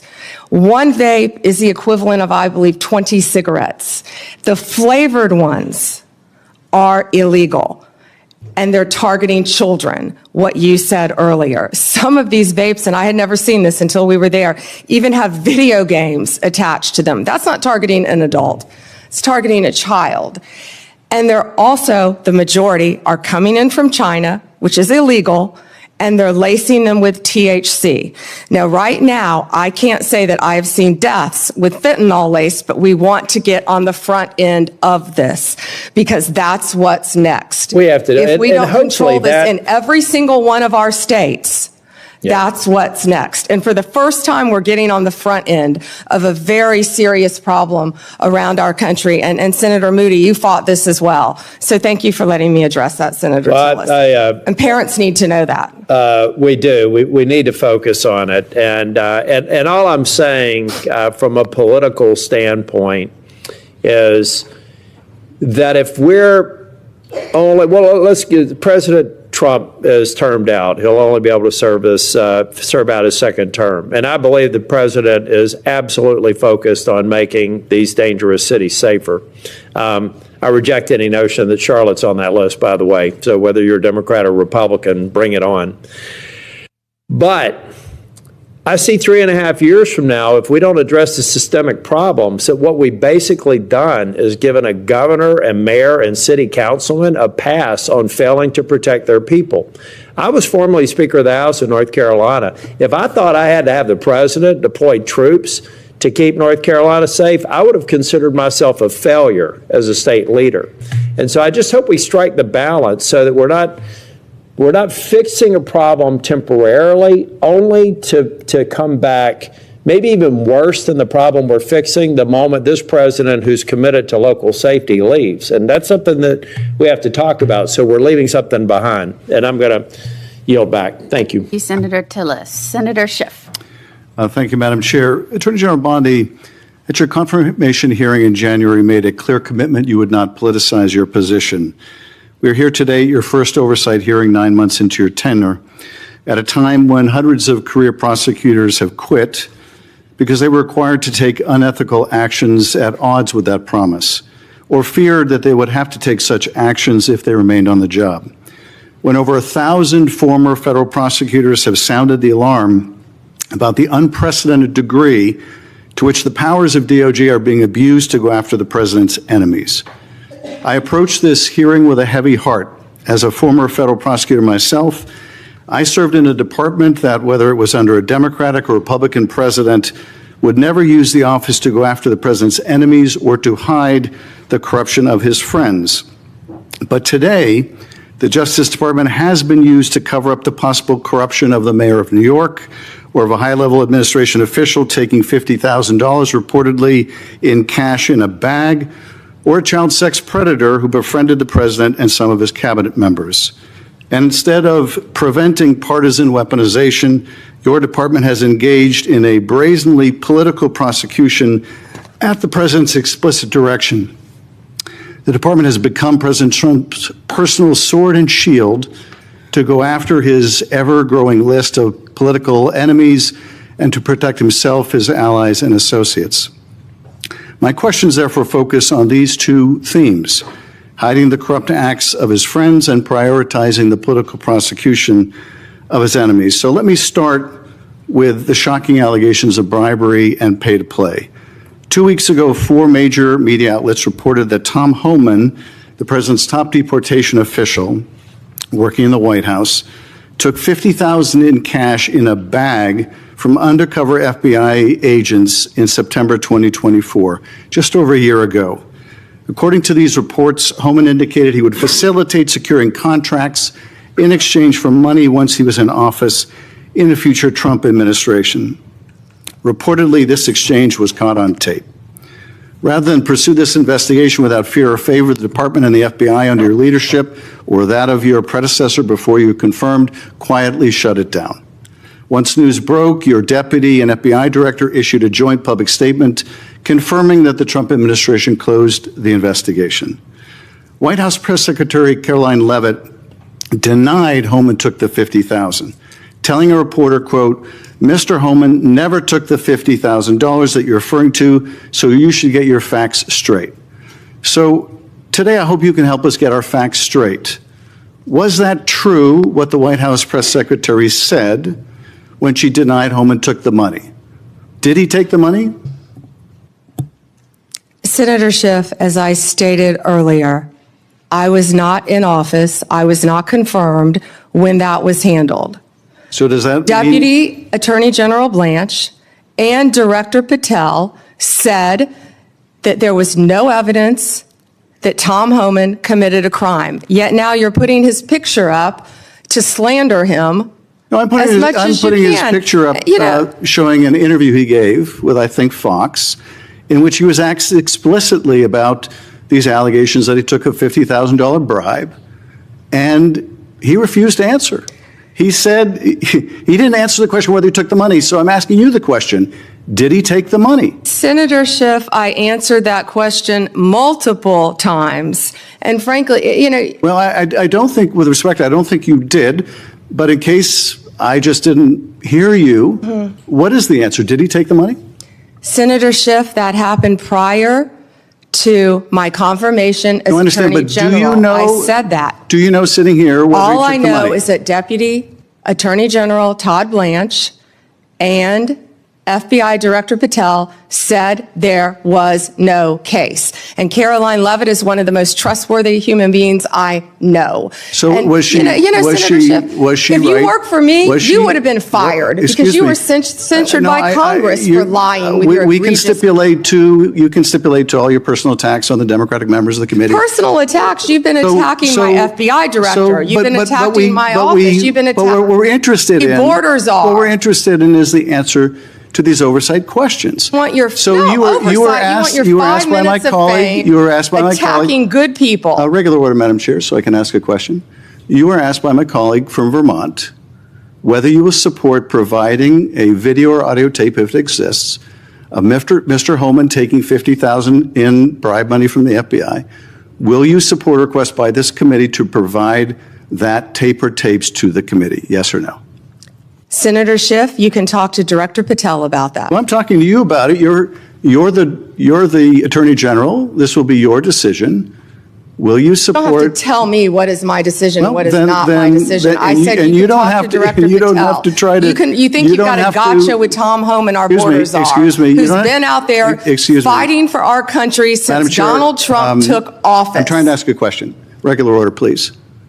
And you don't have to defer to the FBI director to pass the buck. So I'm asking you, will you support a request so that the committee, or indeed, I believe the American people should be able to see that video or audio tape? Will you support that request? Will you apologize to Donald Trump for trying to impeach him? I guess the answer is you won't support that request. After you now know that Joe Biden tried to cover up Hunter Biden's involvement with Ukraine. Let me do this, because I think it's valuable that the American people get a sense of what you've refused to answer today.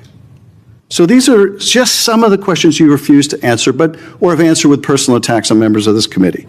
You were asked whether you consulted with career ethics lawyers, as you promised you would do during your nomination hearing, when you approved the president receiving a $400 million gift from the Qataris. You refused to answer that question. You were asked who or what role you may have played, or who played the role in asking that Trump's name be flagged in any of the Epstein documents gathered by the FBI. You refused to answer that question. You were asked whether Homan kept the $50,000 bribe money. You refused to answer that question. You were asked whether Homan paid taxes on the $50,000 bribe money. You refused to answer that question. You were asked, did career prosecutors find insufficient evidence to charge James Comey? You refused to answer that question.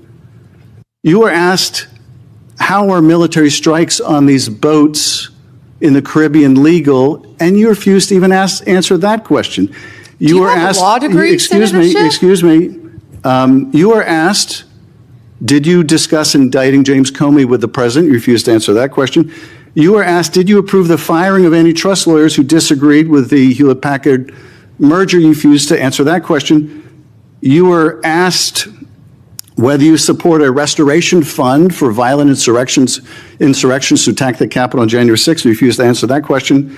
You were asked whether you were firing career professionals, career prosecutors just because they worked on January 6th investigations? You refused to answer that question. You were asked by my California colleague whether you believe government officials, like immigration officials, have to abide by court orders. You wouldn't even answer that question. This is supposed to be an oversight hearing. Oversight? Excuse me, you can attack me after my time is over. You've attacked all of us, including President Trump, for your entire career. You can attack me later, and I know you've got plenty of canned attacks. We've heard them all day to day. Canned attacks on you? This is supposed to be... No one needs a canned attack on you. Regular order, Madam Chair. I'm trying to speak. This is supposed to be an oversight hearing of the Justice Department. And it comes in the wake of an indictment called for by the president of one of his enemies. This is supposed to be an oversight hearing, and it comes in the wake of revelations that a top administration official took $50,000 in a bag, and this department made that investigation go away. This is supposed to be an oversight hearing when dozens of prosecutors have been fired simply because they worked on cases investigating the former president. This is, and now what the current president. What about the fires in California? And Do you this care is about that, supposed to be, this is supposed to be an oversight hearing in which members of Congress can get serious answers to serious questions about Are the riots in LA serious? About the cover-up of corruption, about the prosecution of the president's enemies. And I think you owe the president an apology. When will it be your entire career, frankly, that the members of this committee on a bipartisan basis demand answers to those questions and refuse to accept Clearly you're a failed lawyer because you don't accept, understand when someone can and cannot answer a question. Refuse to accept personal slander as an answer to those questions. Personal slander? With Will that, you apologize Madam Chair, to Donald I yield Trump back. for slandering him? Personal slander? Senator Brett. May I ask unanimous consent, Madam Chair, to introduce into the record the statement of 1,000 former Justice Department officials who warned that the Comey indictment is a democracy-threatening abuse of power. May I also request unanimous consent for the introduction into the record of 282 former career officials at the Justice Department raising an alarm who were voluntarily or involuntarily forced to leave the department because of improper actions taken by the Department of Justice. May I introduce, with unanimous consent, the Justice Department manual that talks about when initiating and declining charges are subject to impermissible considerations. And finally, Madam Chair, may I introduce the letter from Michael Ben-Ari, a career counterterrorism prosecutor, DOJ, a letter he nailed to his door, which concludes by urging officials to do the right thing for the right reasons, to follow the facts and the law, and raises the alarm that the decision to remove experienced career officials from U.S. attorneys' offices, the FBI, and critical parts of DOJ undermines our country's abilities to counter terrorist organizations, malign nation-state actors, and countless others that seek to harm our nation and its citizens. And he believes that the priority is prosecuting the president's enemies or are you admitting rather than Ms. protecting the Bondi, country. one moment. May I have unanimous consent to enter these into the record? record? Without objection. Thank you. I yield back. Senator Brett. Senator Moody, may I clarify one thing he entered in the record? I just want to say that I believe he entered a letter by 200 and something former employees. Well, I believe the spokesperson for that letter was also the spokesperson for Jack Smith. Senator Brett. Thank you, Madam Chair. General Bondi, I want to talk to you about the next generation. I want to talk to you about our kids. People who don't have a seat at the table but need us to fight for them tirelessly. When you look at this, I see a couple of different buckets of ways that bad actors are taking advantage of our children, and in some of the most extreme situations, we lose that child, whether to death or to self-harm, and I think we owe it to them to do something about it. So first is social media. Tell me, what are you doing? I have sat across from a number of parents who have talked to me about their child either falling victim to sextortion, different schemes that are online. We also know that there is an element of human trafficking that comes here. Let's start with social media. What are you doing to hold bad actors accountable, to track them down, and to keep our kids safe? Senator, first, thank you for bringing that up. This, I believe, is what an oversight hearing should be about. Thank you. Not yell, oh, he's gone already. He comes in and leaves.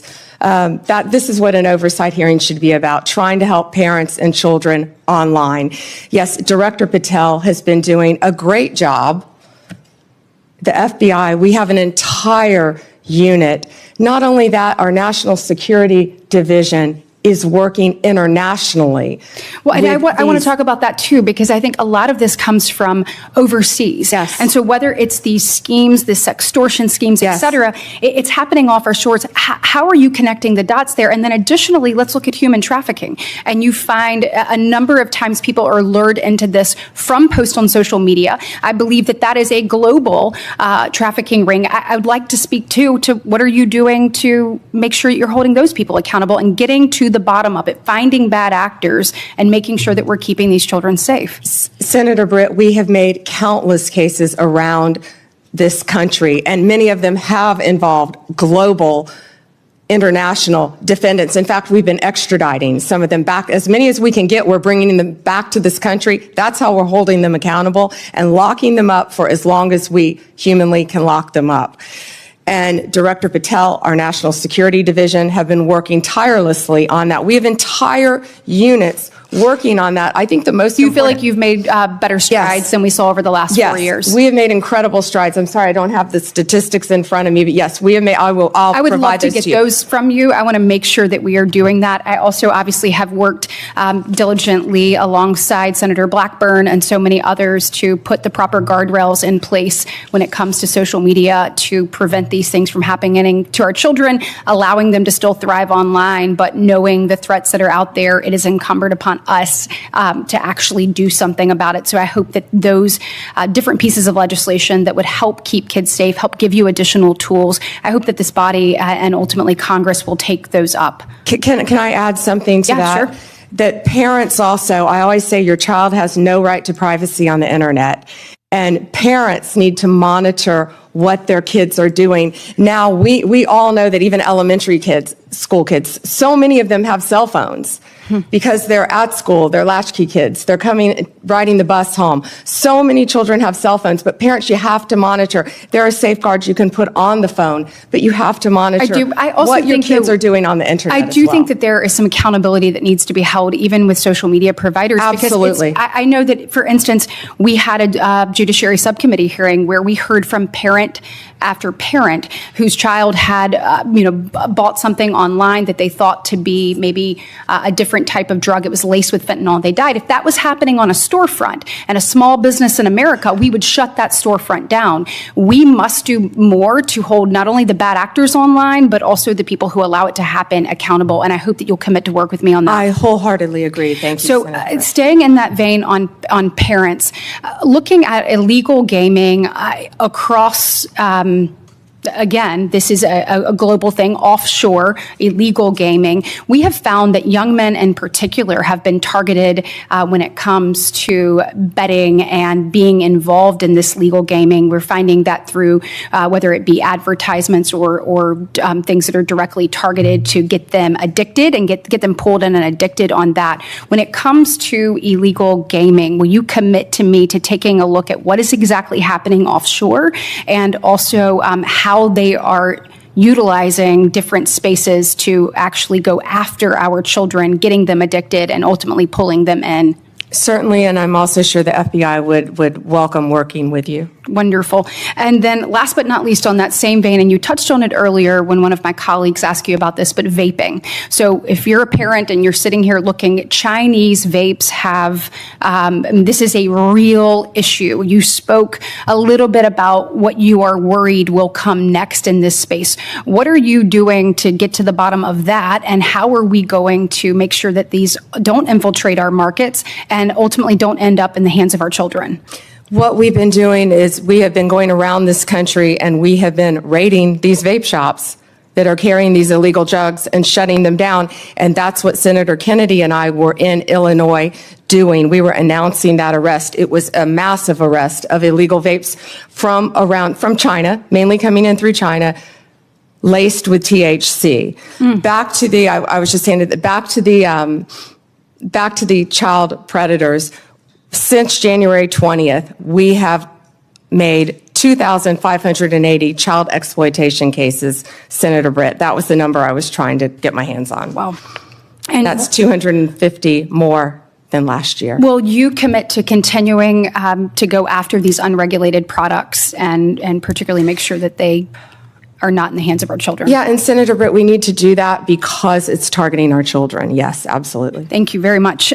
Today is obviously the second anniversary of the horrific attacks on October 7th. And this morning I had an opportunity to listen to stories of some individuals that had been held hostage, some of the families that will never get their loved ones back, and some that are hoping that there is a resolution soon and they once again get to embrace their family member that they have not seen in over 700 days. It was a reminder of, one of them said, you know, I can breathe, but I can't live until this is resolved. And we know in addition to this horror and nightmare that they have been living for the past 2 years, we have seen a rise in anti-Semitism here on our soil. When we said never again actually has to mean never again. And I know that you and I spoke about this briefly when you were in front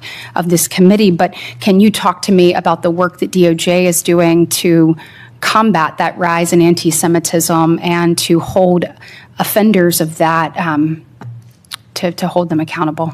And Senator Britt, thank you for again bringing up that today is the second anniversary of that horrific attack on Israel. Donald Trump is the greatest peace president of our lifetime, probably in our history. And if anyone can resolve this, it will be Donald Trump. I've also met with many of the families of the hostages and of those who have lost loved ones. We are combating anti-Semitism throughout this country, not only through my Civil Rights Division, and we haven't really talked about Harmeet Dillon a lot today, but Harmeet Dillon runs our Civil Rights Division, and she is working with Leo Terrell, and they are combating anti-Semitism around this country. We have an anti-Semitism task force that we're forming. Do you mind getting me an update on the progress that that task force has made, please? Sure. Okay, thank you. And last, in my last remaining minute, certainly appreciate the work that you're doing. I know my colleague, Senator Lee, already asked you about the attacks on ICE officers. Thank you for working to keep our federal agents safe, federal law enforcement safe. So thank you for the work that you're doing there. I do want to just talk a little bit about crime in American cities. We had a horrific event occur in Montgomery, Alabama over the weekend, and 14 people, 2 people are no longer with us, and 12 people injured. My heart breaks for every one of the victims and their families and the community at large. I'd like to know a little bit about your interagency work and talk to me about things that you find, because we have to find solutions in this space. This cannot keep happening. And what are you seeing that is, your biggest success stories and your biggest challenges you have to working to try to resolve crime throughout the country? Well, right now, the biggest challenge is that the federal government is shut down, but we're not letting that become a challenge because all of our agents are working tirelessly. And I get almost real-time updates from my agencies, Rob Sakata, who's the Deputy Director of ATF, Kash Patel and Dan Bongino at FBI, Terry Cole, at DEA, Gadi Saralta with our U.S. Marshals, and all of our great team of lawyers. And we are working nonstop to combat crime. That's Donald Trump's only directive to me, is to make America safe again. And that's what we're going to do in this country, Senator Britt. Well, thank you for your commitment and any best practices you have or ways that you have found to tackle challenges that are effective. Please let us know. We certainly want to see every community across our state and our country safe, and we appreciate yours and President Trump's commitment to doing that. Thank you, Senator. Thank you, Senator Britt. And I will just say thank you to our witness, who has been sitting here for now 4.5 hours without a break. I think maybe a little bit under the weather. And you have outlasted pretty much everyone here but Senator Britt and myself. So thank you for being here today. I'm in good company. Well, certainly coming in behind someone as strong and as passionate and is committed to doing the right thing and to justice. When you served as Attorney General in Florida, that was certainly a high bar that you set, and I was honored to come in after you as the Attorney General. You've touched on so many of the issues that you fought for in Florida that you are still fighting for now here in Washington, and whether that is protecting our children, protecting our law enforcement officers, protecting the rule of law. All of these things, your experiences, both personal and professional, are playing into how you are standing strong for what this country was built on in this role.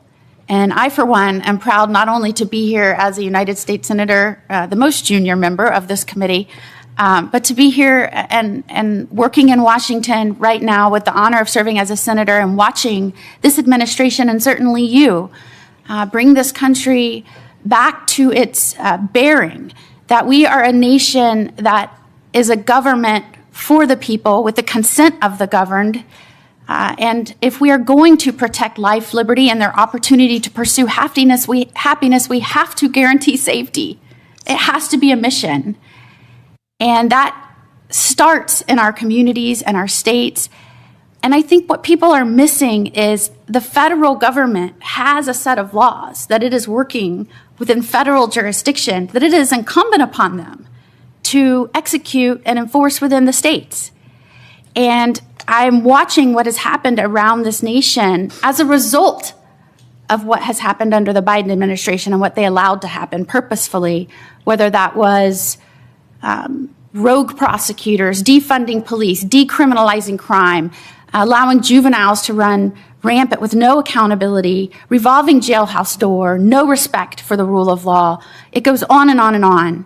And you're seeing that now playing out in the cities around this country.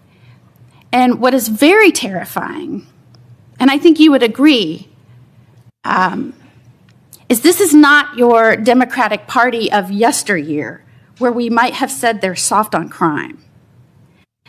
This is now a Democratic Party who is offering support for and encouraging obstructionist behavior, threats of violence against law enforcement. And as the wife of a law enforcement officer, as someone who's committed my own life as a federal prosecutor, attorney general, now as a U.S. senator, Judge. It is and a judge, thank you. I think I had to demonstrate that a little bit earlier. It is horrifying to me that where we used to talk about differences in policies, where one party was thought to be tough on crime and one party was thought to be soft on crime, we're not talking about the fundamental ideals and structure on which this country was built. And I have been horrified watching the partnership between a governor in Illinois and a mayor in Chicago, and the collaboration, some might say the corruption, and the rhetoric they are using. And I have to say this because I think for somebody like you and somebody like me, it makes you extraordinarily concerned for the success and future of this country. Pritzker. He uses words like, this is an unconstitutional invasion of Illinois, militarized CBP and ICE agents to the street of Chicago to cause violence and chaos in the city. And I quote, Pritzker, people are getting detained, they're getting arrested, U.S. citizens, making it a war zone. Pritzker, it's a war zone, and they are using tear gas and chemical agents at peaceful protesters. Pritzker, they are waging war on our people. Pritzker, we must now start calling this what it is, Trump's invasion. Not to be outdone, though, by Johnson, who says that, and I quote, law enforcement is a sickness. We have a rogue, reckless group of heavily armed mass individuals roaming throughout our city. Johnson, ICE lies and people die. Johnson, the Trump administration must end the war on Chicago. Johnson, in the coming weeks, We will use this as an opportunity to build greater resistance.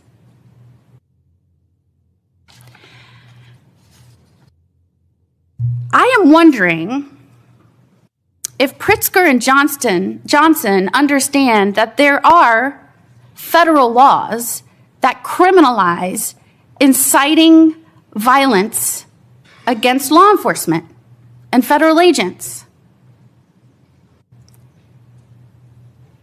I am wondering if they are concerned at all about what their speech is doing and the danger it's putting not only federal agents in, that, by the way, swore an oath to protect other people, but the danger it's putting the citizens of their community in. Anytime you start pitting your own people against their own government, a government is only there at its core to protect rights and the safety of its people, that is incredibly dangerous. And I hear this rhetoric, and I think to myself, every foreign adversary of the United States of America in this country is saying thank you to the governor of Illinois and the mayor of Chicago. Thank you for doing their jobs for them, for undermining the strength and safety of this country, and for gaslighting the American people as we are trying to shore up the stability of our communities. And that puts you in such a remarkable, important position right now. You are the top law enforcement official in this country. And you have a responsibility to call out this rhetoric. And when it violates and crosses over from free speech into inciting violence, we have to call that out. We have to remind the American people that we are dealing with the aftermath of millions of undocumented allowed to flood into this country. I know because I litigated it and I fought against it. And when I had to get through litigation documents that showed their plan was to step back and let the border be overrun, when nobody believed that was happening, it was people like us that said, this is happening. They're allowing our country to be overrun. They're allowing, through rogue prosecutors and an undermining and demoralization of law enforcement for our cities to fall prey to criminals. They are allowing this to happen. And they are doing so, trust me, cheered on by our adversaries. And it takes someone with strength and the ability to take the criticism for 4 hours and 40 minutes and sit here resolute in your commitment to uphold the rule of law. And I know the only reason that you can do that is because what you went through in your prior life, working hand in hand with law enforcement, seeing what their families went through, holding the hands of victims, not letting these people turn our heroes into villains, and certainly not letting these people make the United States of America appear anything other than what it is. It is a country that protects, first and foremost, our people's rights, and we do so by also guaranteeing with the consent of our government that we'll focus on their safety. And that is why I was so glad you started out this hearing with my mission is to protect the people and prosecute violent crime, and to make sure the corruption that happened again under the last administration can never happen again.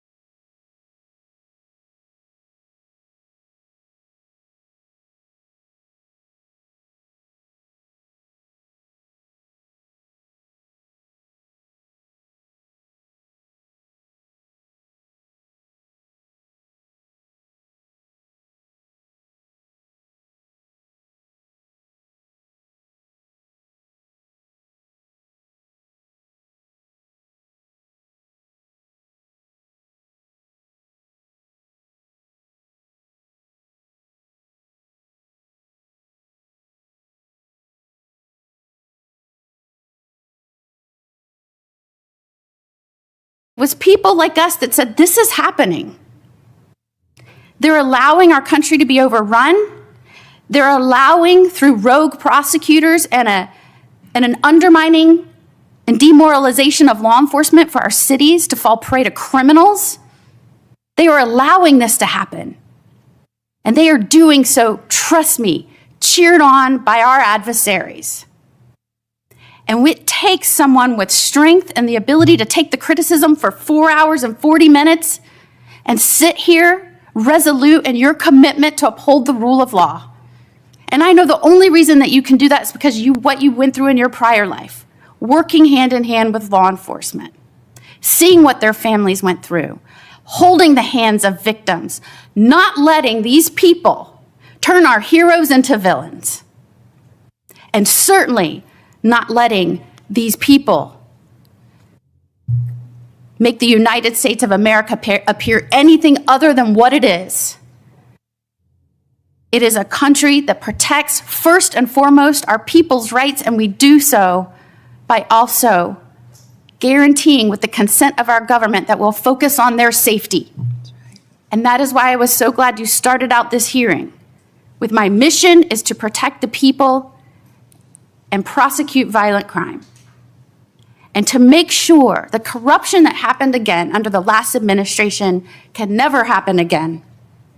And as you sat here today and you heard the affect of the people whose friends and colleagues, and indeed even members of the judiciary, whose phones were analyzed and traced from grand jury subpoena, and they're just finding out last night, assuring them that you understand what that feels like and that you will not let it happen again, no matter how much they want to disguise accountability as weaponization.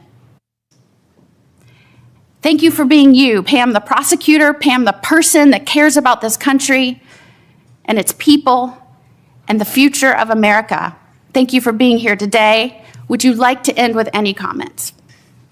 Thank you, Senator Moody. And they may try to destroy our country, but they won't. They won't be successful, nor will our foreign adversaries, because we have the greatest president in Donald Trump, and he will make America safe again, and he will keep us safe. Thank you, Senator, and thank you for all you do. And we will keep the record open for a week. I know Senator Whitehouse wanted to offer some comments for the record and any other additional questions, and we'd ask that you respond to those. I'm sure he did. Thank you so much. And with that, the hearing is adjourned.